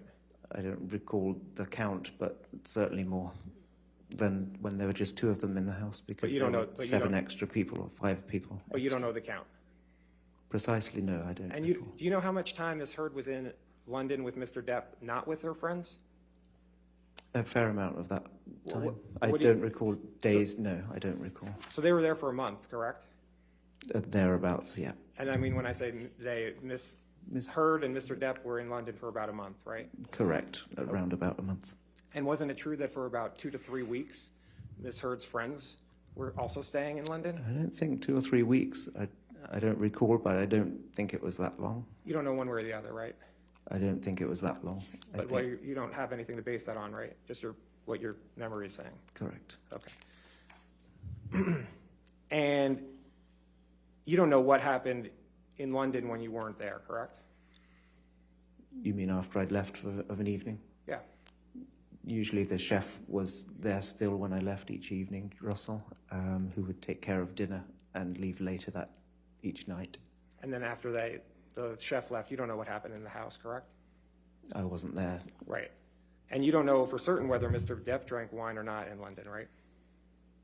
I don't believe so. There's usually, when it was just the 2 of them in the house, there was usually only 1 glass in the morning, either on the kitchen sink or on the bedside stand in the master bedroom. But you don't know who drank from that. You don't know who drank from that glass when you weren't there, right? When I wasn't there, correct, but when I usually left the house, I'd already poured Miss Heard a glass of wine before I left, invariably. But once you left, you don't know if Mr. Depp drank wine or not, correct? I wasn't there after I left. Okay. And you don't know what started the fights you talked about in London, correct? Other than that one you said you heard about her hand. The second one that I described, I was in the vicinity. I heard the first comment of this. That was the start of that argument. And you don't actually know if there was an argument before what you heard, right? That evening, I didn't hear another one. I'll put it that way. It started in that room as I described earlier. And you don't know what happened in Australia also between March 5th and March 8th, correct? The 6th, I left on Friday the 6th was when I left for the weekend. Okay, so between Friday the 6th and when you got to the house on March 8th, you don't know what happened. No, I wasn't there. Okay. And you never saw Miss Heard be violent at any time, right?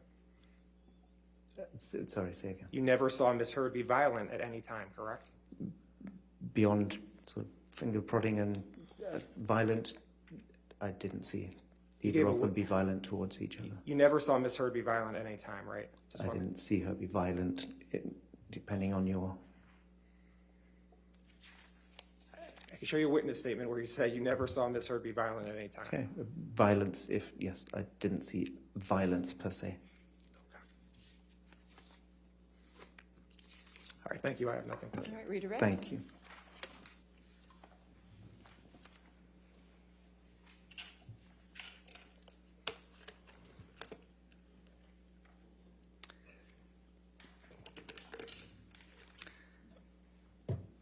Mr. King, have you ever been employed by Mr. Depp?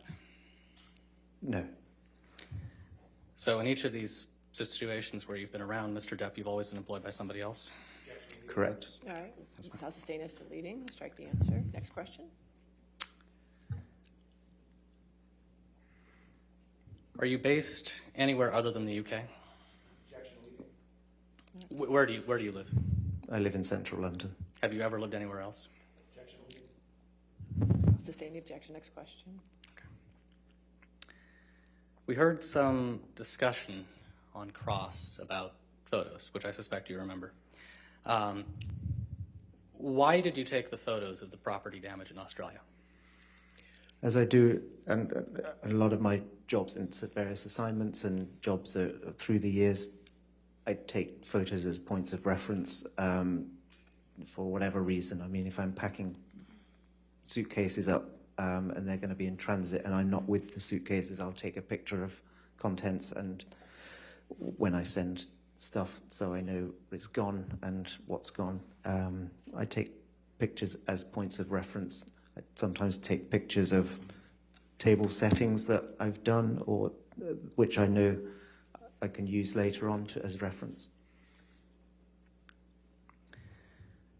Were the photos of property damage in Australia the first photos that you had taken in the course of working with Mr. Depp and Ms. Heard? Objection leading. All right, I'll sustain as deleting. Next question. Had you ever taken photos before? Yes. What kinds of things had you taken photos of? In London, reference points and dinner table settings.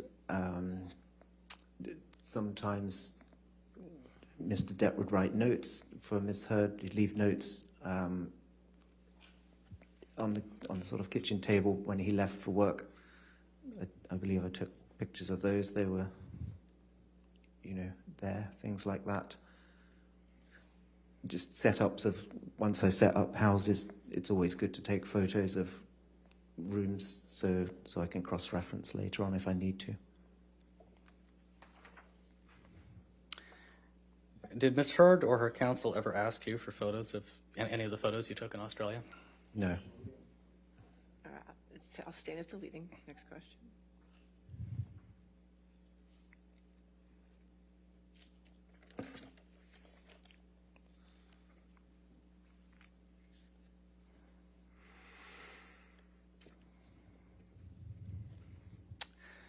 Can I see Plaintiff's Exhibit 159?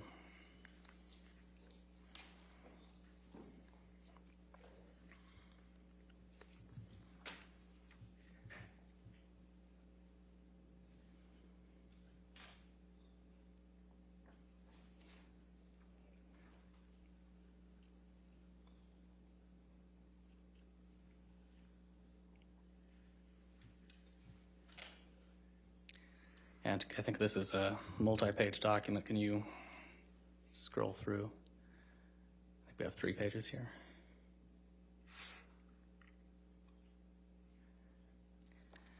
Mr. King, do you recognize this document? Yes, it's the floor plan of the house in Australia.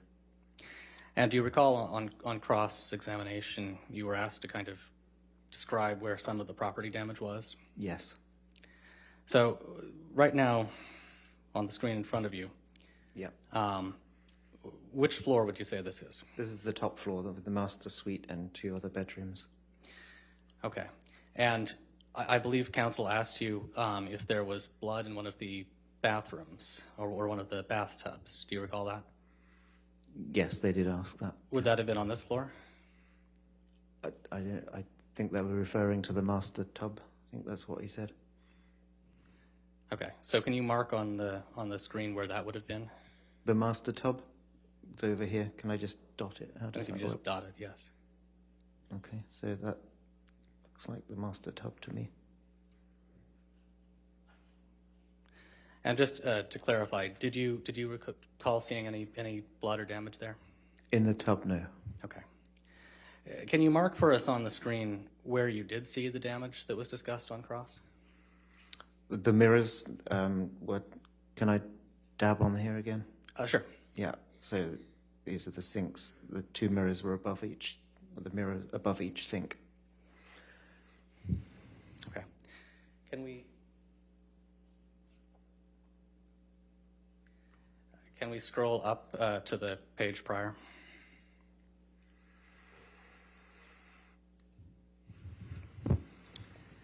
And can you point out for us on this page, well, first of all, which floor is this? This is the main level floor, essentially the 2nd floor if you want. Okay. And can you point out for us here on this map where the property damage was? Yes. How many dabs am I allowed? Around here, kitchen area. This was the TV, the wall-mounted TV on. I ran out of dabs. And I apologize, actually, Your Honor. Can we move this into evidence? Any objection to 159? No objection. All right, 159 in evidence. Can we publish this to the jury? Okay. So, Mr. King, I apologize for interrupting you. So you were just pointing out where on the, I think this is the second floor? Yes, essentially the main level, yeah. Okay, so other than these 3 dots, do you recall any other places where there was damage? Yes, where it says family room, there was the TV was wall mounted on that wall in between family and lounge. The sofa was approximately where you've got the red square, red rectangle now, facing towards the TV. The lounge, as he's, sorry, too quick. The lounge was essentially the art studio. And the bedrooms over to the left there, where the damaged lamp and shade, blood on the duvet, etc. that I described. Okay, and then let's go to the first page. And which floor is this? This is the lower ground floor. Okay, and can you point out for us, did you find the finger on this floor? Correct. Can you point out to us where you found the finger? Yes, I can. Right here. Ah, there we go. It's the end of the bar. It was on the tiled floor below that end of the bar. Okay, and any other significant property damage that you want to point out on this floor? Yes, as I said, this was the. Can I dab again? Yeah. So that was the most part of the broken glass. That's where the Stolichnaya bottle was, below that bar by the bar stools. There were 3 bar stools that you could sit at there. On this back wall here, there was plaster damage. Over here above the sink, or to the side of the sink, was more plaster damage on the walls. Behind the bar, that mirror was cracked, broken. Ping pong table was around there, collapsed on the floor. And around those 3 dots there, I'm going to put another one. That was the spillages as well, that smelt like alcohol to me, the puddles of alcohol.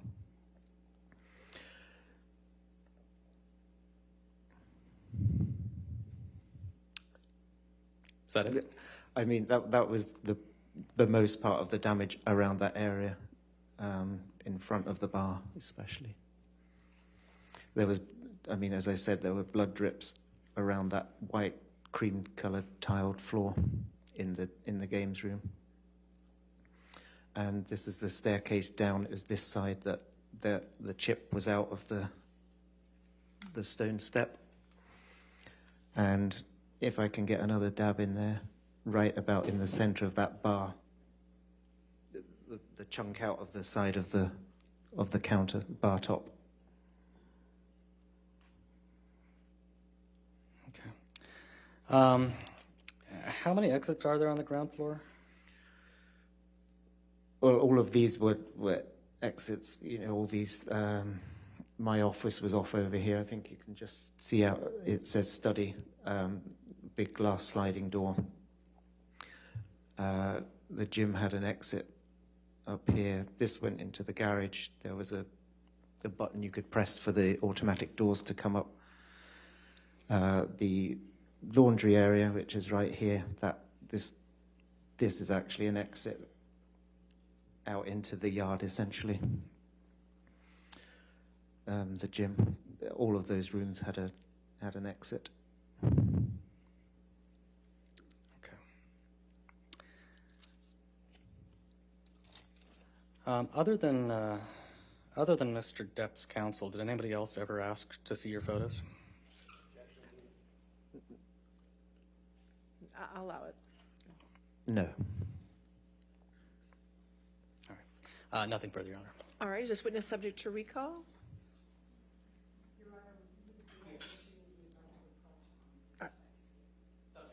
All right, sir, since you're subject to recall, it's important that you do not discuss your testimony with anybody and do not pay attention to the trial and don't watch anything about the trial, okay? Of course. All right, thank you. Certainly. All right, you can step down, sir. Yes, ma'am? Thank you.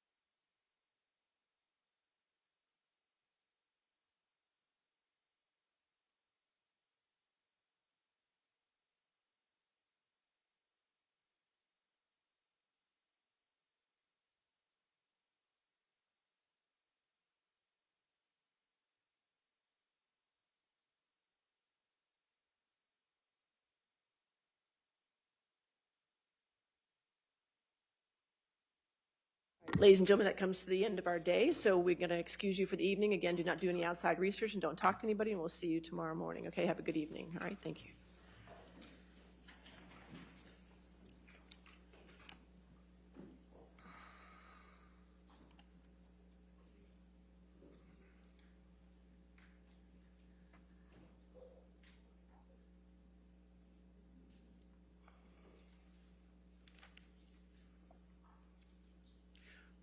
All right.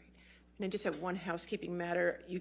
We're going through the exhibits you gave me this morning. Thank you again for that. But one of them was 485, and I have in my notes that it was 485A, just the first page, but you gave me all 8 pages. Have you both agreed that all 8 pages of this document come in, or is that something that, should I give 485 back? And That's so weird. She's ending on here right when we're beginning back today after lunch. What happens tomorrow? Whew. All right. Thank you. All right. And are we going to start with a remote witness tomorrow? Is that going to be your first? All right, honey. Where they at? All right, we're still waiting on them, but I got it on here. We're waiting for the girls. How is everybody doing? I did not get a Tesla, so I was going to get a Tesla, and I decided not to get the Tesla. I went ahead and got another electric car. Should be live in 1 minute. In 1 minute.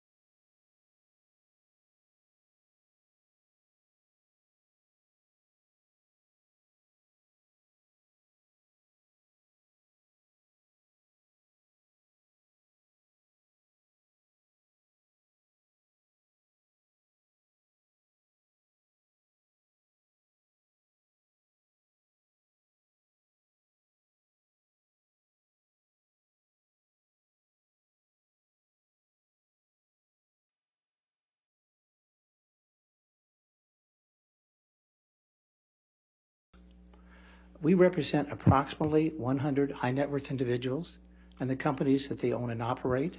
In addition to that, we do work for governmental agencies. Girl, I'm trying to such figure as out what's Department of going Justice, on. They weren't all the way State of caught up on Alaska, this the site. state of California, and the city of Long Beach.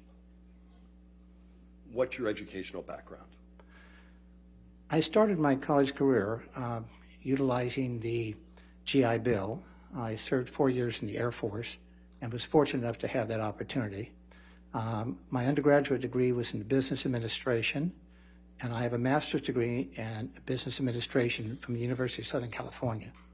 After completing my graduate degree at USC, I took several tax classes, corporate, fiduciary, estate and gift, and subject matters such as that. Do you have any other experience with education? Yes, I was a former professor of accounting and taxation at California State University, located in Los Angeles, California. What kind of work do you personally do? The work I do is primarily transaction-oriented, acquisitions of companies, dispositions, that is buying or selling a company, arranging financing with large financial institutions, consulting with clients where they feel it's appropriate for me to be involved, assisting my colleagues. As I mentioned to you, we have approximately 100 high net worth individual clients, and there's always something that I can contribute to. Do you hold any certifications?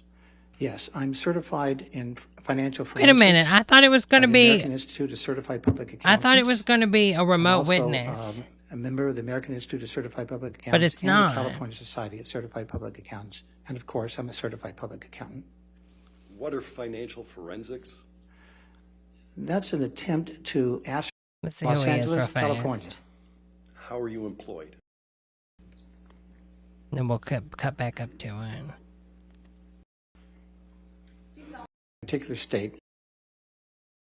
I think this is an account Many years ago, I investigator. founded Edward White and Company, Certified Public Accountants, and I am the managing and senior partner of the firm. Yep, okay. So accountant firm, gentlemen. As an expert witness, and I have testified in matters involving the Department of Justice and the FBI. Okay. Do you serve on any boards, or have you served on any boards? Objection, relevance, Your Honor. This witness is not being proffered as an expert in this case. All right. Wasn't This designated. is just a fact witness and not an expert witness. Fact witness, and it goes to credibility. I'll sustain the objection. I think we can move on. Okay. Do you know Mr. Depp? Yes, I do. How'd you come to know Mr. Depp? I met him because he was introduced to me by a senior executive at the Bank of California, Richard Smith. Do you work with Mr. Depp? Yes, I do. In what capacity? We are his business management firm. How long have you served in that capacity? By approximately 6 years. What does that role involve? Processing, managing his financial affairs. As you know, Mr. Depp is an amazing talent, internationally acclaimed for his work, but he relegated his financial activities to me and my colleagues, so we provide a wide variety of services for him. Do you do this kind of work for other people? Yes, we do. Numerous other clients. When did you first become involved with Mr. Depp? Approximately 6 years ago, after the introduction from Mr. Smith. What was the nature of the work that you were to perform for him? Bathhousery. Initially, it was to perform a forensic study, Yeah, forensic audit. evaluate his financial affairs, and to formulate recommendations on how he could manage his affairs in a more advantageous manner. Instead of buying an island. After you conducted that analysis, what did you do? I met with Mr. Depp, the purpose of which was to share with him the results of our findings and to make recommendations on how he could resolve the issues he was confronting.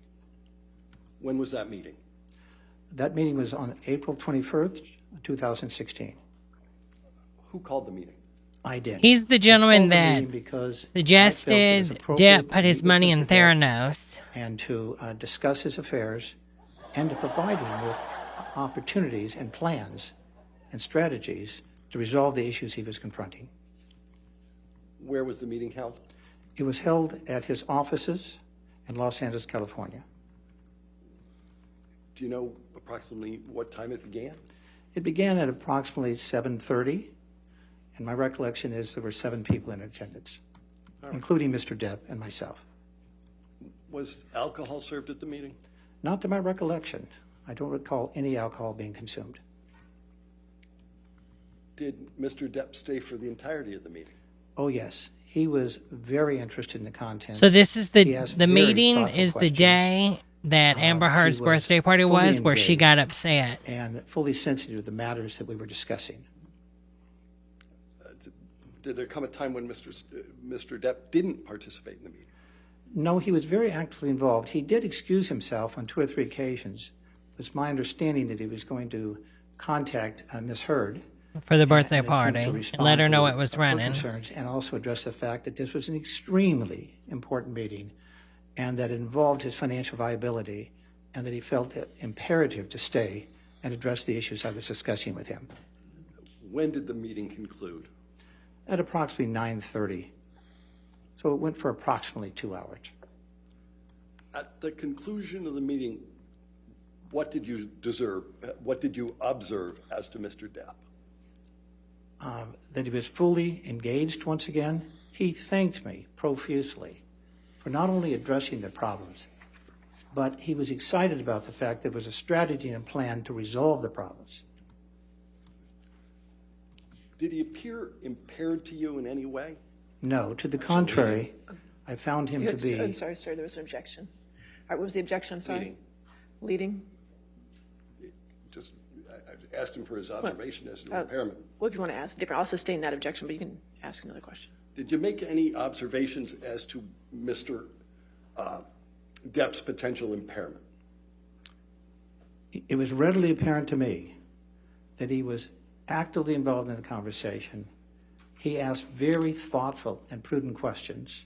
He was genuinely interested, and once again, when he left, he thanked me profusely for not only addressing the issues, but formulating a strategy and plan to resolve them in a successful manner. Did you have... And then he grabbed me by the ussy. On Mr. Depp's behalf with respect to the dissolution of his marriage to Ms. Heard? Yes, I was actively involved in the negotiations of the separation and the marriage dissolve. What role did you play in those negotiations? Well, in my capacity as his business manager, I understood his financial capacity and the tax implications associated with it.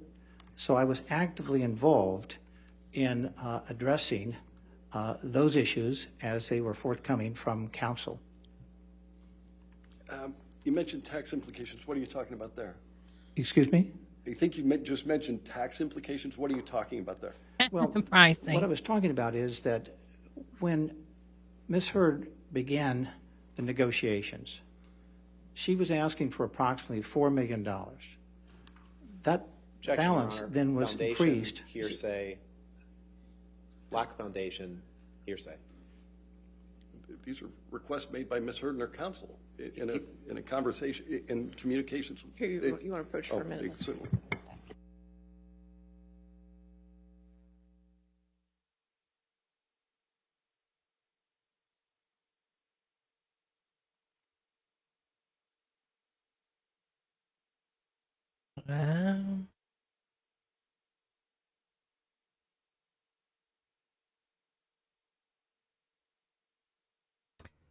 The lawyer to the right, I bet you was really hot when he was younger. He's not a bad looking man for his age, but I bet you he was something back in the day, honey. Look at that profile, honey. If he would work out and lift that neck up, honey, he'd be gorgeous.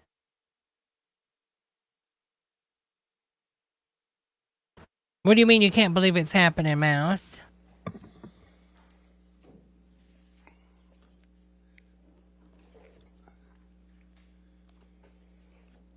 As a result of your involvement on behalf of Mr. Depp in the negotiation, what was your understanding of what Ms. Heard was looking for? She initially was looking for a consideration of $4 million, but her demand continually increased. It went from $4 million to $5 million. Then it went from $5 million to $6. $5.5 million. Then it went to $7 million. And then it was $7 million, and she demanded that Mr. Depp also pay $500,000 Really, to Kai? her attorneys. Then, after that consideration, she also said that all the community liabilities that were accumulated Objection, during the Your course Honor. of the marriage, which approximated Sorry, there's $13.5 an million. objection, sir. Whenever there's an objection, I'm sorry. If you can't hear it, I'll let you know. Okay? Thank you, Your Yeah, no problem, This just sir. goes into his allegations of what she said, which Your Honor just instructed, sustain the objection on that. He has no foundation to suggest that. No knowledge of that. Your Honor, I understand that. I asked his understanding. All right, I'll overrule the objection. Go ahead. May I continue? She'll tell you yes. Yes. Go ahead, yes. Thank you, Your Honor. He learns very well. So the next demand was that all of the community liabilities that were unresolved, approximately $13.5 million, that Mr. Depp had to pay those liabilities in its entirety. Of course. So at that point, she was And- demanding $14,250,000 of consideration. Hello, And then anime. it got worse. The next demand was that all of this consideration be paid to her free of taxation. And counselor, for him to pay $14,250,000 to Miss Heard, that would Girl. require him to earn Objection, approximately Your Honor. $30 This million. is so far beyond the scope, so far beyond his foundation of what was discussed. All right, I'll sustain that last answer. All right. Next question. Did you make a proposal as to how payments would be made to Miss Heard?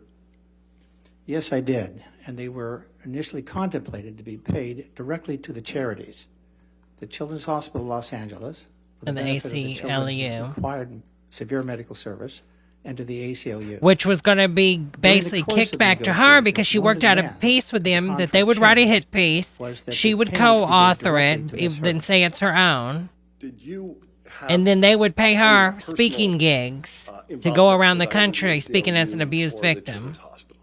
Yes, I did. What was that?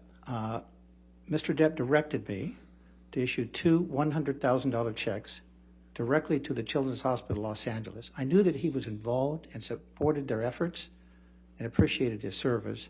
In addition to that, he directed me to contribute $100,000. And he didn't just donate, he would go as Jack Sparrow.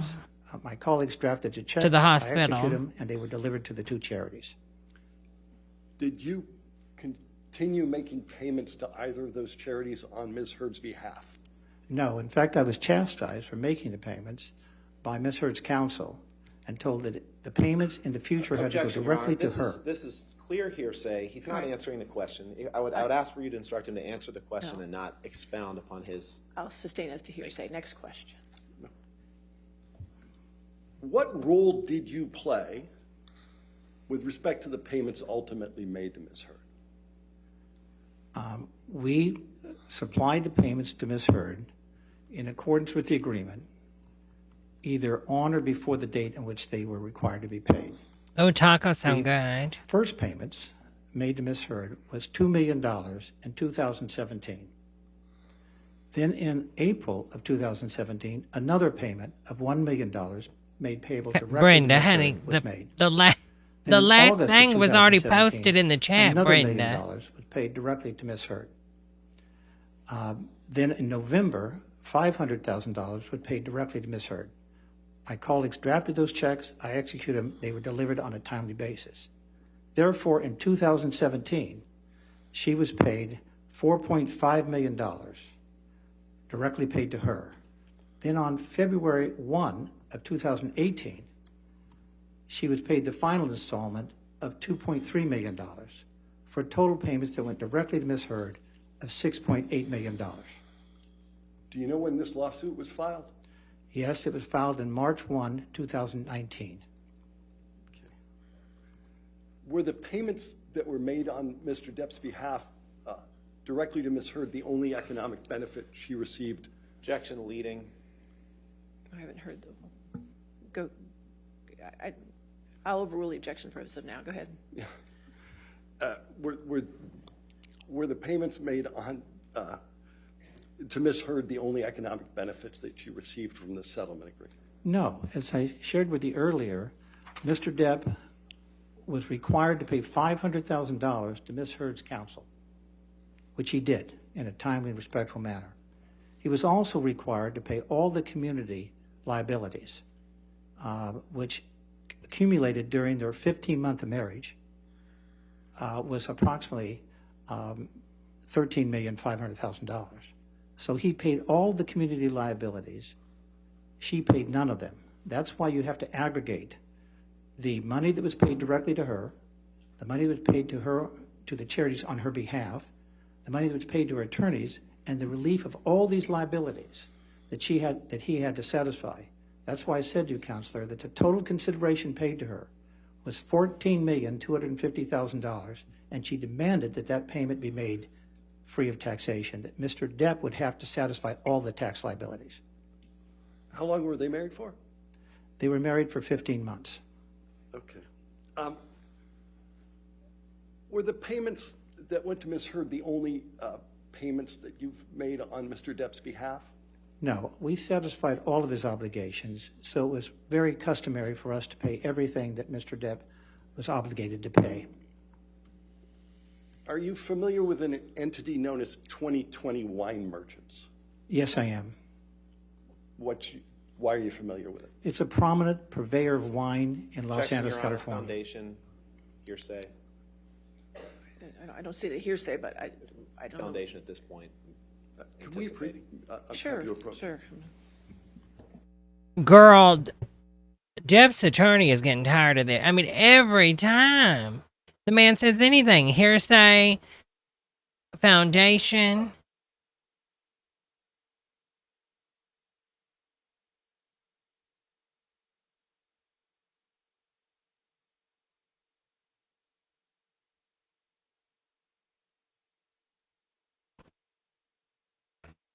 Girl, look at our stenographer. She's just rocking out.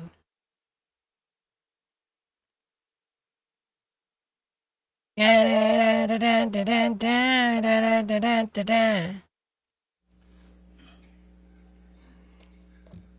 right. I think where we left off is I asked you, how were you familiar with 2020 Wine Merchants? And if that's not what I asked you, that's what I'm asking you now. 2020 is a highly recognized purveyor of wine in Los Angeles, along with other companies. What involvement, if any, did you have with 2020?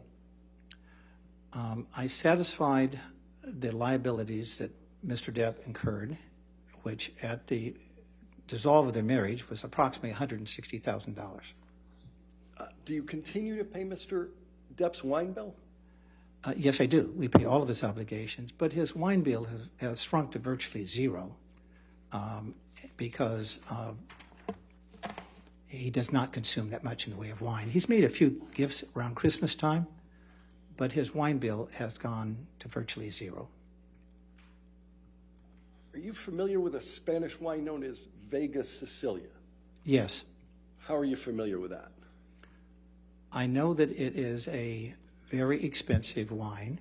Made in Vegas. I know that Ms. Heard enjoyed drinking the wine. Oh. How much does it cost? The cost of the wine is approximately $500 a bottle. Jesus! Were you ultimately charged with paying for the wine that was served on at the birthday party on April 21, 2016? Yes, I was. We rendered the Objection, payment for that Foundation. balance. I'll overrule the objection. It's fine. How many bottles of Vega Sicilia were served? At Ms. Heard's request, she ordered 5 bottles of the wine and 8 bottles of other wine, so a total of 13 bottles of wine.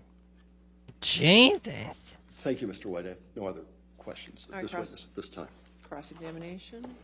Uh-oh. Cross. I wonder if they're going to object to their own question. Thank you, Your Honor. Good afternoon, Mr. White. Good afternoon, Counselor. Your firm has been paid millions of dollars by Mr. Good Depp afternoon and when his you've been company talking since to you were him. first retained in 2016, correct? Correct. And in fact, you're being paid for the time that you're sitting Studio. on that witness She's stand. going back to barefoot No. now, girls. Well, you charge the time that you spent in connection with legal proceedings in this case, correct? That's correct, but I charge for my time. Yeah. And it's the right. same time. You answer that my I would question, sir. In charge- fact, you charge $710 an hour for your time, don't you? Well, my Counsel, God, you let if me she can complete drink my answer. 500 ounce I'll bottles of wine, why Sir, can't he charge please just- $750? Please try to stick to the question that I'm asking you. You've had your chance to go well beyond the question being asked, but if you could just please stick to the question I'm asking you, it would go a lot faster. Oh, could you, I don't think your microphone was on there. Well, it's not really badgering. It's not Yeah, an thank you, Your objection, Honor. but Thanks. that's all right. So just if you could answer the question. that's Girl, all. get him, honey. Thank you, Your Honor. I Let me start over, sir. You charge Mr. Depp $710 an hour for the work that you do for him, don't you? That is my standard rate for all clients, and yes, I do charge that rate to Mr. Depp. And you gave a deposition in this case. Do you remember that? On or around February 2nd, 2022? Yes, And that day, you charged Mr. Depp $710 an hour for the time that you spent giving testimony that day, didn't you? yes, I did. And you charged Mr. Depp $710 an hour for anything that you do in connection with his account, don't you? Yes, I do. You have about 6 people working on Mr. Depp's account, correct? Yes, And whether through you or one of your colleagues, your main contact with Mr. Depp and his companies is his sister, Christy Dembrowski, correct? no, Who was your main contact? Mr. Depp. One of your colleagues maintains active communication with Christy Dembrowski, correct? Could you ask a question again, Counselor? One of your colleagues maintains active communication with Christy Dembrowski, correct? No,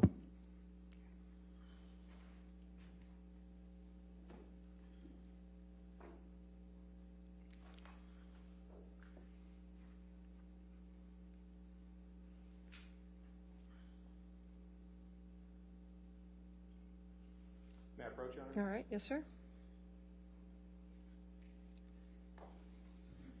Thank you.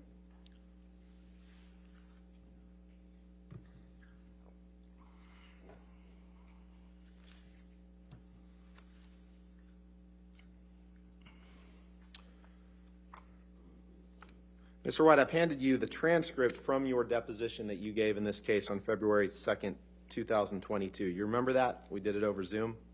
yes, I do. Okay. And you swore to tell the truth in that deposition as best you can, correct? Yes, Okay. Can you turn to page 116 of your deposition transcript? certainly.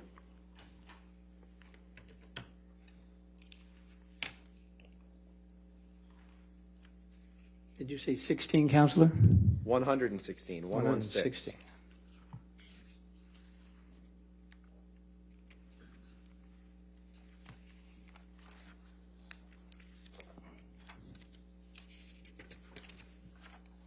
Now we got a Starbucks soccer mom and Starbucks moms I have in it. the And now audience. you just answered no to my question. The other day it was about the your colleagues Masons, maintaining the Manson communication with family, Christy and Dembrowski. the But in cult your members. deposition just 2 months ago, on line 11 of page 116, the question is, what about Christy Dembrowski? The answer that you gave is, I do not. I haven't spoken to Christy in some time. One of my colleagues probably maintains an active basis of communications between her and our firm. Did I read that right? Yes, but you That need to was my question, define the just if term. I read that right, sir. Now, part of the services that you provide, that your firm provides to Mr. Depp, is to pay the bills to his doctors, correct? Yes, And you make payments relating to maintenance or damages to his properties, correct? yes, Now, you were contacted in early 2016, right? You testified to that, to do work on behalf of Mr. Depp? we were engaged in March Engaged. of 2016, if that's your question. Right, right. Around February 10th, is that when you were first contacted? I do not recall the date. And you said you were introduced by executives, a guy named Richard Smith at the Bank of California? Yes, Mr. Depp owed significant amount of money to the Bank of California at that time, correct? no. He owed money to the Bank of California, correct? I do not recall that he had an active indebtedness with the Bank of California. He had other commercial loans, but not with the Bank of California. And after you were brought on, you developed an understanding that Mr. Depp's financial status was very challenging, correct? It was challenging, but we had an ability to resolve the problems if they were properly addressed. He had liquidity problems, right? He had substantial assets in excess of his liabilities, but he had short-term obligations that needed to be satisfied. Yes, he was dating Johnny in Let me just ask that 2015, again. and At then the they time went that you ahead were and brought got on, he had engaged in liquidity 16. Problems, correct? Can you define liquidity for me? Yeah, I'm asking you. At the time he was brought on, he had liquidity problems, correct? I would define the term liquidity as where the short-term assets are less than the short-term, are less than the short-term liabilities. And if that's how you're defining liquidity, I would agree. In layman's terms that I can understand, because I don't speak all the kind of business school terms that you speak, he didn't have enough money at the time, correct? He was spending more than he was bringing in, correct? Yes. Okay. And you gave him advice about how he could hopefully get out of that problem, correct? Yes. Okay. And just to be clear, Mr. White, because you've testified to some degree of knowledge about wine that you allege that Ms. Heard requested, so you seem to have some knowledge of Mr. Depp's spending. Ms. Heard didn't buy any of the dozens of properties that Mr. Depp owned, correct? Correct. He owned the assets prior to their marriage. She didn't pay $5 million to blast Hunter Thompson's ashes out of a cannon, did she? Not to my knowledge. She didn't buy a yacht that she couldn't afford and then have to sell it to J.K. Rowling. Oh, girl. Not to my knowledge. Now let's talk about that meeting on April 21st, 2016. You said the meeting started at about 7:30 p.m.? Yes. And lasted till maybe 9:30, is that right? Yes. And you have no idea, no personal knowledge where Mr. Depp went after he left that meeting, do you? That is correct. I did not go with him. I went home. And at that meeting, Mr. Depp was given some catastrophic news about his business, correct? He was given news that he needed to address a number of financial issues, but I had a strategy and plan to fully resolve them. That news that he was It's given really, that night was catastrophic. they're asking these questions just to to muddy the water, to be like, oh God, Johnny's life is a mess. May I approach, Your Honor? He just does crazy things because he's an alcoholic. Buys yachts he can't afford, pays money to scatter ashes, engages older men.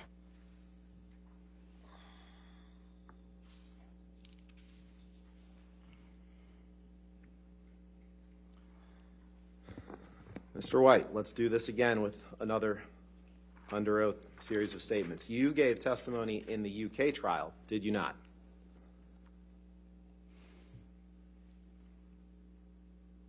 Yes. And that testimony was under oath, correct? Yes. All right. And in front of you, I have your testimony from the UK trial, and you gave that testimony on behalf of Mr. Depp, correct? I gave it honestly. Okay. You gave it on behalf of Mr. Depp, correct? You were one of his witnesses called. That is correct. Okay. Can you please turn to page 865?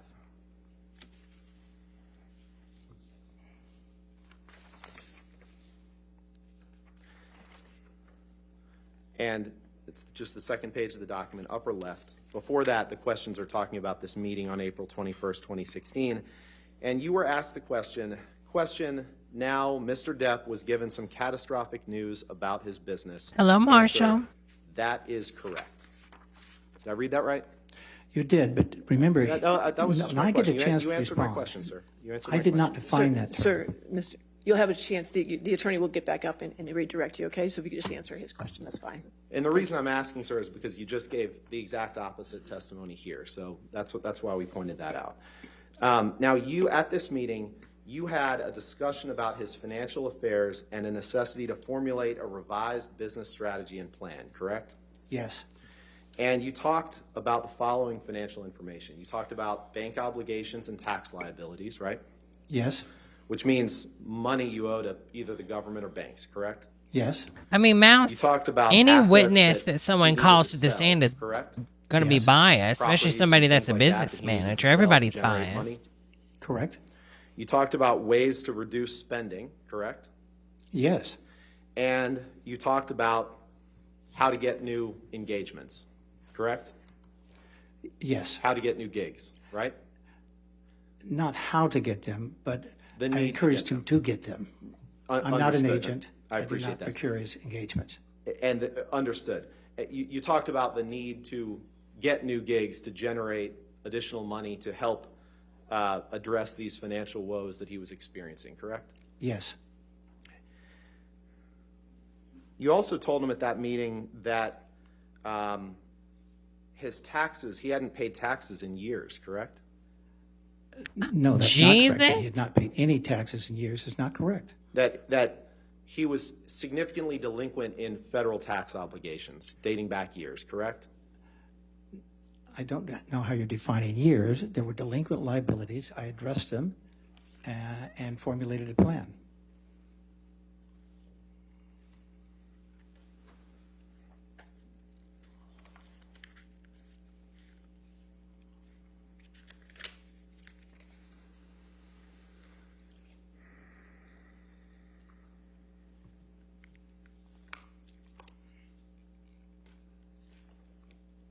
And you talked about the significant delinquent tax liabilities that would run into the millions of dollars for taxes unpaid, correct? That is correct.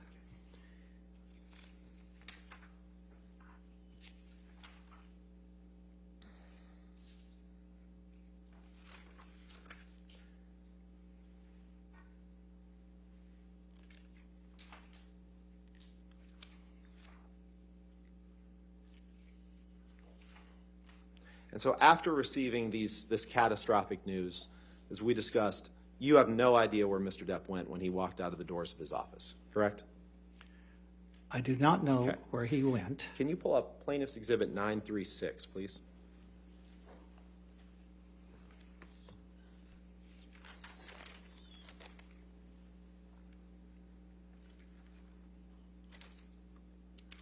And Mr. White, I'm not going to, this is a long document that we can scroll through, but what I'll represent to you, and Michelle can sort of scroll down, is that these appear to be Mr. Depp's tax returns for Mr. Depp and his companies from 2009 to 2019. Do you see that? Yes. And these are returns as part of your role as his CPA firm now, his business manager firm now. Your firm prepares these tax returns, correct? Yes. And you maintain these tax returns in the ordinary course of your business, correct? That is correct. Your Honor, I know there's going to be plenty of redaction to do, but I just would like to move these into evidence. I don't plan to publish them or anything at this point. Objection, Your Honor. You want to approach?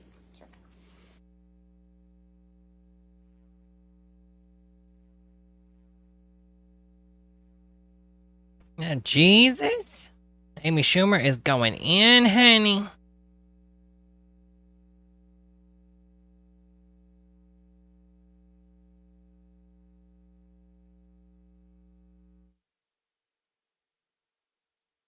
All right, so 936 will come into evidence, but I'll wait for redactions and they will not be published, okay?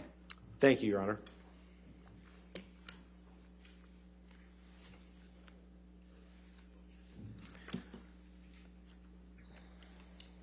Now, Mr. White, you understood that Mr. Depp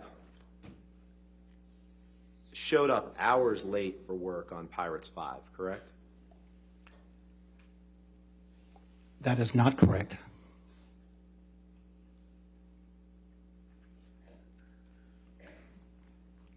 Are you familiar with Tracy Jacobs? Yes. That's Mr. Depp's former agent, correct? Yes. And at the time that she was serving as his agent, part of her job responsibilities, to the best of your understanding, was to communicate with you about Mr. Depp's financial affairs, correct? To the extent she had knowledge, Right. yes, she would communicate. And you and she did communicate about Mr. Depp, correct? During the period of her engagement, yes, we did communicate.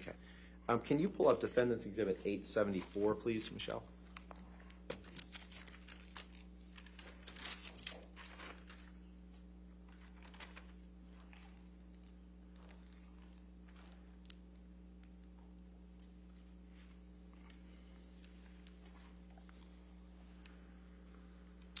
Mr. White, do you see here this text exchange between you and Tracy Jacobs? Yes. And your texts are in white and Miss Jacobs are in blue, correct? Yes.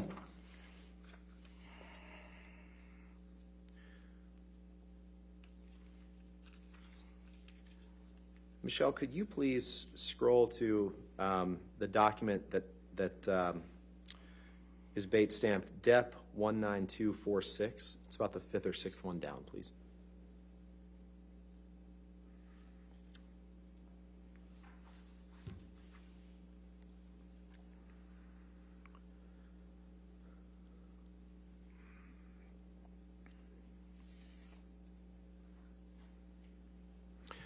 Mr. White, do you see here the third text down from Tracy Jacobs to you? We can't. I wish saying, they would "Thanks, show us I got the a call text. from Disney last week saying he showed up 5 Objection, hours Your late Honor, for hearsay. ADR." It's not hearsay. It's party opponent. She's his agent. I'm happy to approach if you'd like to discuss.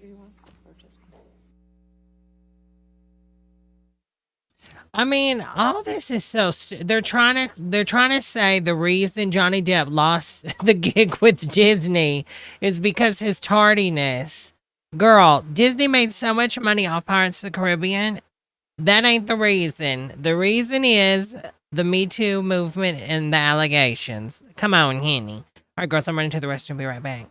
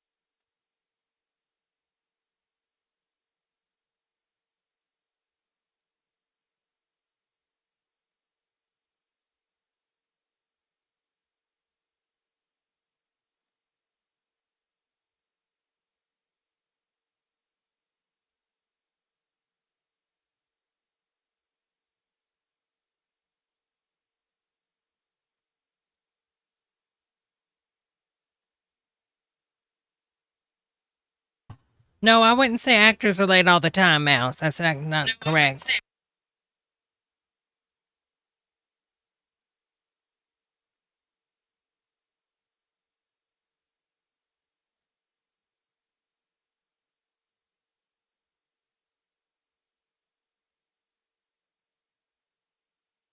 I mean, when you're late to set, you're costing like major. I mean, late to the set on Pirates can cost them maybe $5 million. Setups take a long time. Things are planned. No, I mean, you late on set. If you're late on set all the time, I mean, depending on your star caliber, yeah, you'll get fired quick. Johnny Depp won't, but yeah, You're try going in as a low, no-name actor. They're gonna let you go in a second.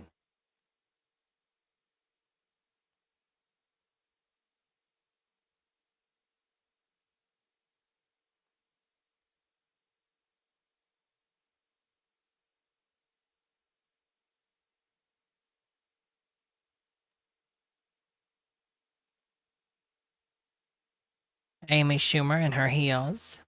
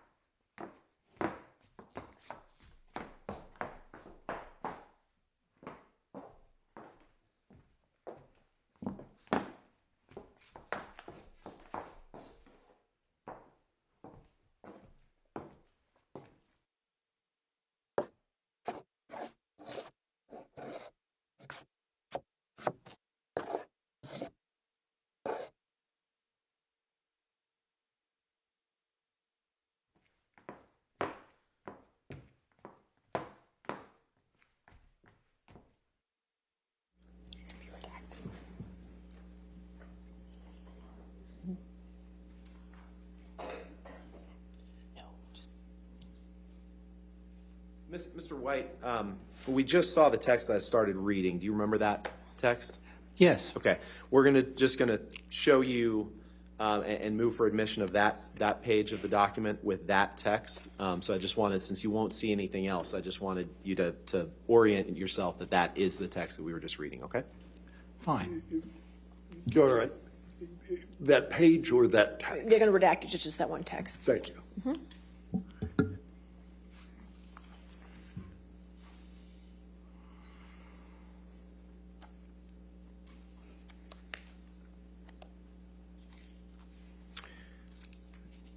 Your Honor, I would move for admission of this document as, I guess we could call it Defendant's 874A. Okay, 874A with the redaction. Girl, Biden wanting to send $33 billion to Ukraine.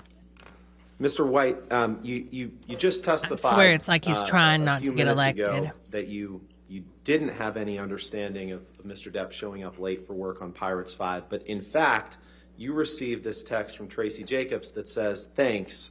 I got a call from Disney last week saying he showed up 5 hours late for ADR work in London for Pirates 5. I really need to speak to him before he starts work on his next project in LA." Did I read that right? Permission to publish this, Your Honor? Oh, yes, I'm sorry. Thank you. Do you want me to respond? I just wanted to ask you if I read that right, that you received this text message saying in part, "I got a call from Disney last week saying he showed up 5 hours late for ADR work in London for Pirates 5. I really need to speak to him before he starts work on this next project in LA." Did I read that right? I believe you read it right. Thank you. Now, at some point you became familiar. You can go ahead and take that down, please. Thank you. At some point you became familiar, as you've testified, with what Amber planned to do with money that she got from Mr. Depp in the divorce, correct? It was the understanding from the beginning the money would be contributed to charities. To two charities, to the Contracts were Children's drafted in that Hospital, manner. Children's Hospital of LA. She is a feisty and queen, ACLU, honey. correct? That is correct. And as Girl, we she is discussed, you wrote saving. checks to those two organizations that were part of Mr. Depp's divorce. I mean, payment, I that they were just sent understand. directly I to those understand you're organizations, upset, but correct? girl, you got to calm Yes. down. Can You can't be please pull doing up, this. Defendant's Exhibit 1639. Actually, let's do Defendant's Exhibit. Johnny is on a coke Yeah, we'll do today, 1639. honey. Thanks.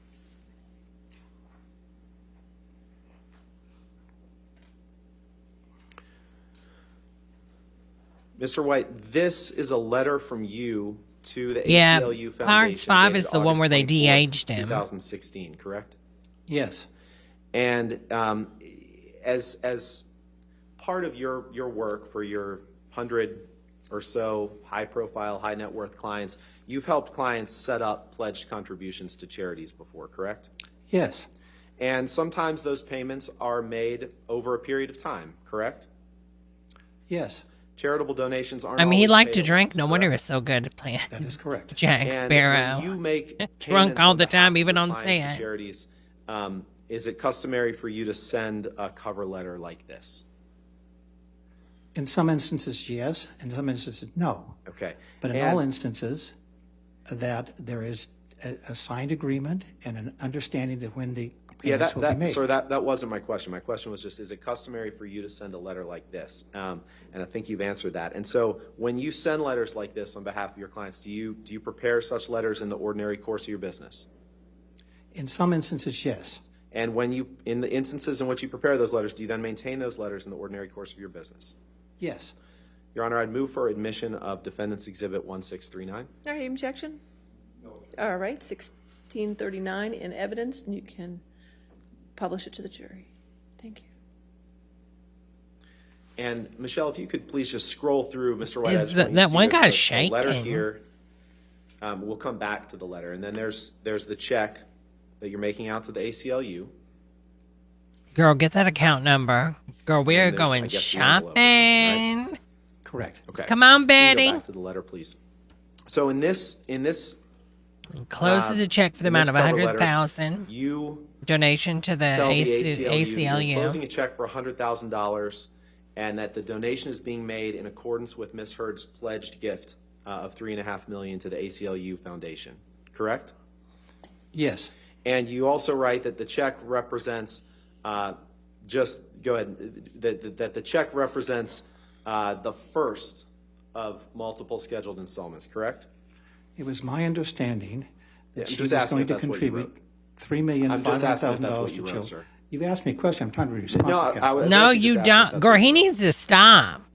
Would you ask the question again, please? Yeah, you write this check represents the first. You of don't multiple get to scheduled respond. installments You're to just honor the full amount of witness. Ms. Heard's $3.5 million pledge. See, It's Depp's my attorney in the understanding back it was going knows to this is a hot contribute the money. mess. That's Okay, consistent sir. with my I just response. asked if that's what you wrote. Let's Look I at think you've Depp's answered that. attorney Can in we the please back. Pull up Exhibit 1596. And this is going to piss off Your the Honor, before we go to jury. the next exhibit, can I raise an issue at the, Okay, at sure. the bar? Thanks. 1, 5.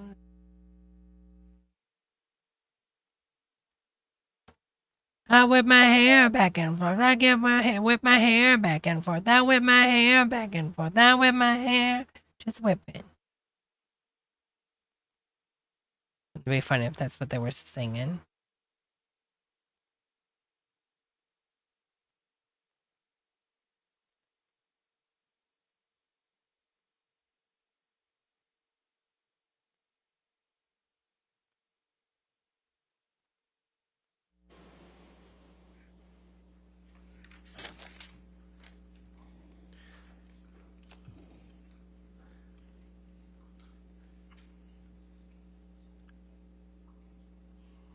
Mr. White, is this a letter similar to what we just looked at for the ACLU, a letter that you wrote Not at all, Maddie. that accompanied the check that you sent to the Children's Hospital of Los Angeles Foundation? Yes. And this letter and the whatever payment, or sorry, this letter is one that you would have prepared in the ordinary course of business, correct? Yes. And you would have maintained this letter in the ordinary course of business, correct? Yes. Your Honor, I'd move for the admission of Exhibit 1596. All right. That would be amazing. So you can publish it. That would be amazing, Shalante. And Mr. White, this I can letter see it. I can also see it. says And then all of a at the sudden, bottom Amber that comes it over there and represents- apologizes. that accompanies this letter, And it just represents heals the first world. Of multiple The scheduled judge installments to honor twerks the up full on amount of Ms. Justina, Heard's and she's like, $3.5 million "Yes, pledge honey." gift, correct? When I composed the letter, that was my understanding that she was going to give $3.5 Sir, million to charity. you're really not answering my question. My question was simply, I understand that you want to speak your own narrative here, but my question was simply that this letter says that this check represents the first of multiple scheduled installments to honor the full amount of Ms. Heard's $3.5 million pledged gift, correct? We can both read the letter, and the answer is yes. Thank you, sir. Now, you hosted a dinner with Mr. Depp and Adam Waldman in 2016, correct? I do recall that. And that was the first time that She's checking for phones. Mr. Depp had been introduced to Mr. Waldman, correct? I do not Police know that. Patty, it's checking for phones. You are not an expert on California divorce law, right? Correct. And you're not an expert on the division of marital property in California, correct? I'm not an expert, but I've been actively involved in numerous cases involving the dissolution of marriage and the related proceeds are distributed to each respective party.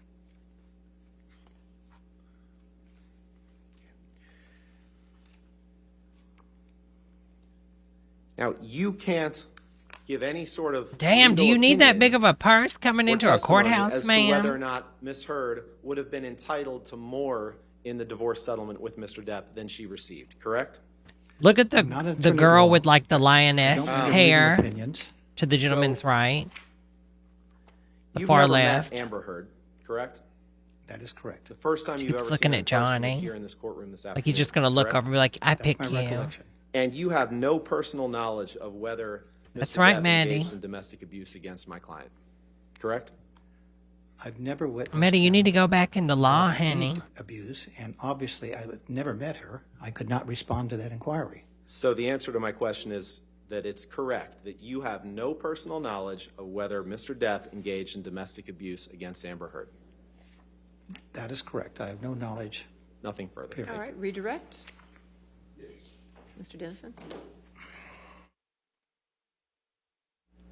What the hell is she wearing? A defendant's trash 1496. bag? Jesus. The choices.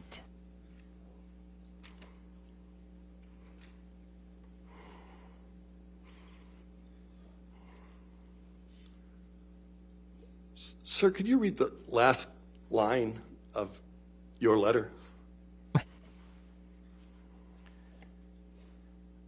This check represents the first of multiple scheduled installments to honor the full amount of Miss Heard's He looks like one of $3.5 million the pledged goblins gift. from Harry Potter right there when he did What was that. the schedule for those payments?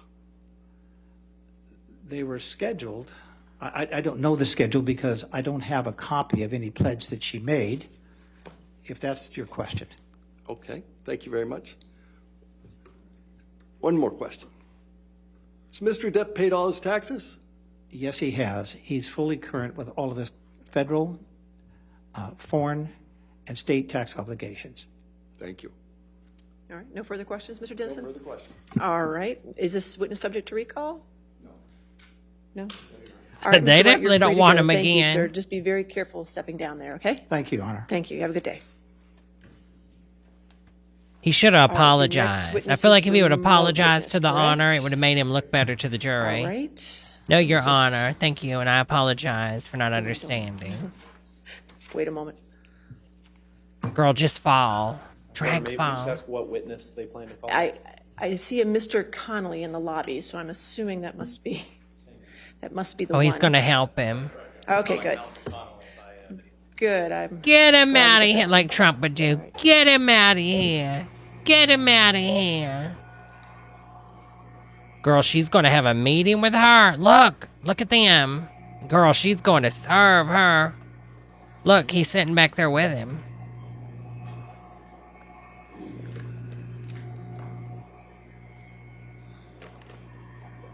Oh, he's sitting next to the assistant. The assistant's talking to him. You look so sexy up there, sir.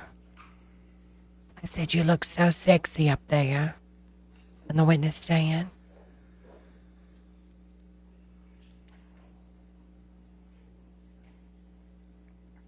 Girl, that one lady, look at her. She's just looking up at her. Girl, she's on cloud 9.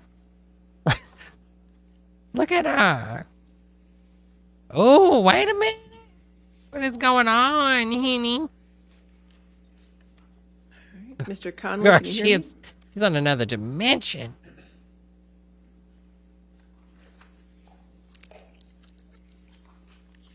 Hello. Yes, sir. Yep. Hi. Yeah. Can you turn your camera on, sir? What? No. What the? Okay, there we go. There we go. Oh, a chat service? All right, sir, if you could raise your right hand. Can you show me your abs? Do you swear or affirm to tell the truth under penalty of law? I do. All right. He's another country. All right, and good afternoon, Mr. Connolly. Good afternoon. And would you please state your full name for the record? Malcolm Connolly. And Mr. Connolly, where are you testifying from? Girl, can you tilt your camera down? From home, Essex, UK. And where do you live? I live Pricey? in Essex, UK. Mr. Connolly, what is your occupation? At present, close protection operative. I've had a couple of professions. I'm a bricklayer to trade. I was in the corrections facility, Pentonville. Okay, prison. it's Johnny Depp's bodyguard. Right now, That's who this yeah, is. I'm a protection operative. Okay, and can you tell us a little bit, just generally, This is Johnny what Depp's that means? ex-bodyguard. It means looking after the personal well-being, Yeah. physical well-being. Girl, his of any audio's client so that comes loud.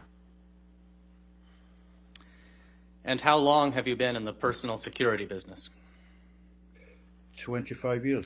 All these older people that are not Over the fit, they're course of out of those shape, 25 years, they're have bigger you had girls. Any other kinds of jobs? I just don't know. What is going Yeah, on? as I said, I was a corrections officer for Her Majesty's Prison.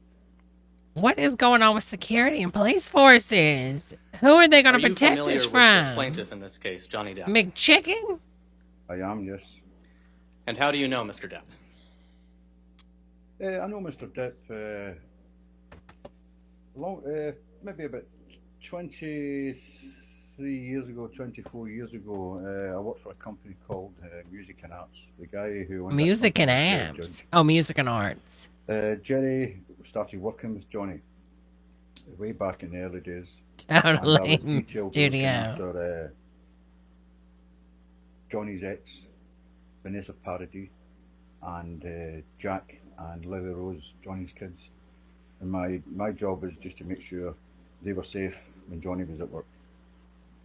So that job, after about a year and a half, 2 years, Johnny asked me to go with him directly, and we'll find someone else to do the kids and that.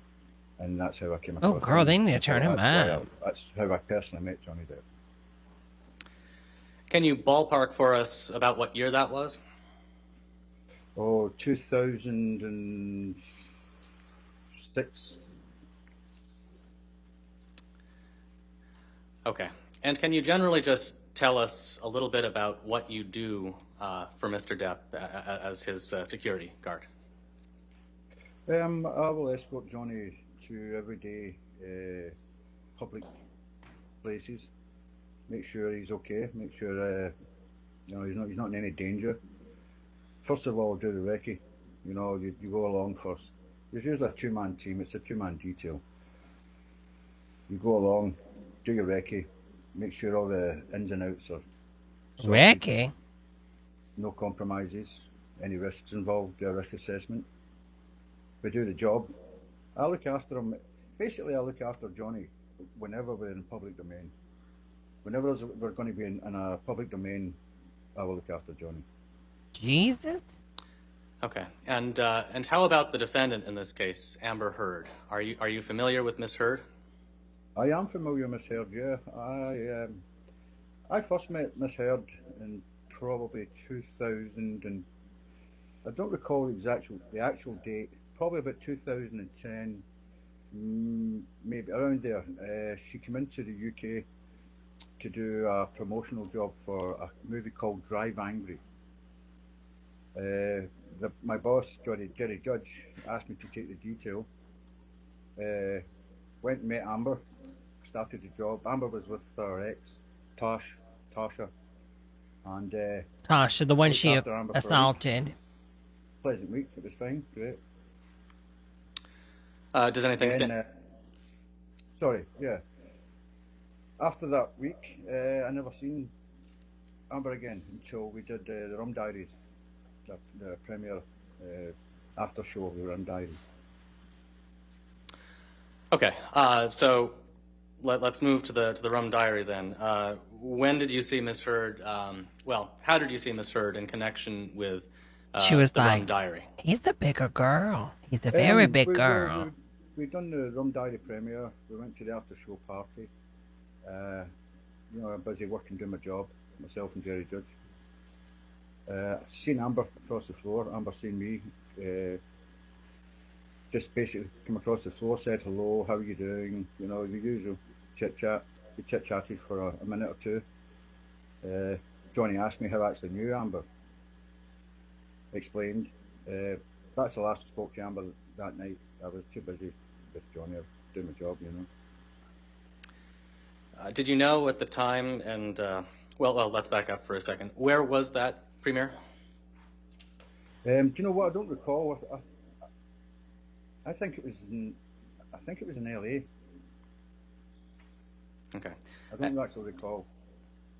Okay. Did you know at the time of that premiere in probably LA, but possibly somewhere else, did you know at the time that Mr. Depp and Miss Heard were seeing each other romantically? No, I didn't. I actually didn't. I mean, I surmised that there was a spark there, you know. It wasn't till maybe Till you watch them consummate in front of you. We were at a dinner party somewhere, a promotional thing, and Amber and Johnny were basically, you know, sparking up. They were getting together. Then I sort of assumed that, you know, there was a romance happening there, budding there, you know. Top of the morning to you. Over the course of Mr. Depp and just started Miss eating Heard's him some fish and relationship with chips. each other, about how often would you say you saw them together? Well, in the beginning, actually not a lot, you know, not a lot. Maybe once a week, twice a week at a push. But then it started, it started maturing into something, into a relationship. So more often. Relationship. More often as time what? went on, you know. Relation. What? And as time went on, did you have an opportunity to observe how Mr. Depp and Miss Heard interacted with each other? At the beginning, you know, lovey-dovey, everything was great. The honeymoon period was on, and it was, it was good. I mean, it was great to see Johnny happy again. Amber was, you know, lovely, charming, as she usually is, you know, good as gold. And then things started to change. Amber started to change. Amber started relationship on the down low. Relationship. I like that. Feisty, demanding. You know, I could see that Amber wanted to wear the pants in this relationship. That was pretty obvious. And what in particular made you think that you observed personally? Just the way, you know, if something wasn't quite right, or Amber could get a bit frosty at the drop of a hat. So as time went on, you know, I could see them change. I could see Amber change. I could see Johnny getting quieter.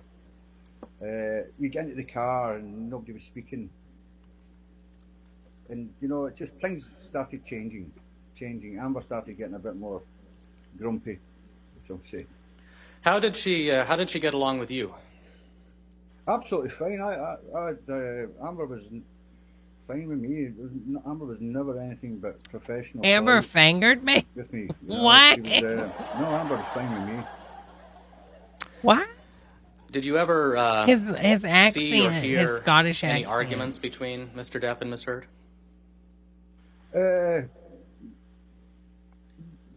When you say see, I heard. I mean, I could hear at times in certain accommodations we'd be staying at. I could hear Amber, screaming, you know. I could hear shouting and bawling, and I could hear it going on, But I mean, I wasn't there every single night. When we're working in the UK, there's nights maybe I'd get home because Jerry would be there. But I did hear. Yeah, definitely for a fact. I could hear sometimes the shouting and bawling, you know. it's mostly I could hear Amber screaming, you know. And about how, I recognize this was years ago, but can you estimate for us how regularly that happened? I can't say regularly. I can't say it was like every day, but you know, it got more regular. It got more often than not. Was it firm? Did it have bumps in it? Seeds? Were food particles visible? Did you ever witness any physical violence between the two of them? No. Thank you, Pricing. No, never. I'd never seen any physical violence. It's not a thing. It's not a thing people would do in front of security. It's not a thing that would happen in front of myself or Jerry Judge or Sean Bett or something. It just wouldn't happen. It wouldn't happen. They're security. No, I never seen any physical security. I never seen any hands-on. No. Okay, what do you mean you never saw any hands-on? Well, I never seen any slapping or grabbing or punching or hitting. I never seen any of that physically. Well, I'll tell you what, there was an instance, maybe two incidents that come to my mind. One incident was on a private plane. I can't recall if it was a domestic flight or an international flight. I'm sitting, Johnny and Amber, or Johnny, whoever he's flying with, will sit up at the foretable. There's a foretable up aft, and myself and my colleagues, we'll sit down the forward end of the plane. So I usually look up the fuselage that way, with my back to the nose. Amber had her back to me, Johnny sitting across the table, and there's a bit of bickering going on. I can't hear because, you know, you're talking about jetcraft. I can't actually hear, and it's more animated than verbal. And I see a lighter, a plastic lighter, bounce off his chest. Boom, bounce off his chest. So right away I think, well, this is going to escalate, or it's either going to go one way or the other. I don't think it came to much. I remember Johnny just sort of, you know, smirking and looking away. As if So she saying, threw "Oh, a cigarette lighter at him. Kind of attitude, you know. And Johnny tips his hat, puts his head against the window, and whoa, I'm out, you know. Another time, I was at the loft apartment. I was in the security Lost apartment. The loft apartments with a security guard called. Do you know what? I can't recall if it was Sean Bett or a guy called Donovan. Anyway, I got the text. I was down there to pick him up to go to the West Hollywood accommodation, and I got the text. Objection to the extent he's going to talk about what the text is. That's hearsay. You can just tell us what you observed without looking at without recounting the contents of the text. Okay. I'm instructed to go and get Johnny, and because we're leaving. Objection. He just said what he was instructed to do. That All right, I'll sustain the objection if you can. What did you do after you received the text? I go to the loft apartment. The door's ajar slightly, just a what we call a crack in the door. Push the door open, and I go in. Shouting, there's a bit of shouting going on. I can't hear. I'm in the wrong area of the apartment. But as I turn to the left into the more of the lounge area, there's a soda can. Like I don't know if it's a Coca-Cola or a Sprite, or I don't know what it was. But it's launched from the mezzanine, and Johnny's had this huge TV, the biggest TV I've ever seen. In fact, but this, and it's on this mechanical arm, which is an actual piece of artwork that Johnny had got commissioned. And anyway, this big mechanical arm holds this TV. So this can of pop, you're going to call it pop, smashes on that, but by force, let me add, because it made a bang, boom. And all I can hear is it spraying all over the place. She threw a can. Johnny has already got his jacket on and a bag over his shoulder. That's why he's called me in, because we're leaving. I just pick up the other bags, 2 bags. So she threw a Johnny's soda can, a full soda can at his TV. We walked out the door and we go halfway to. Is that why he's got Coke today? To keep that in the jurors' minds? Because he hasn't been drinking Coke. Objection to the extent he's talking. what Mr. Depp is saying. All right, I'll sustain that objection. Continue. If you have, I think we can move on. Okay, Yeah. all right. Next question. Just to clarify, Mr. Connolly, when the soda can was launched from the mezzanine, where was Mr. Depp in relation to where the soda can landed? Probably 10 feet, maybe 10 feet back from that. 10 feet back from that. Okay, and just to make sure we're on the same page, when you refer to the loft apartments, what are you referring to? The downtown LA Eastern Building. Okay. What was your?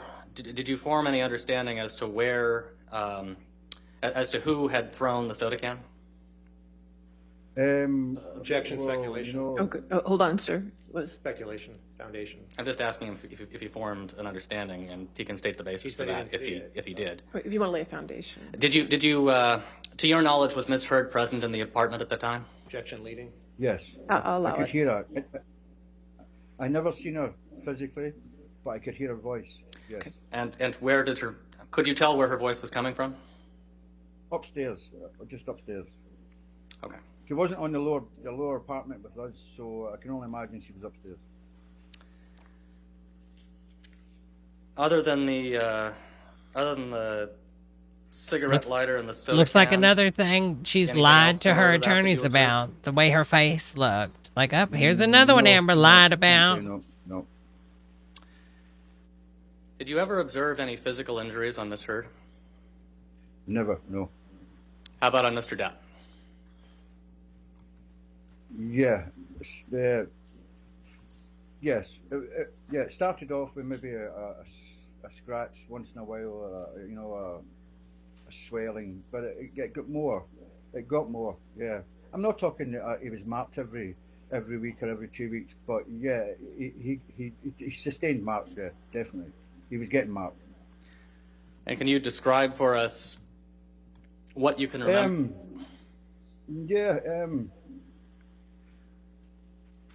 Objection, Your Honor. Can we Any present service. Okay, all right. Hold on, Mr. Connolly, for a minute.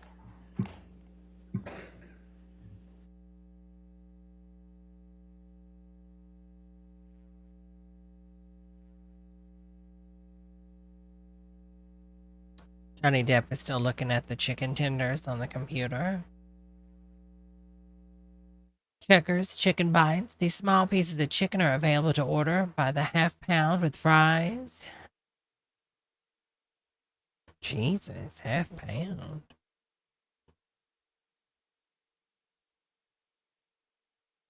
Okay, now we're coming back. We approach the bench. Oh, them hands sound so, dry. Mr. Connolly, you can continue responding. I think the question was just, can you generally describe for us what you remember about the marks you saw on Mr. Depp? Yes. As I was saying, in the prison service, you're taught to pick up, log in your mind, mental logging in your mind, marks, bruises, bully patterns, stuff. What I noticed right away was most of these marks and most of these things through my training is happening in the left-hand side of his face, and it would be scratches on his neck, maybe a fat lip in the corner, maybe a bruising on the eye socket. And now they're going to say she's left-handed. I would not be shocked. Obviously the scratches. Girls, if you're just joining us, you hit that like button. I appreciate Sometimes it. it'd be two marks, 2 lines, 2 trams, 1. Yeah, yeah. And it was getting more regular. As I say, not every week, but it was definitely happening. Yeah. Can we see Plaintiff's Exhibit 162, please? Hello, Sunny. I am. And Mr. Connolly, are you able to see the picture on? I assume you can see it on your It's screen. a picture of me in a bed.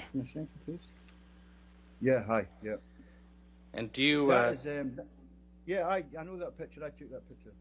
You took the pictures on the. Yeah, I took the picture. Can you just quickly tell us what this picture is? I want to see This it. picture is Miss Heard and Johnny's honeymoon on the Orient Express on the East Line. Oh, he made that movie where he was on that Bangkok train. to Singapore. You travel through Malaysia, stopping at Kuala Lumpur and a few other places. Oh, I want to be rich. That is in the dining coach, I think. Yeah, dining coach, that's what that is.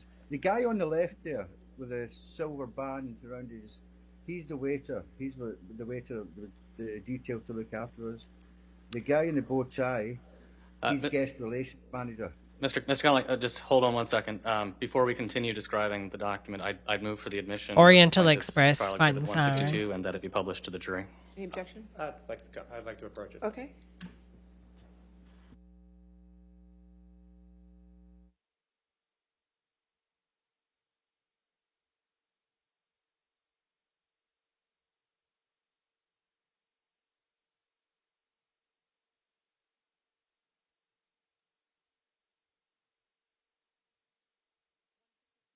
You can publish it. All right, and Mr. Connolly, I apologize for cutting you off, but could you just continue to describe for us what we're looking at in this picture? Oh, he's got a... As I said, the guy in the bow tie. Oh, she's faded, honey. Manager. He was detailed to, you know. He kind of looks like Sean Penn. You know, to excursions and transports and stuff. Then it's Miss Heard. The guy, that's the chef who looked after this. He cooked for us. He's great chef, by the way.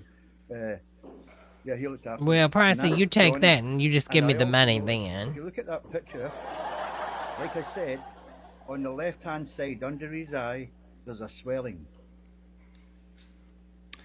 And you see a swelling just on the left-hand side of his nose and under his left eye. And what do you interpret that swelling to be? What do I interpret it as? That's I mean, either it's he's walked into a door, or a door's walked into him. it's so hard to tell.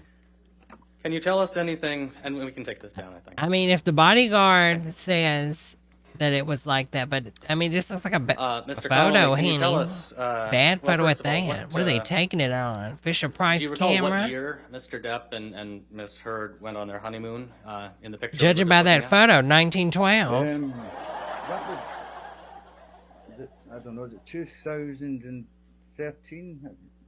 2013? Okay, and were you, well, you testified that you took the picture, so you were there, I assume? Absolutely, yes. What can you tell us about that trip generally, and particularly focused on how Mr. Depp and Miss Heard were interacting with each other? Started off good. Johnny's cabin was maybe 15 meters down the corridor from mine. There was no cabins in between. Taking on a pilot. Storerooms, like, you know, blankets and cutlery and stuff. Cutlery? So the cabin was quite not a big, massive distance, but, you know, it wasn't like... The trip started fine, absolutely fine. I think it was 5 days maybe. 2 days, 3 days into the trip, I can see Johnny going down. No? He's just not enjoying this. He's not enjoying this. But, you know, I can't, it's not my business to step in and that. I just do my job. But I can see he's not enjoying this. He's not happy. He's not happy. Did you ever observe any arguments between Mr. Depp and Miss Heard in this time frame? Just not arguments, but some frostiness. Miss Heard sort of demanded that, you know, we have our own dining cart, if you like. So me doing my job, I inquire to the guest relations guy there that you've seen in the photograph. And he quite rightly tells me that, you know, there's other Objection, VIPs hearsay. in Objection, the hearsay. All right. Objection to hearsay. All right. I think we can move on. Okay, I'll sustain the objection. Next question. I mean, you can't have your own cart. There's only one dining cart, Miss Heard. Nobody else supposed to eat on the train? Connolly, Jesus. Talk about a narcissist. Well, taking a step We back want our from own dining changing car. the topic Okay, slightly. well, we'll just starve the other Have you ever passengers. seen Mr. Enjoy. Depp use any drugs? I don't think that's... I'll allow it. Go ahead. Yes, I've seen him smoke marijuana.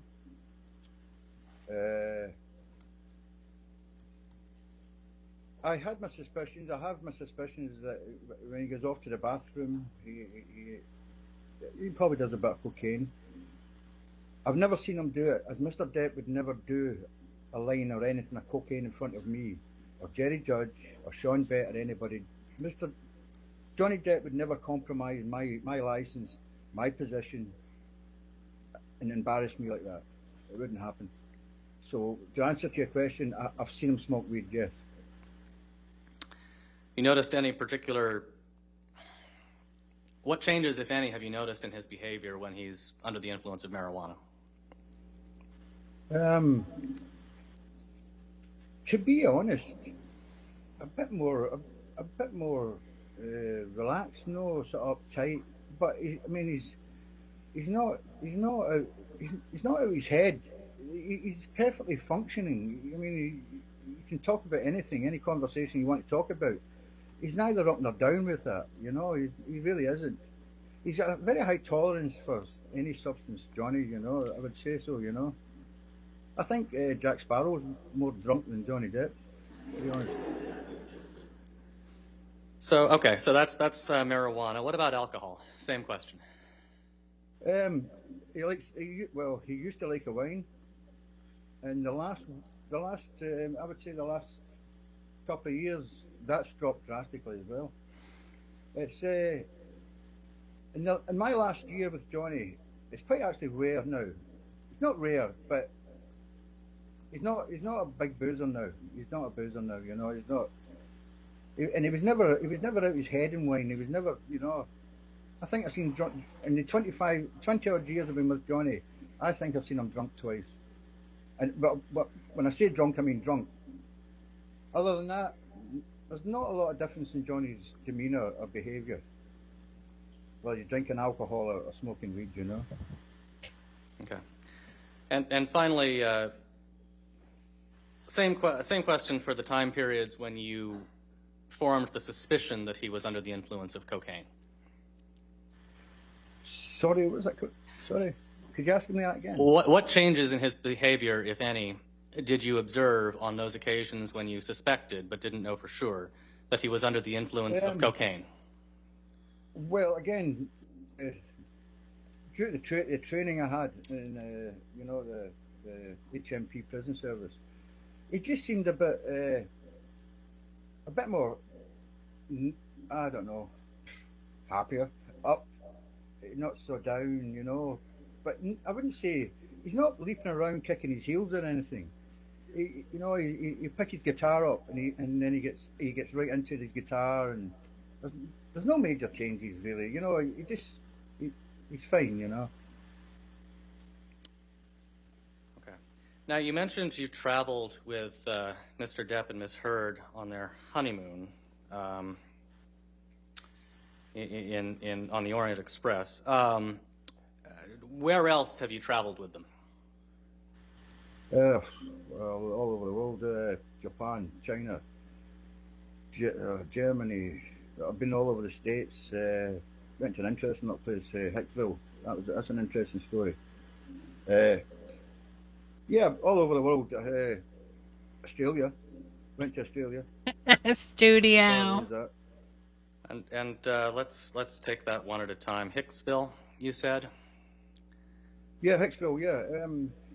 It's a funky. I remember Hicksville because it was a funky. It's a real funky place, you know. With Amber and Johnny, they've decided they're going to go to Hicksville for you know, a day and a night, I think it was. So we all off the trot. Amber and her friends all head off, and well, Amber travelled with Johnny, but her friends all head off. I followed. Johnny wanted to drive his own. He got a beautiful big customised Plymouth. I think it's a 58 or 50. I don't, not an expert, but he had customised. he wants to drive this car. Myself and his assistant at the time, Nathan Holmes, we use another of Johnny's cars and we follow behind. We get to Joshua Tree, Hicksville. Stunning as you can imagine, but it's done in a very funky theme. All the caravans are different themes.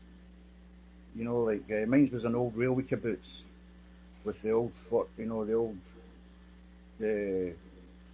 fairground fortune teller head that turns around and stuff, all that kind of stuff.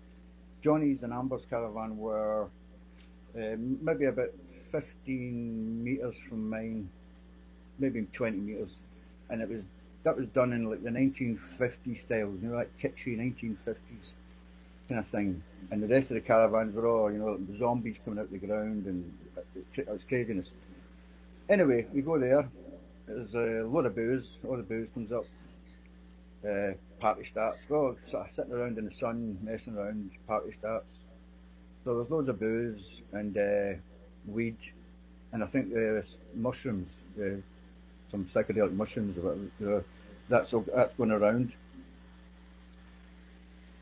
But the night gets a bit ruined as I'm watching exactly what's all happening. Everybody's happy, you know, Johnny, Amber, everybody's happy. As I'm watching what's happening, I can see Johnny and Amber getting a bit animated. And they were probably about maybe 25 feet from me. So I approach, and I've been working with Johnny that long. I don't have to really say anything. I only have to look at his face. And Johnny can talk to me through his face. He doesn't need to say a word. So I know what's happening. So, like, and I say in a low voice, guys, let's keep this private. Let's start walking towards the caravan. Let's, take this away from here. As I'm walking ahead, going ahead, I can hear sort of, bickering behind me. Johnny's trying to talk in his, low tone, keep things a bit quiet. But Amber's getting a bit more loud, a bit more narky, So anyway, I get them to the caravan, I put them inside, and I go to my caravan. That's it. Don't hear anything, don't see anything until the next morning. We sit around the pool, a couple of hours, and we head back to LA. What prompted you to... Mr. Moniz, before you, do you have a lot of direct still left in this matter? Not terribly much more, maybe 10 to 15 minutes. We're going to take our afternoon break then. Ladies and gentlemen, let's go ahead and take your 15-minute afternoon break, and then we'll come back and continue with the testimony, okay? Don't do any outside research and don't talk to anybody.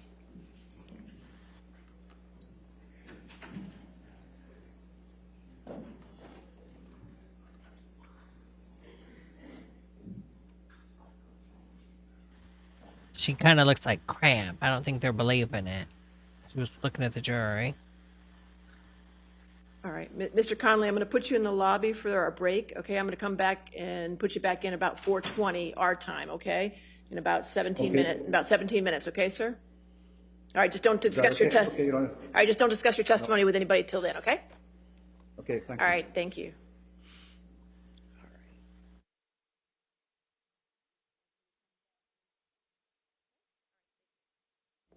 All right.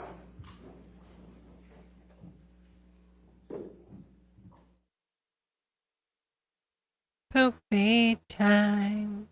Time to go to the potty and use the restroom. Every time I see that, that looks very phallic. I'm just going to be honest. Every time I see that, I think it's very phallic. All right, girls, we're going to take a little potty break, a refill break, until they come right back. So make sure you hit that like button. And if you're not subscribed to the Church of Debra, please do so. Hit that notification bell button and everything. But, obviously this guy has been with Johnny for a long time. But, yeah, the photo just seemed like her photos. Like, I don't see nothing. But, I don't know. All right, girls, I'm going to go to the restroom and do some womanly stuff, and I'll be right back. Got to change my tampon. Be right back, y'all. Oh my God, we're coming right back at 4:20. That's funny.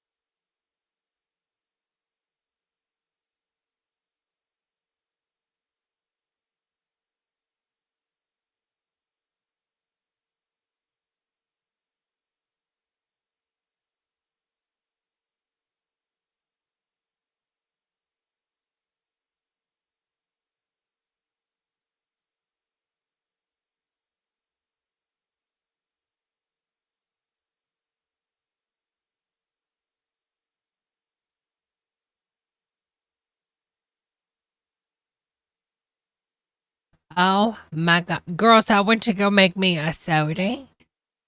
Y'all, I went to make me a soda. I kid you not. And guess what, y'all? Guess what? I'm out of carbonation.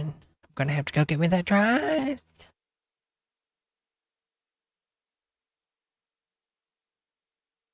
I am out of it, girls.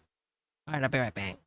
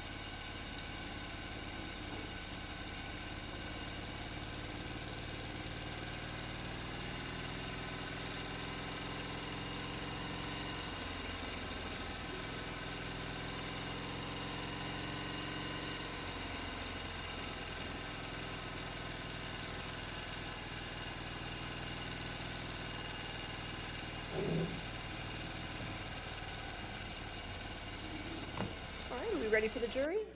Okay.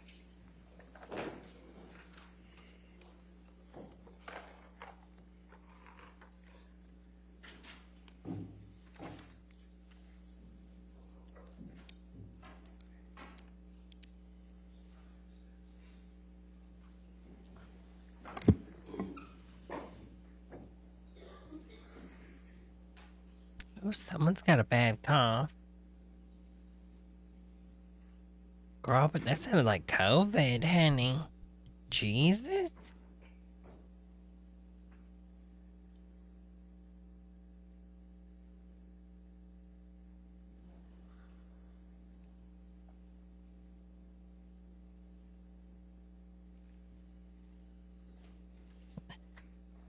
Easter sanitary napkin. You got it. All right. All right, Mr. Connolly, can you hear me okay? I can, yes.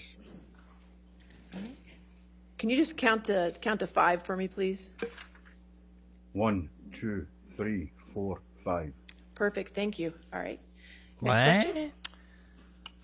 All right, Mr. Connolly. Were they thinking it was like a fake recording? And you made a comment that what? You had suggested What to if he Mr. Depp couldn't? and misheard that they keep it private or something along those lines. I did, yes. My question is just what prompted you to make that suggestion? Well, it was getting kind of animated. You know, it was getting animated, and you know, no one wants to see their dirty laundry in public.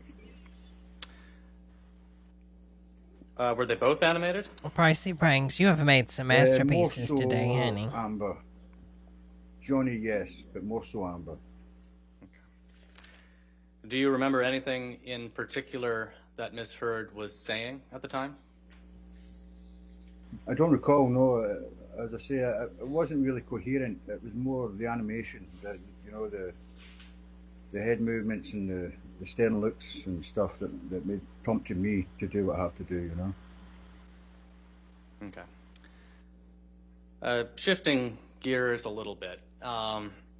You listed out various places that you traveled with Mr. Depp and Miss Heard, and I think you listed Japan, Germany, Hicksville, and Australia. Do I have that right? Correct, yes.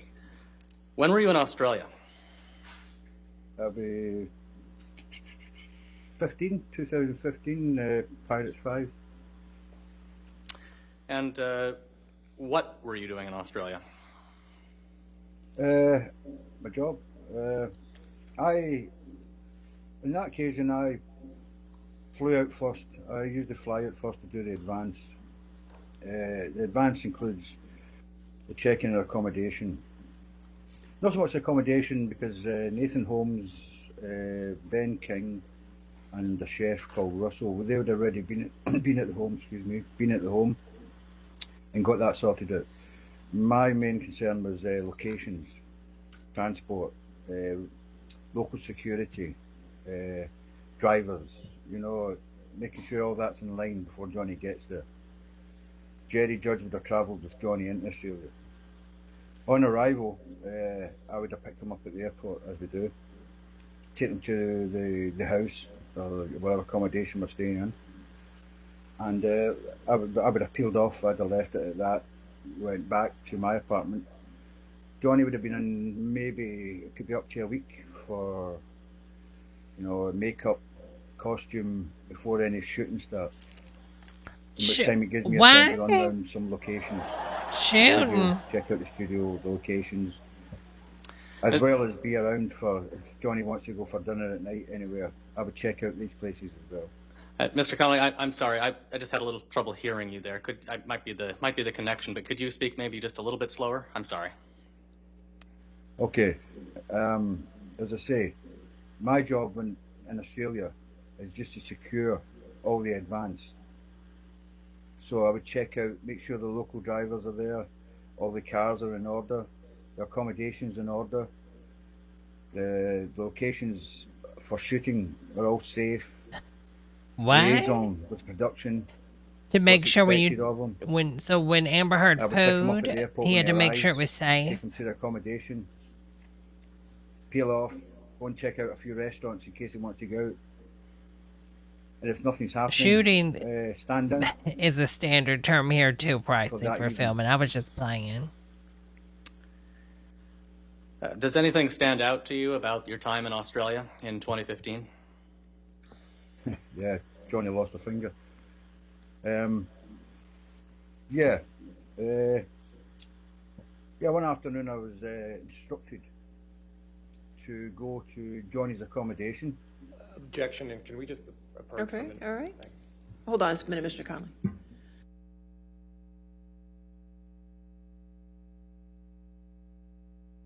They're really trying hard to try to not. I guess they want the jurors to think Johnny really chomped his own finger off.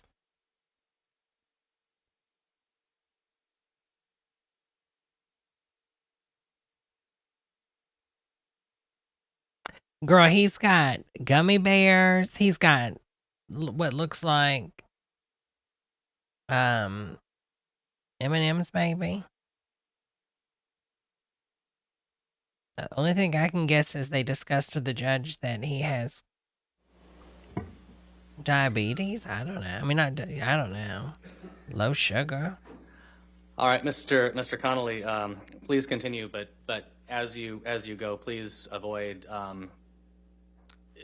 discussing the substance of any communications that you had with Mr. Depp or his security, and just focus on what you observed. Gummy bears do sound good though, don't they? I arrive at Johnny's accommodation with my driver, Andrew.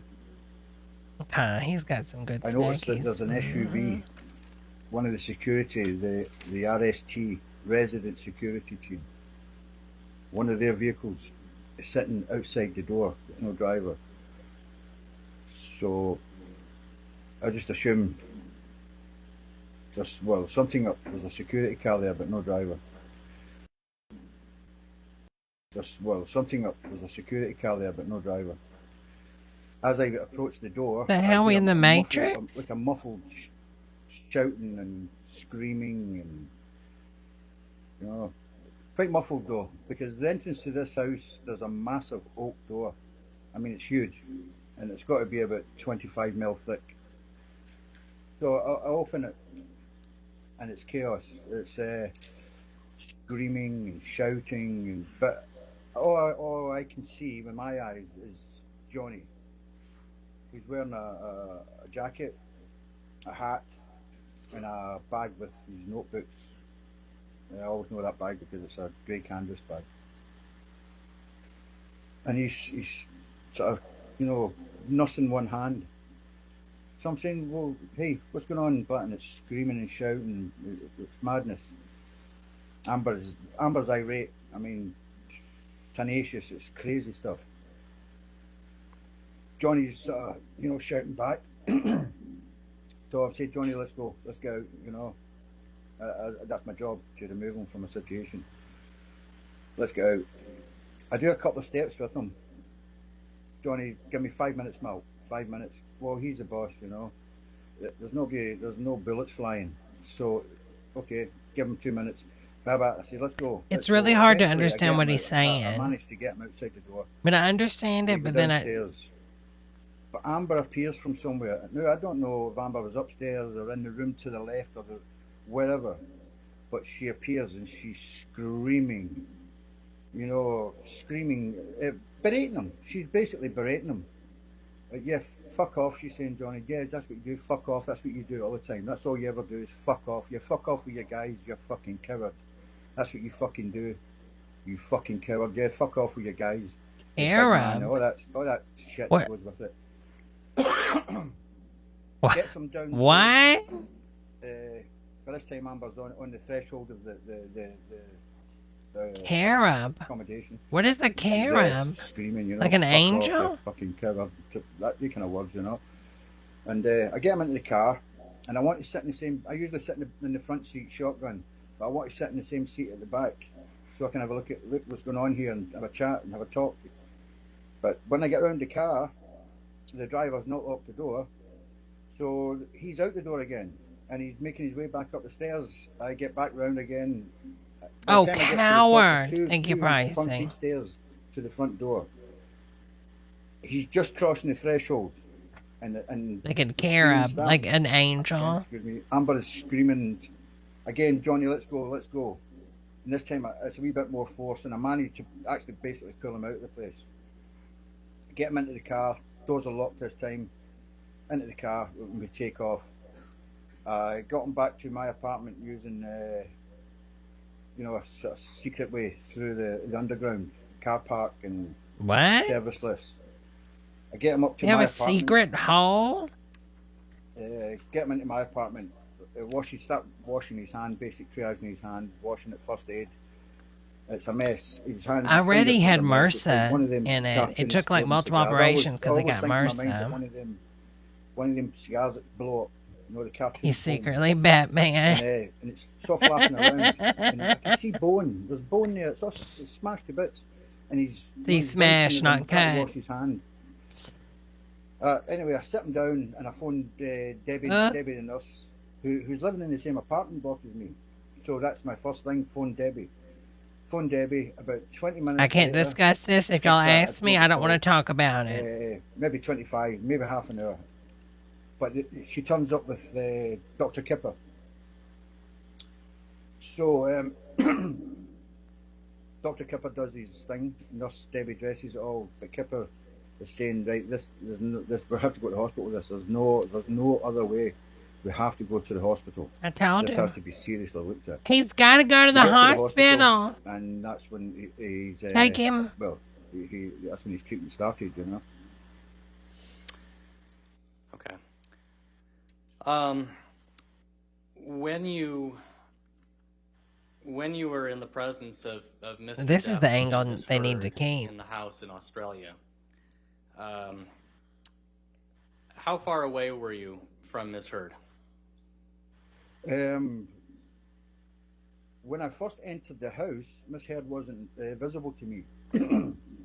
Only Johnny. It's only when we started to leave, Miss Heard appeared, and she's probably, well, you're talking 3 feet. Did you observe any injuries on Ms. Heard? No injuries. No injuries. I'll allow it. I'm sorry, what was your answer? No injuries. None. No injuries on Miss Other than Heard. the injury to his finger, did you observe any injuries on Mr. Depp? No. No. Well, I say no. You know, there was a mark in his face, and I didn't know what that was, so I never really put it down too much. But in the hospital, I took a photograph, and when I look at that photograph, I can see 2 injuries. When we're sitting in the car, hold on, Mr. Khan. Okay. Objection to the extent he's going to be talking about what the mark is on his, since he didn't see what happened and he's not a doctor, so he can't describe what. That's fine, Your Honor. We Are you going to move on? Okay. Yeah. All right, next question.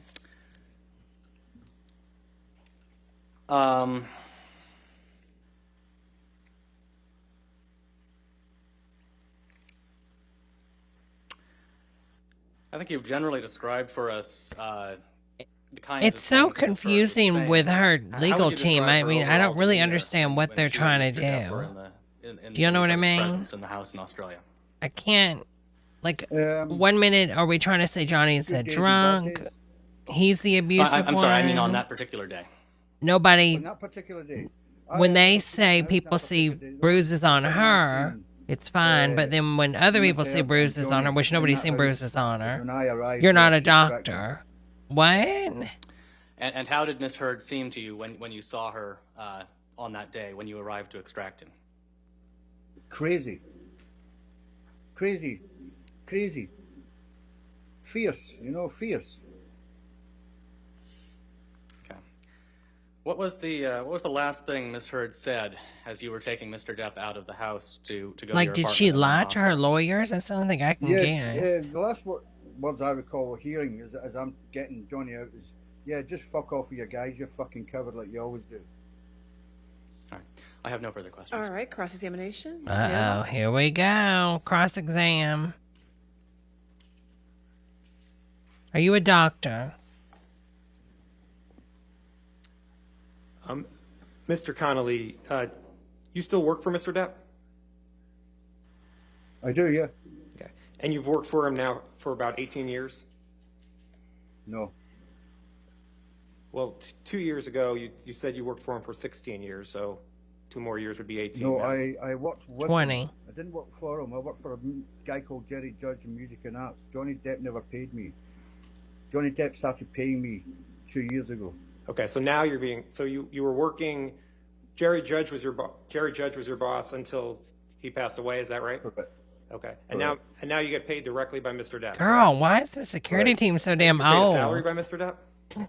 No. Had like a 90-year-old protecting And Mr. him. Depp's He also just liked provided the you guy's gifts, correct? company. He's like, hey, be my Gifts? security. Gifts, money, Yes. gifts. No.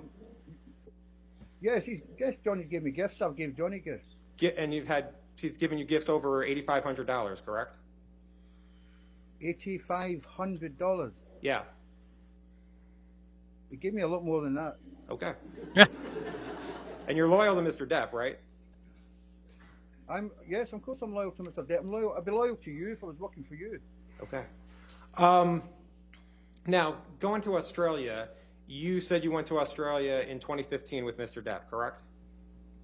Or you went before Mr. Depp, but you were there to work for Mr. Depp, correct?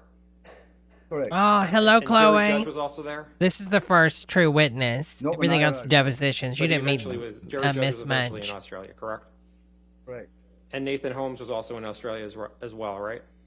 I think people like Johnny because he's not a And diva. Mr. Depp came to Australia in February of 2015. He has a correct? lot of things, but he's not a diva And like when- her. When Mr. Depp first came to Australia, Amber was not with Mr. Depp, right? She wanted to shut down the train food cart I just don't for recall- them. I don't I mean, recall Amber arrived with Johnny. she's a or, diva. Amber arrived later. It's a good idea, So you don't know Lemon. one way or the other? No. And Mr. Depp stayed in a house in Australia, correct? Correct. And you and the security team were about 40 minutes away from the house Mr. Depp was renting, correct? 25, 30. The hell was that? Well, 30, 40, yeah. You Looked like a mouse ran. Did y'all see that? It might have been someone's foot. It looked like there was a little And mouse alcohol was in the scurry. house in Australia, correct?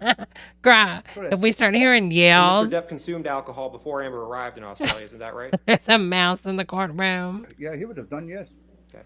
And you know if Mr. Depp consumed illegal drugs before Amber arrived in Australia? I'm going to object to I wouldn't know. speculation. I wouldn't know. Overruled. I'll allow it. Go ahead.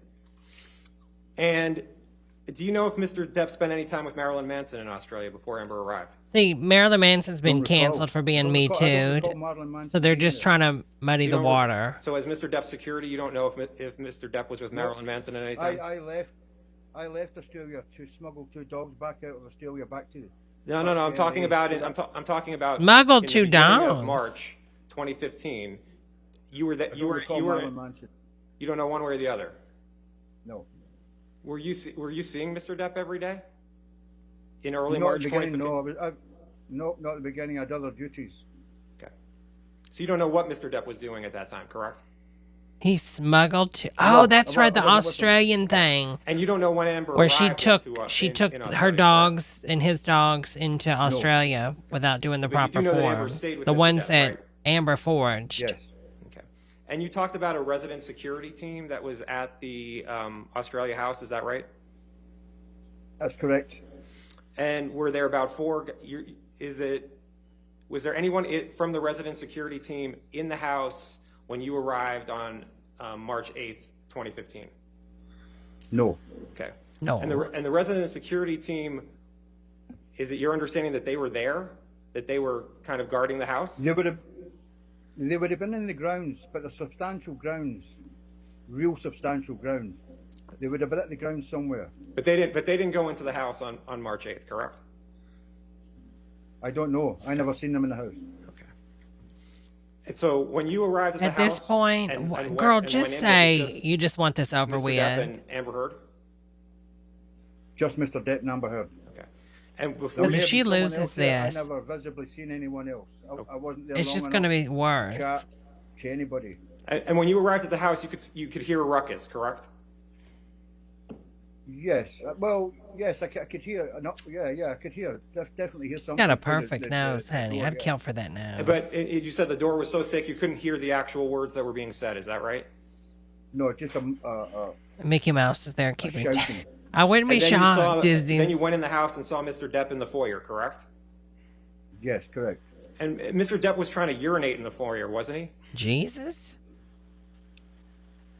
No. Mr. Depp had his penis out of his Objection. pants, didn't he?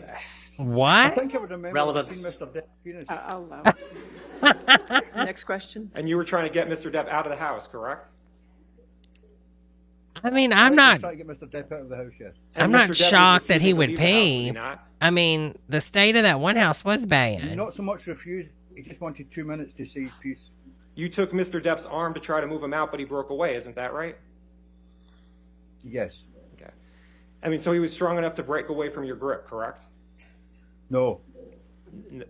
So you had his arm and he broke away, though, correct? No. Isn't that what you just said? No. I let him go. You let go. But it wasn't Yeah, he's my easy. boss. It wasn't I'm not easy. going to drag him by it. So Mr. Depp's your boss. You'll do what Mr. Depp wants, correct? No, oh, girl. No. It's not easy to get Mr. Depp out of the house, correct? It's not easy. Okay.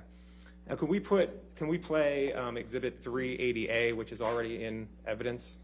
Plaintiffs or defendants, I'm sorry. It's defendants, Exhibit 380A. Defendants 388. What is this? Sorry, what is this? And this is a recording from Australia, and it's just of Mr. Depp. I don't think that's in evidence, Your Honor. Hold on, it's not in evidence. Our plaintiffs, Exhibit 380A? I don't believe there are any recordings from Australia in evidence, Your Honor. I don't think, have I think anything in this. evidence. There definitely is. It's just of Mr. Depp. We can. I don't have 380 in evidence. It's 380A. 380. You know it ain't in evidence. I have, Jamie says it was ID'd but never admitted. It was never admitted. It was. Your Honor, the recordings from Australia have other voices on them. and We're only asking also- for it's only the clip of Mr. Depp. Okay, wait, Well, I I have it. It's actually plaintiffs 380A, minute 33 to 34. What's the foundation for using it with this witness? He was at the house. It's in evidence, It's in that's evidence. fine. Girl, don't mess with Okay, her. that clip, correct. Correct. Got it on plaintiffs. What it is they submitted it, but they didn't dock it, I'm guessing, and the clerk just found it. And how you fucked me over and make me feel sick of myself. There's still a lot left in the day. Maybe you should dye your hair. I see your roots. That's it? Did you hear that, Mr. Connolly? I did, yes. And that was the sort of condition Mr. Depp was in when you saw him at the house, correct? Yes. Mr. Depp was upset and angry when you saw him at the house, correct? I mean, he doesn't sound really. Okay. He sounds upset, Now- but he's angry with her. Did you take Mr. Depp to the hospital? Along with others, yes. Is it your testimony that Mr. Depp was coherent at the hospital? Yes. Let's show Defendant's Exhibit 370, and I'd just like you to look at something for a moment.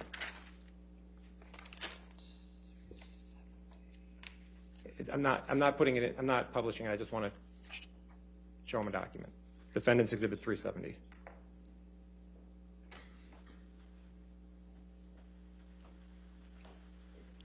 Your Honor, I'm going to object on foundation grounds. The witness is not even copied on this document. I'm going to ask him a question and ask him if it refreshes his recollection. That's all I was going to ask him about. I can use any document to refresh. Wait, if you want to approach for a second, we'll just see what we're...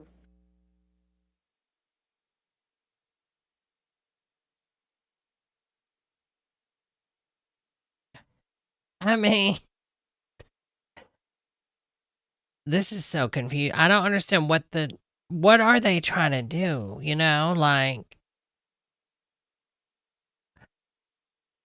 this is just so bizarre.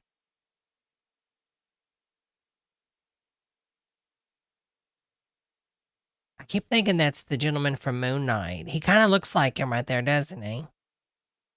You know, my crush.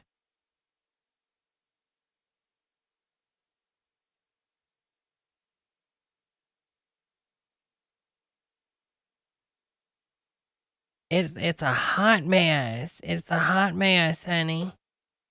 Girl, Amy Schumer is not having it. Look at her.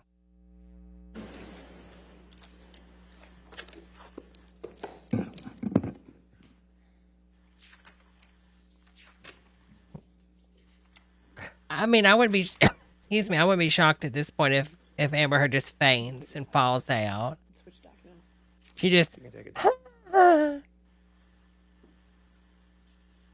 Was Mr. Depp's finger was filled with dirt, grime, and paint when you saw it? Yes.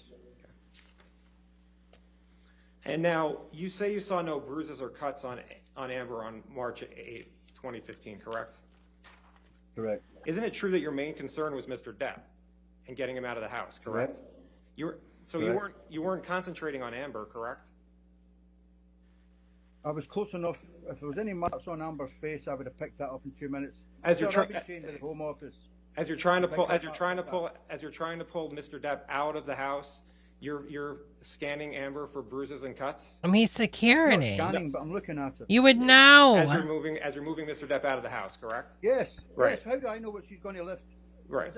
I'm watching her. When I move a client from He's security. A house situation, I watch what's happening around me. To see if they have a gun, to see The client's with me. to see who it was, you, and you're so not he knows scanning- you didn't scan who to his protect him body for- I from. scan everything. You scanned everything on her body? Not everything on her body. She's Yeah, he wearing pulled her something pants down and checked her john, honey. And at the hospital, the doctor was told that Mr. Depp cut his finger with a knife, correct? Correct, yeah. Okay. And you know why Depp lied? Because he would have lost insurance for pirates. That's pretty obvious why he would lie. Because the insurance company, they're not going to insure Johnny Depp for pirates, especially after the finger. You know how much money was lost when he did that? He cost production a lot of money. Only when I delivered them to it. Right. Tell Disney Amber smashed his finger off and see if he's not dropped. Right. We went inside and had a look around, yeah? But after that, you never went inside the trailer after that, correct? Correct. So you have no idea what went on in the trailer between Mr. Depp and Amber, isn't that right? I was told. But you have no idea, you don't have any personal knowledge as to what happened. I never seen it. Right. No, I never seen it. No. And you have no idea how much damage was done to the trailer, correct? Personal knowledge. I do have an idea. You have no idea what happened to Amber in the trailer, isn't that right? That's correct. And you don't, and you talked about that there was tension between Amber and Mr. Depp. You don't know what started the fight, correct? Correct. Did you see Mr. Depp grab another woman's arm before they moved off to the truck, before the fight started?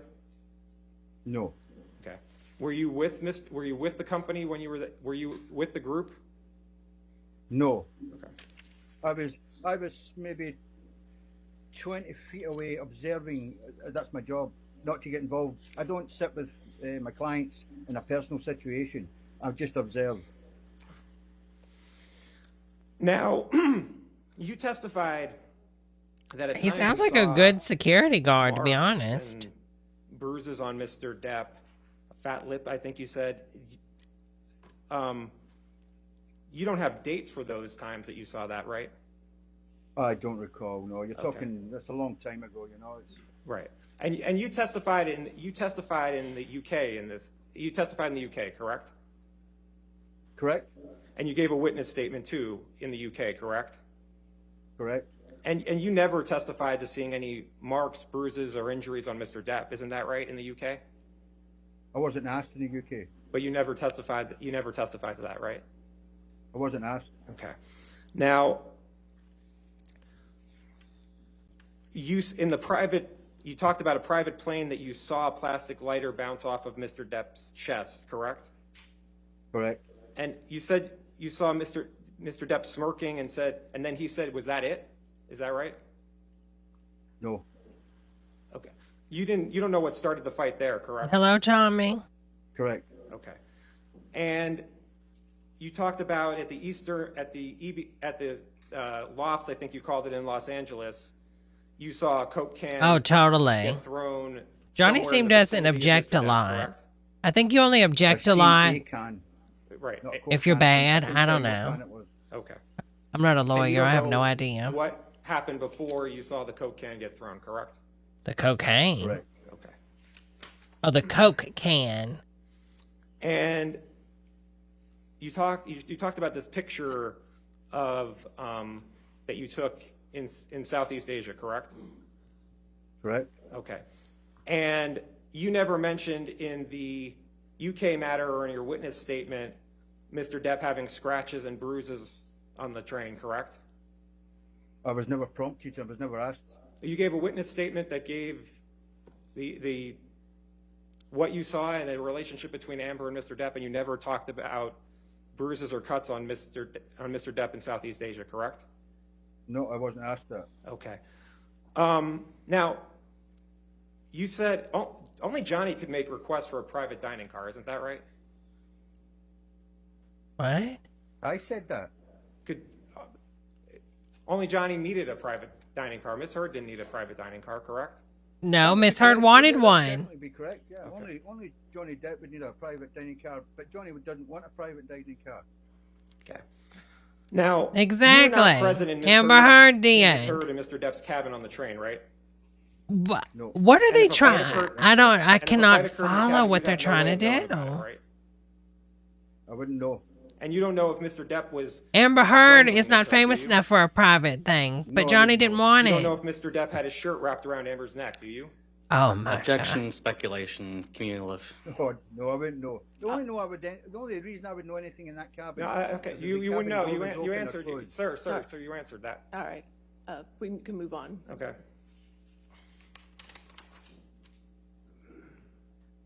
And if we could put up, please, Plaintiff's Exhibit 120, and this is at 190, and I believe 120 has been in evidence before. Well, I have 120A, 120B, and 120C. So I think this would be 120D, if it, 120D? yeah. Okay. D. And I would, Mr. Connolly, I'm Mouse asking says you questions objections about don't the always mean bad fourth, lawyering. One But down. the You see that?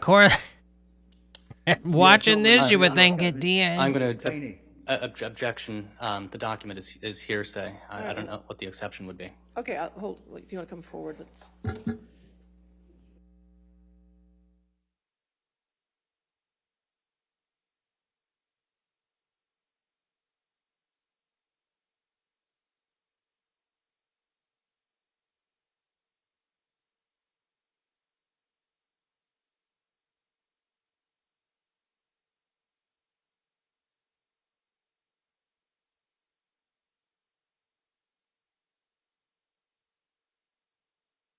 Is he poking his gummy bear?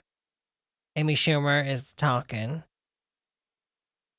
This feels like attempted gotcha questioning. Probably. Again, I think the only thing they can do is just make it messy. I'm shocked that this is allowed in a courtroom, though. I mean, I understand, you have to create doubt for the jurors, but I don't know. It just feels like her side is just so off the rails and messy. I don't know how to explain it. Girl, look at this lawyer to the left, though. Girl, she's got a little serve with a booty, honey.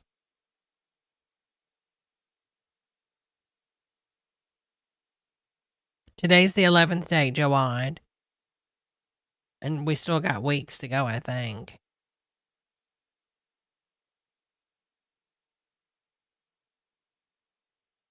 This is a private court, Joad. I mean, this is not a criminal court. That's what I'm trying to say. I'm sorry.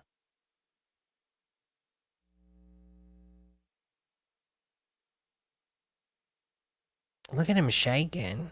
I mean, it's necessary, though, because she's ruined Johnny Depp's career. Take it down.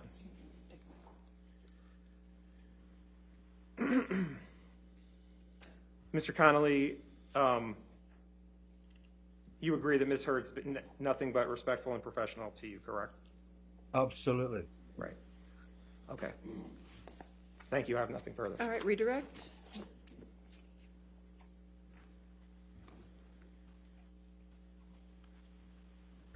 Mr. Connolly, very The briefly, redirect is when you were in Miss Heard's presence in the house in Australia on the day that redirect Mr. Depp, means lost his fingertip. How far away? Oh, were we're you back from to Miss Heard? Depp's.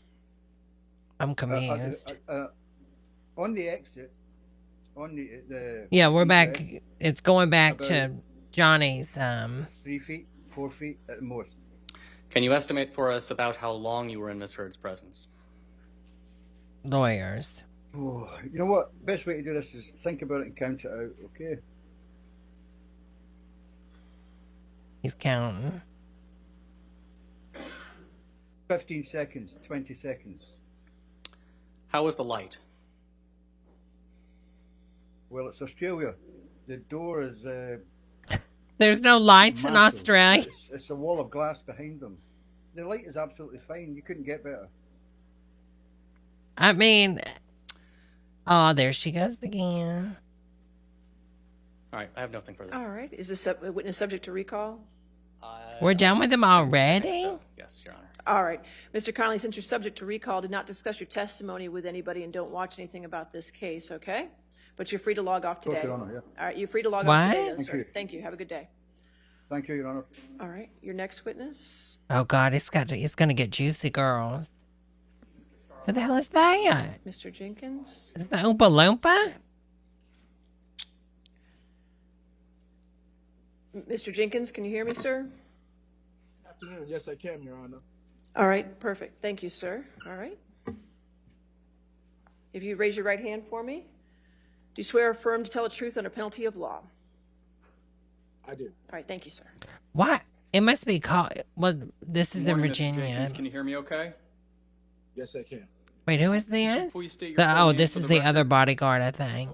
Starling Jenkins III, And Mr. Jenkins, Uh, where do you live? Los Angeles, California. And what is your occupation? Executive chauffeur, security. Oh, this is the drive. And Wait, how long have you the worked security as or an the executive driver? chauffeur and in security? Executive chauffeur for 30 years, security for 8 years. And what occupations did you hold prior to working as an executive chauffeur and in security? Route sales executive and United States Marines. This must be Mr. another Jenkins, lawyer. do you know the plaintiff in this case, Johnny Depp? Yes, I do. And when did you first meet Mr. Depp? 1993. Jesus, How did you first he meet stays Mr. with Depp? his people though, y'all. He used delivery service to transport him to and from. So in the 30 or so years that you've known Mr. Depp, what services have you performed for him over the course of that period? Child care, animal care, personal assistant duties, security, and transportation. And could you estimate approximately how many hours per week would you provide those services to Mr. Depp? 40 to 60 hours. And can you describe generally your interactions with Mr. Depp in the time that you've worked for him? Pleasant, always upbeat. Do you know the defendant in this case, Amber Heard? Yes. And when did you first meet Miss Heard? After the filming of the Rum Diary project. And can you describe generally your interactions with Miss Heard? Pleasant, cordial, very respectful. And so in your time working with Mr. Depp, did you ever observe Mr. Depp's and Miss Heard's interactions with one another? Yes. And can you describe those interactions generally, please? Very cordial, very aware that people are around them, very, very friendly. Did you ever see them argue? Yes.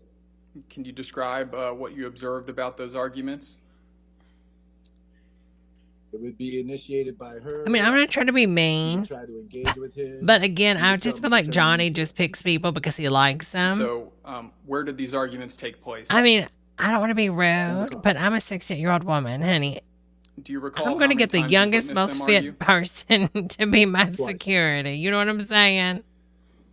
Mr. Jenkins, turning your attention to April 21st, 2016, can you tell the jury what you recall about that day? Could you repeat the question, sir?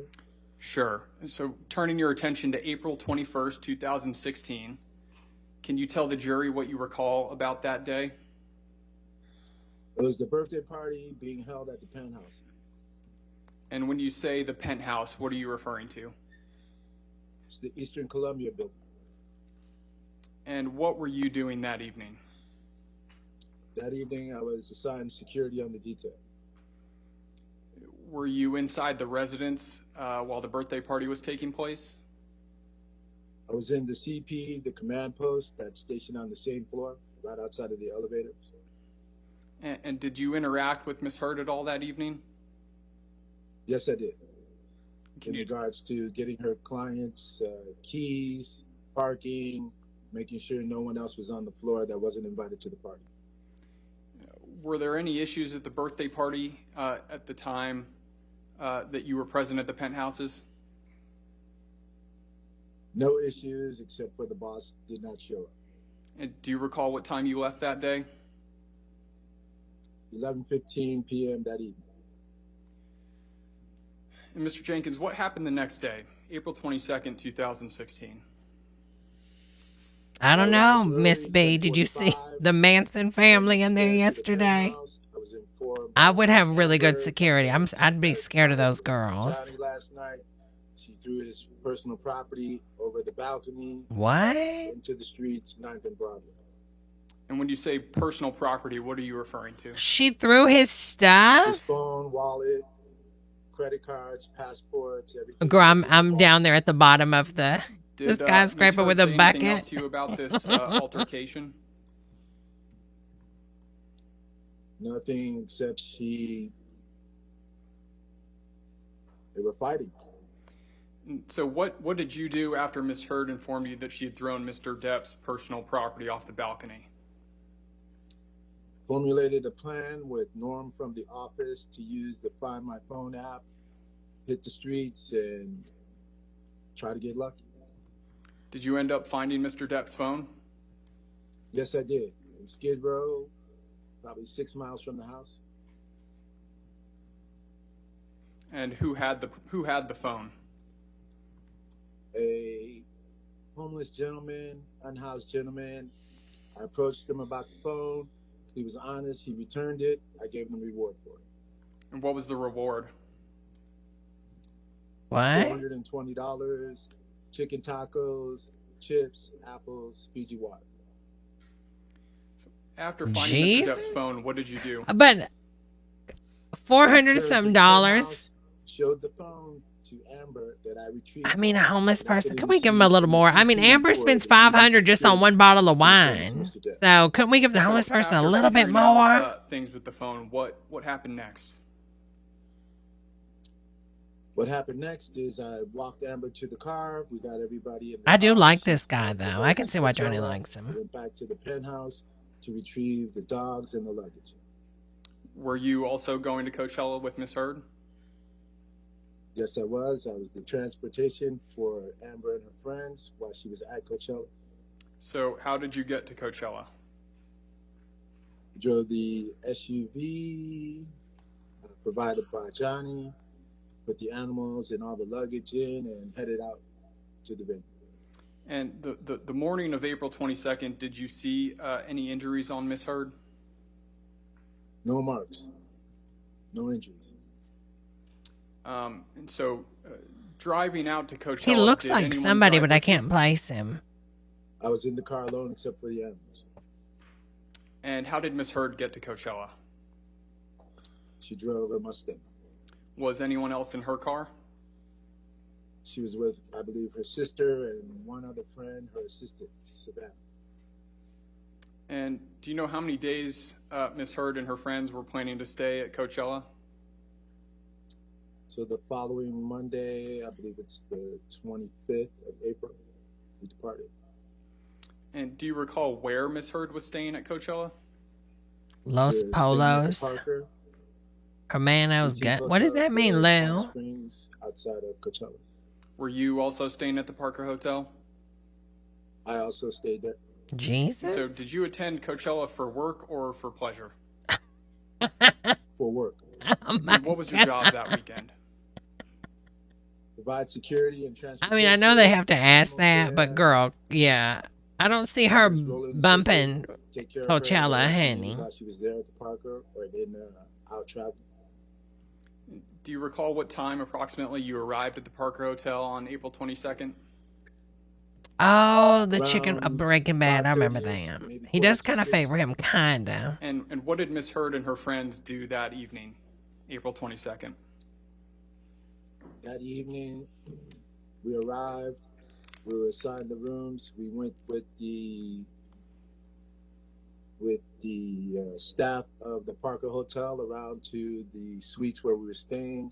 They let us in. We let all the luggage in, and we proceeded to plan for that evening to depart by 7:15 is to get to the festival then. And how did Miss Heard and her friends get from the hotel to the festival that evening? Camel. I drove them directly to there. And did you have any discussions with Miss Heard on the way to Coachella that evening? We had a conversation pertaining to the surprise she left in the boss's bed prior to leaving the apartment. And when you refer to the surprise in the boss's bed, what are you referring to? The defecation. And what did Miss Heard say about the defecation in Mr. Depp's Look at her. She's laughing about it. A horrible practical joke gone wrong. Girl. Mr. Jenkins, what observations did you make about Miss He was Heard laughing about Coachella it. in April 2016? Girl, I wish we had a camera on her face. I wish it, like, remember how when I was covering it in the beginning, they had two cameras. Now they're swapping. And how often were you with her that weekend? Was with her every day. She went to the venue from the time that we interacted with the wallet incident, the night before at the party, all the way until Monday. We returned. Maddie, nothing wrong with that. A poo practical joke. Nothing worse than a poo practical joke that goes wrong. She got sick. Do you know she got sick at the venue? She left the poo lemon, and the maid had to sick? clean it up a month ago. She took drugs, I bet you. Was eating the magic mushrooms and drinking red wine on an empty stomach. I knew it. And how do you know that she drank red wine and took magic mushrooms? I saw the room service, and I went to their room to collect them to take them out that evening. So is that something? In the car. Excuse me. Is that something you witnessed? I witnessed it. And what did you do in response to Miss Heard being sick at Coachella? I collected her, got her in the vehicle. She didn't want anyone else to know that she was sick. Take her back to the Parker alone. I took her to the 7-Eleven where I retrieved hydrating fluids. 7-Eleven? Oh. And let her have those. Got her back to the Parker, got her into the suite, and then went back to pick up everyone else. And Mr. Jenkins, when you said Miss Heard got sick, do you recall what her symptoms were? Yeah, she was throwing up. Mr. Jenkins, did you see any injuries of any kind on Miss Heard April 22nd, 2016? Jesus. No injuries. I'll sustain. So I asked. What about the rest of that weekend, Mr. Jenkins? Any injuries that you saw? Mr. Jenkins. When Amber starts pooping, it turns into Mr. Stankins. Exactly. Throwing up a $500 bottle of wine. Could you imagine that fractured? Thank you, Mr. Jenkins. I could just see dollar money just... Good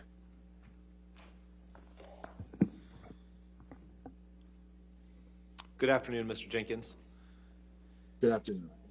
So just to be clear on the chronology, you met Mr. Depp in 1993, is that right? Correct. And you've worked for him ever since? Amber's over here Googling, honey. And your salary's paid by Mr. Depp, correct? Salary, no. You receive pay for the work that you do for Mr. Yes. Depp, correct? Of course, yes, of course. And Mr. Depp's security is your highest priority in your job, correct? Yes, it is. You're loyal to Mr. Depp. And his family. And his family. You're loyal to Mr. Depp, right? Yes. Now, I want to turn to the night of April 21st, 2016. You just to recap, you said you were working a security shift at Amber's birthday She's at the Eastern Googling. Columbia building that evening, correct? Correct. And you said that your shift ended around 11:15, correct? Correct. And you said the boss still hadn't shown up by the time that you left the Eastern Columbia building, right? Correct. So you have no idea. She's Googling and where taking Mr. notes, Depp girls. I was or think what he another was doing turd from may be 9:30 coming. p.m. that evening until at least 11:15 when you left the Eastern Columbia building, right? No, I do know what he was doing. He was attending to his mother. You weren't with him. I had information. Okay. All right. That's information that you received, but you have no personal knowledge of that. I have no reason to doubt it. It came from Sean. Okay. Okay. So Mr. Bett told you that? The boss is out there. Right. Mr. Bett told you that he was tending to his mother that night? He didn't say mother. He said the boss was out there. I'm aware of what the situation was, the time frame. He's with his mother. Okay. All right. Interesting. Okay.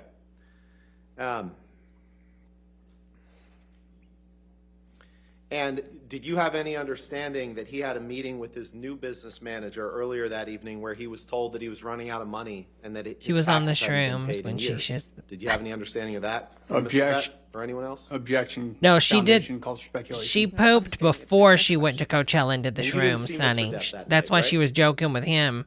No, She I said a didn't. practical So joke you gone came back the next bad. morning to escort Amber So she to pooped his Coachella, bed. He left. right? Yes. And you say that She Amber pooped his told bed, you then that she had went to thrown Coachella. Mr. Depp's phone off the roof? Because they had a fight that night. Correct. And did you come to understand that Mr. Depp had thrown her phone off the roof that evening prior to when Amber threw Mr. Depp's phone off the roof? She informed me of that.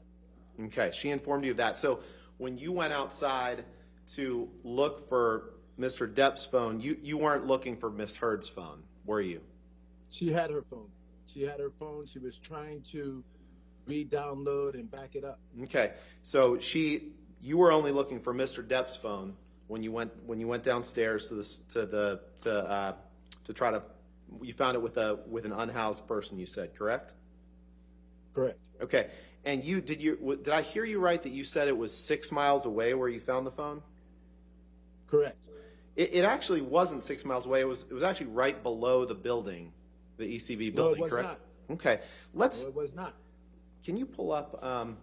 Does he have a way to see documents that just him, Your Honor? Yes. Okay. Could you please pull up the witness statement, Mr. Jenkins? Mr. Jenkins, do you remember giving testimony on Mr. Depp's behalf in the UK trial? Yes, I did.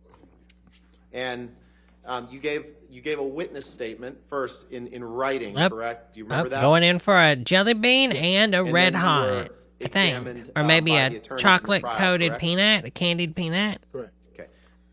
Can you see on your screen the statement do you see a witness statement? Yes, I see it. Girl, I It says can't wait till witness she statement takes the of stand Starling and talks Jenkins, about right? the dam. Correct. And this is the statement that you wrote and signed as part of the It's insane. the She UK doesn't trial on have behalf of as Mr. many Depp, lawyers as he has. Okay. I mean, obviously If money, you can but scroll, please, to Jesus, page like 3 we of the only see document. her same lawyers. And They have to rotate out Mr. lawyers, Jenkins, I'm going honey. to read you what you wrote in paragraph 13. Okay. And we can go from there. On paragraph Okay. 13, you wrote in your witness statement in the UK trial, the Find My iPhone application indicated that Johnny's phone was somewhere on the streets below the balcony of the residence. But that really doesn't Did I mean that's read where that it right? is if it's not getting service. That could be where it last place where it was. If that's what it says, that's what it says. I'm telling you, the phone was in Skid Row. Okay, I have so a photo of the gentleman that found it. I have the location where the phone was found. isn't Skid Row just a few blocks away from the Eastern Columbia building? No, it's on 6th. He probably took the phone and was going to steal it. Main, I guess, depending on what area. If it got away for Okay, Wi-Fi. So one of these two sworn statements, either what you just said in court just now, that it was found 6 miles away, or this, one of these is false, correct? It's just inadequate as far as the location. The location is not below the penthouse. It's not on Broadway. It was found on Broadway by the unhoused man, and then he lives off of Skid Row. Okay. Now let's move on to Coachella, please. You were with Amber and her friends that weekend at Coachella. I couldn't read their lips. I wonder what they were saying. Is Does it fair to anybody say that know? Amber and her friends were having a good time that weekend? Yes, it was. And there were thousands of other people at that music festival too, correct? Having a good time. Now that, because they're going to go back to the mushrooms. Were you aware that Amber's sister Whitney was Why isn't he talking about the and turn? sober that weekend? Wasn't my information, wasn't my knowledge. Were you aware that Amber's sister Whitney threw up in a parking lot that weekend? Surprising. No. Okay. To your knowledge, Oh, and he does, understanding, Mr. Frankshire. Jenkins, there's nothing wrong with wanting They to spend said, time make with sure your to friends at a like the music video, festival after being girls. abused by Thank your you husband, so right? much, that being. What abuse? That's not an abnormal thing to want to be around your friends, correct? She was partying it up with her friends. She was partying it up. And you said you didn't hear anything about, she didn't say anything to you about domestic violence having taken place, correct? Well, she shit the bed. Nothing in the car pertaining to that. Would it surprise you that she might not want to talk to someone who had worked for her husband for around 23 years at that point? My about God. domestic He done violence? security for both of them. Objection, speculation, Your Honor. Sustain the objection. Next question. Ms. Heard texted you on May 12th, 2016, asking you to call her, correct? Correct. And you did not bother to respond to that text, correct? Correct. And that was the last communication that you had with her. Correct? Correct.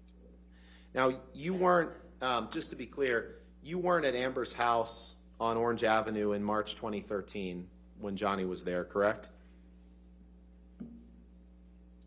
I might have driven him to the location. I'm familiar with the address. But you didn't enter the house at any point in March 2013, correct? Depending on if he had luggage or gifts going upstairs, I might have. But you didn't hang out with him inside the house, right? Hurry up and wait in the car, sir. And you weren't at the Hicksville Trailer Palace in late May or early June What? 2013, Hicksville Trailer Palace? No. You weren't on a What? plane flight from Boston to Los Angeles in May 2014, correct? What is With going? Johnny This and is Amber? insane. You weren't with Mr. Depp and Amber in the Bahamas in August 2014, correct? Correct. You weren't with Mr. Depp and Amber in Tokyo in January 2015, correct? No, I was not there. Correct. You weren't with Mr. Depp and Amber in Australia in March 2015, correct? Correct. You weren't at Thanksgiving with them in Penthouse 5 of the Eastern Columbia building in November 2015, correct? I just feel like believe I he's was. trying to confuse the jury. Don't y'all think so? But I might have been assigned the detail that day. You were, Because this is confusing me. You don't have any Because specific in my mind, I'm recollection like, about one way or the other, and I'm sure the jurors too. Trailer I Palace. would probably say I was on Need to Google that when I'm out of court. Okay. Trailer Palace. You weren't celebrating Thanksgiving in Penthouse 5 with them that evening, correct? I was in the CP. Okay, and that's a separate room, correct? Separate room on the same level. Correct. And you weren't in the Bahamas in late December 2015, correct? With them? Correct. You weren't in the ECB with just the two of them the night of December 15th, 2015. You weren't in the correct? room while Mrs. Heard was dropping a hot deuce, correct? That is right before the Christmas party, I believe. Correct. And finally, you weren't in the penthouse of the Eastern Columbia building on the night of May 21st, 2016 with Mr. Depp and Miss Heard, correct? Correct. And you'd agree That was you the have night no personal knowledge of what that went the on police between came Mr. and said Depp there was nothing Miss wrong Heard with behind her. closed There was doors, no correct? marks. Nothing happened. Correct. Nothing further. Thank you. All right, redirect.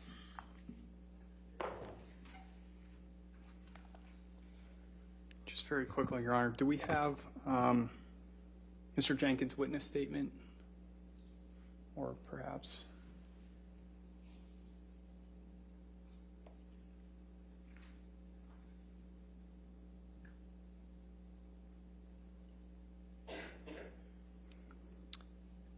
And if we could go Well, they to the they third want page, you're not there, please. but unless she's got a bruise, Mr. then Jenkins, they need them directing your there. attention to But paragraph everybody 13, that's which there Mr. says she doesn't Rottenborn have had a to look at bruise, just so therefore they a have to second ago. discredit everybody. Yes. He read the first sentence of that witness statement.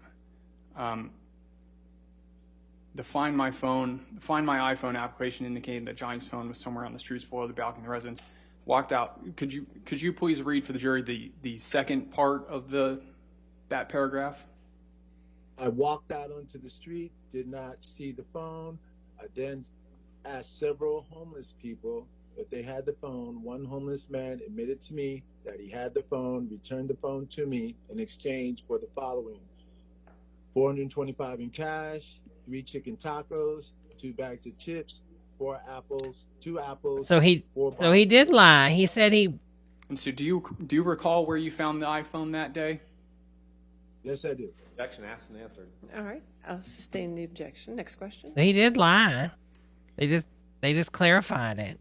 Mr. Jenkins, moving to Coachella, Mr. Rottenborn. So why did the asked guy you about lie later? Like, why did he try to lie today, saying he went 6 miles Do you out? know the difference between Whitney Heard and So Amber Heard? weird. I mean, I think Yes, right. That's what Who was happened. sick that One day? is the boss's wife, one is the boss's sister-in-law. Who was sick that day at Coachella? Amber was sick. Thank you. Nothing further. All right, is this witness subject to recall? No, Your Honor.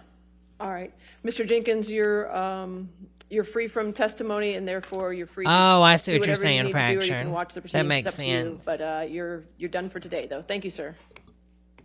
Thank you, Your Honor. Thank you for the court. All right, have a good day. You also. All right.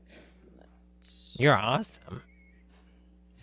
All right, I think it's close enough to 5:30 that I think we've had enough of a week. Ladies and gentlemen, at this time, we're going to go ahead A week. and be done with the testimony for this week. Although, since I won't see you till Monday, I want to give you Oh, a is there no long jury court instruction tomorrow? that I give you every There's every no Thursday court evening, tomorrow, just so we all girls. remember our responsibilities, okay? So at this time, remember that you are not to read anything about this case. You are not to thank watch you, Miss anything B. about You this also. case. You are not to listen to anything She's about got this another case. TED Talk. This applies to television, newspapers, magazines, the internet, and any online Oh, that's sites. right. Thank you, Maddie. Further, you are not to read, watch, or listen to anything about this case on any social networking sites such as Twitter, Facebook, Instagram, Snapchat, blogs, or similar sites. In addition, you must not communicate with anyone about the case, whether in person, over the phone, by email, text, or instant messaging, or by any other electronic or non-electronic means. This includes your friends, family, coworkers, acquaintances, and strangers. I also instruct you that you cannot do any research or make inquiries about this case, whether online or by any other means. For example, you cannot look information up on the internet that is related to this case or related to the persons involved in this case, nor may you consult dictionaries or other reference materials. What you learn about this case is limited to what you learn in the 4 walls of this courtroom when proceedings are underway. You also may not communicate about this case or the persons involved in this case with your fellow jurors, okay? Hope you have a good weekend. It's supposed to be great weather on Saturday. Go outside, get some fresh air, okay? What And if they just go enjoy your outside weekend. and We'll see you back sing? Monday at 10, okay? Thank you so much.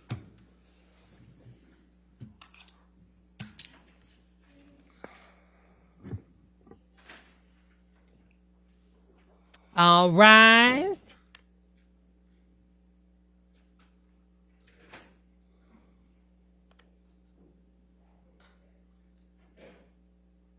All right. And as always, Mr. Depp and Ms. Heard, please do not do any posting on social media and do not talk to the press. I appreciate it, and have a good weekend. For the attorneys, tomorrow, what time, how many, did we do our homework this week? Yes? We did. Work in progress. Okay. Still in so are we Still progress. doing 19 tomorrow? What? They have homework 20. and You added one for and they me. didn't do That's it. Lovely. Okay, great. So we'll do 20 tomorrow. So I would suggest 8 o'clock. Can everybody be here at 8? Sound good? Okay, we'll be here at 8 a.m. and we'll just do them until we're done. So bring a lot of meals, okay? All right, we'll see you tomorrow then. Thank you. Have a good evening. All right, thank you. So they're going to be there, but there won't be it. I'm so confused.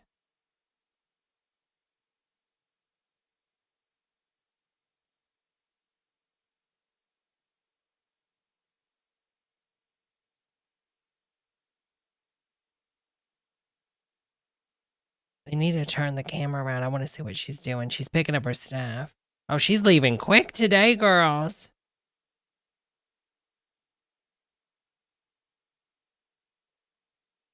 Oh, now they show us.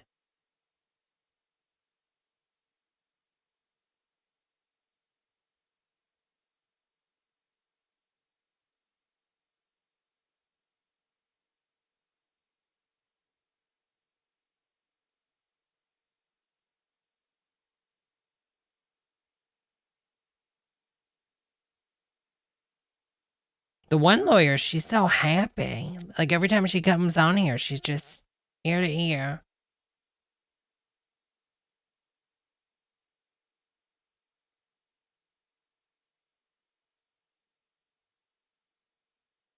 He's got a purse or something.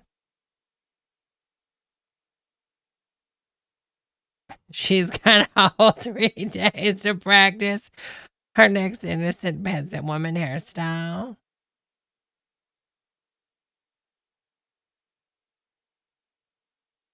Oh my God, I was hoping we would get to cover it tomorrow. Well, this is it. Look at all the celebrities. Look at all the fans coming around trying to get to look at him.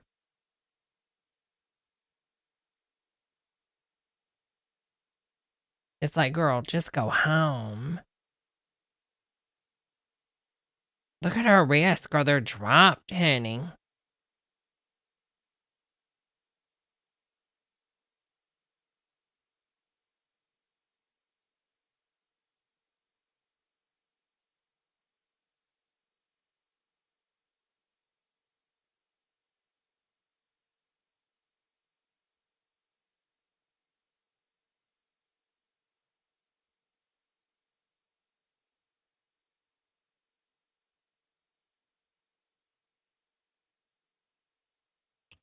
Is he signing autographs for them to give out? I wonder what's happening. You know, yesterday they're gonna have to ask him to leave because that's what they did yesterday to her. Remember when they were standing around and she was like, it's Henny, it's time to go. It's time to go, Henny. Time to go. Let's move it along. Let's move it along, please.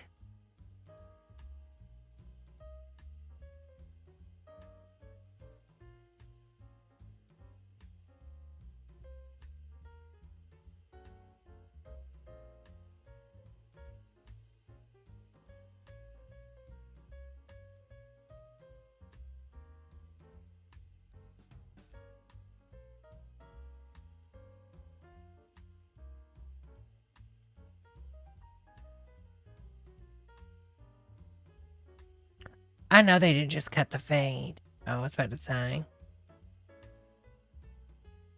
So when you're in a courtroom, you're only allowed to write stuff on notes?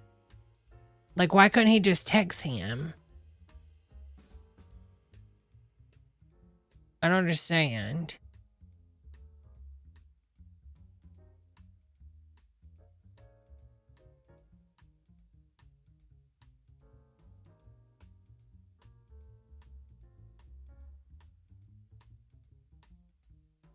See, that's his current security guard, I think.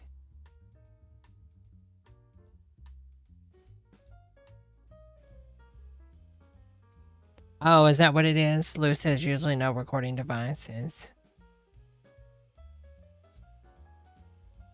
Oh, yeah, that's true, since it's civil.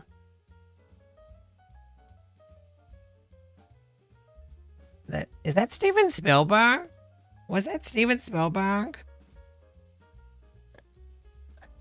Well, it's been fun covering this, I must say. Girl, she's got a boob out in that photo. I just realized it. All right, girls, so we'll be back live Monday. As long as I don't have anything going on, I'm gonna try to so it's gonna turn into a musical. Girls, I'll be back Monday for this court thing. Obviously, I'll be doing a live on Friday tomorrow at 8 p.m. Girl, I can't think. 8 p.m. Eastern Standard Time. But girls, it's really been fun. I really had enjoyed it. If you haven't liked the video, please like it. Thank you again. Oh my God, I had 2 super chats today and it's erased them. Studio, you were one of the super chatters, I believe. And oh God, somebody else sent a super chat. I should have wrote, I'm going to have a piece of paper with me. Wow. A piece of paper with me next time. Jesus. But anyways, thank you girls so much for stopping by, liking the video, all the views. If you're not liked and subscribe, please sure to do it and all the YouTube stuff. Thank you for the super chats again. I hope you have a wonderful night. I may or may not go live on Twitch. I am about to go eat, honey, because I'm getting the shakes, honey, and I'm starving. But until then, girls, I'll see you girls next time, and I'll definitely see you tomorrow on YouTube at 8 p.m. Eastern Standard Time. And also, I'll be doing we're doing a watch party, and we're watching Mermaids, starring the wonderful Cher, Winona Ryder, and Christina Ricci. All right, girls. Bye. Have a wonderful day wherever you are. Bye, y'all. Where's my music?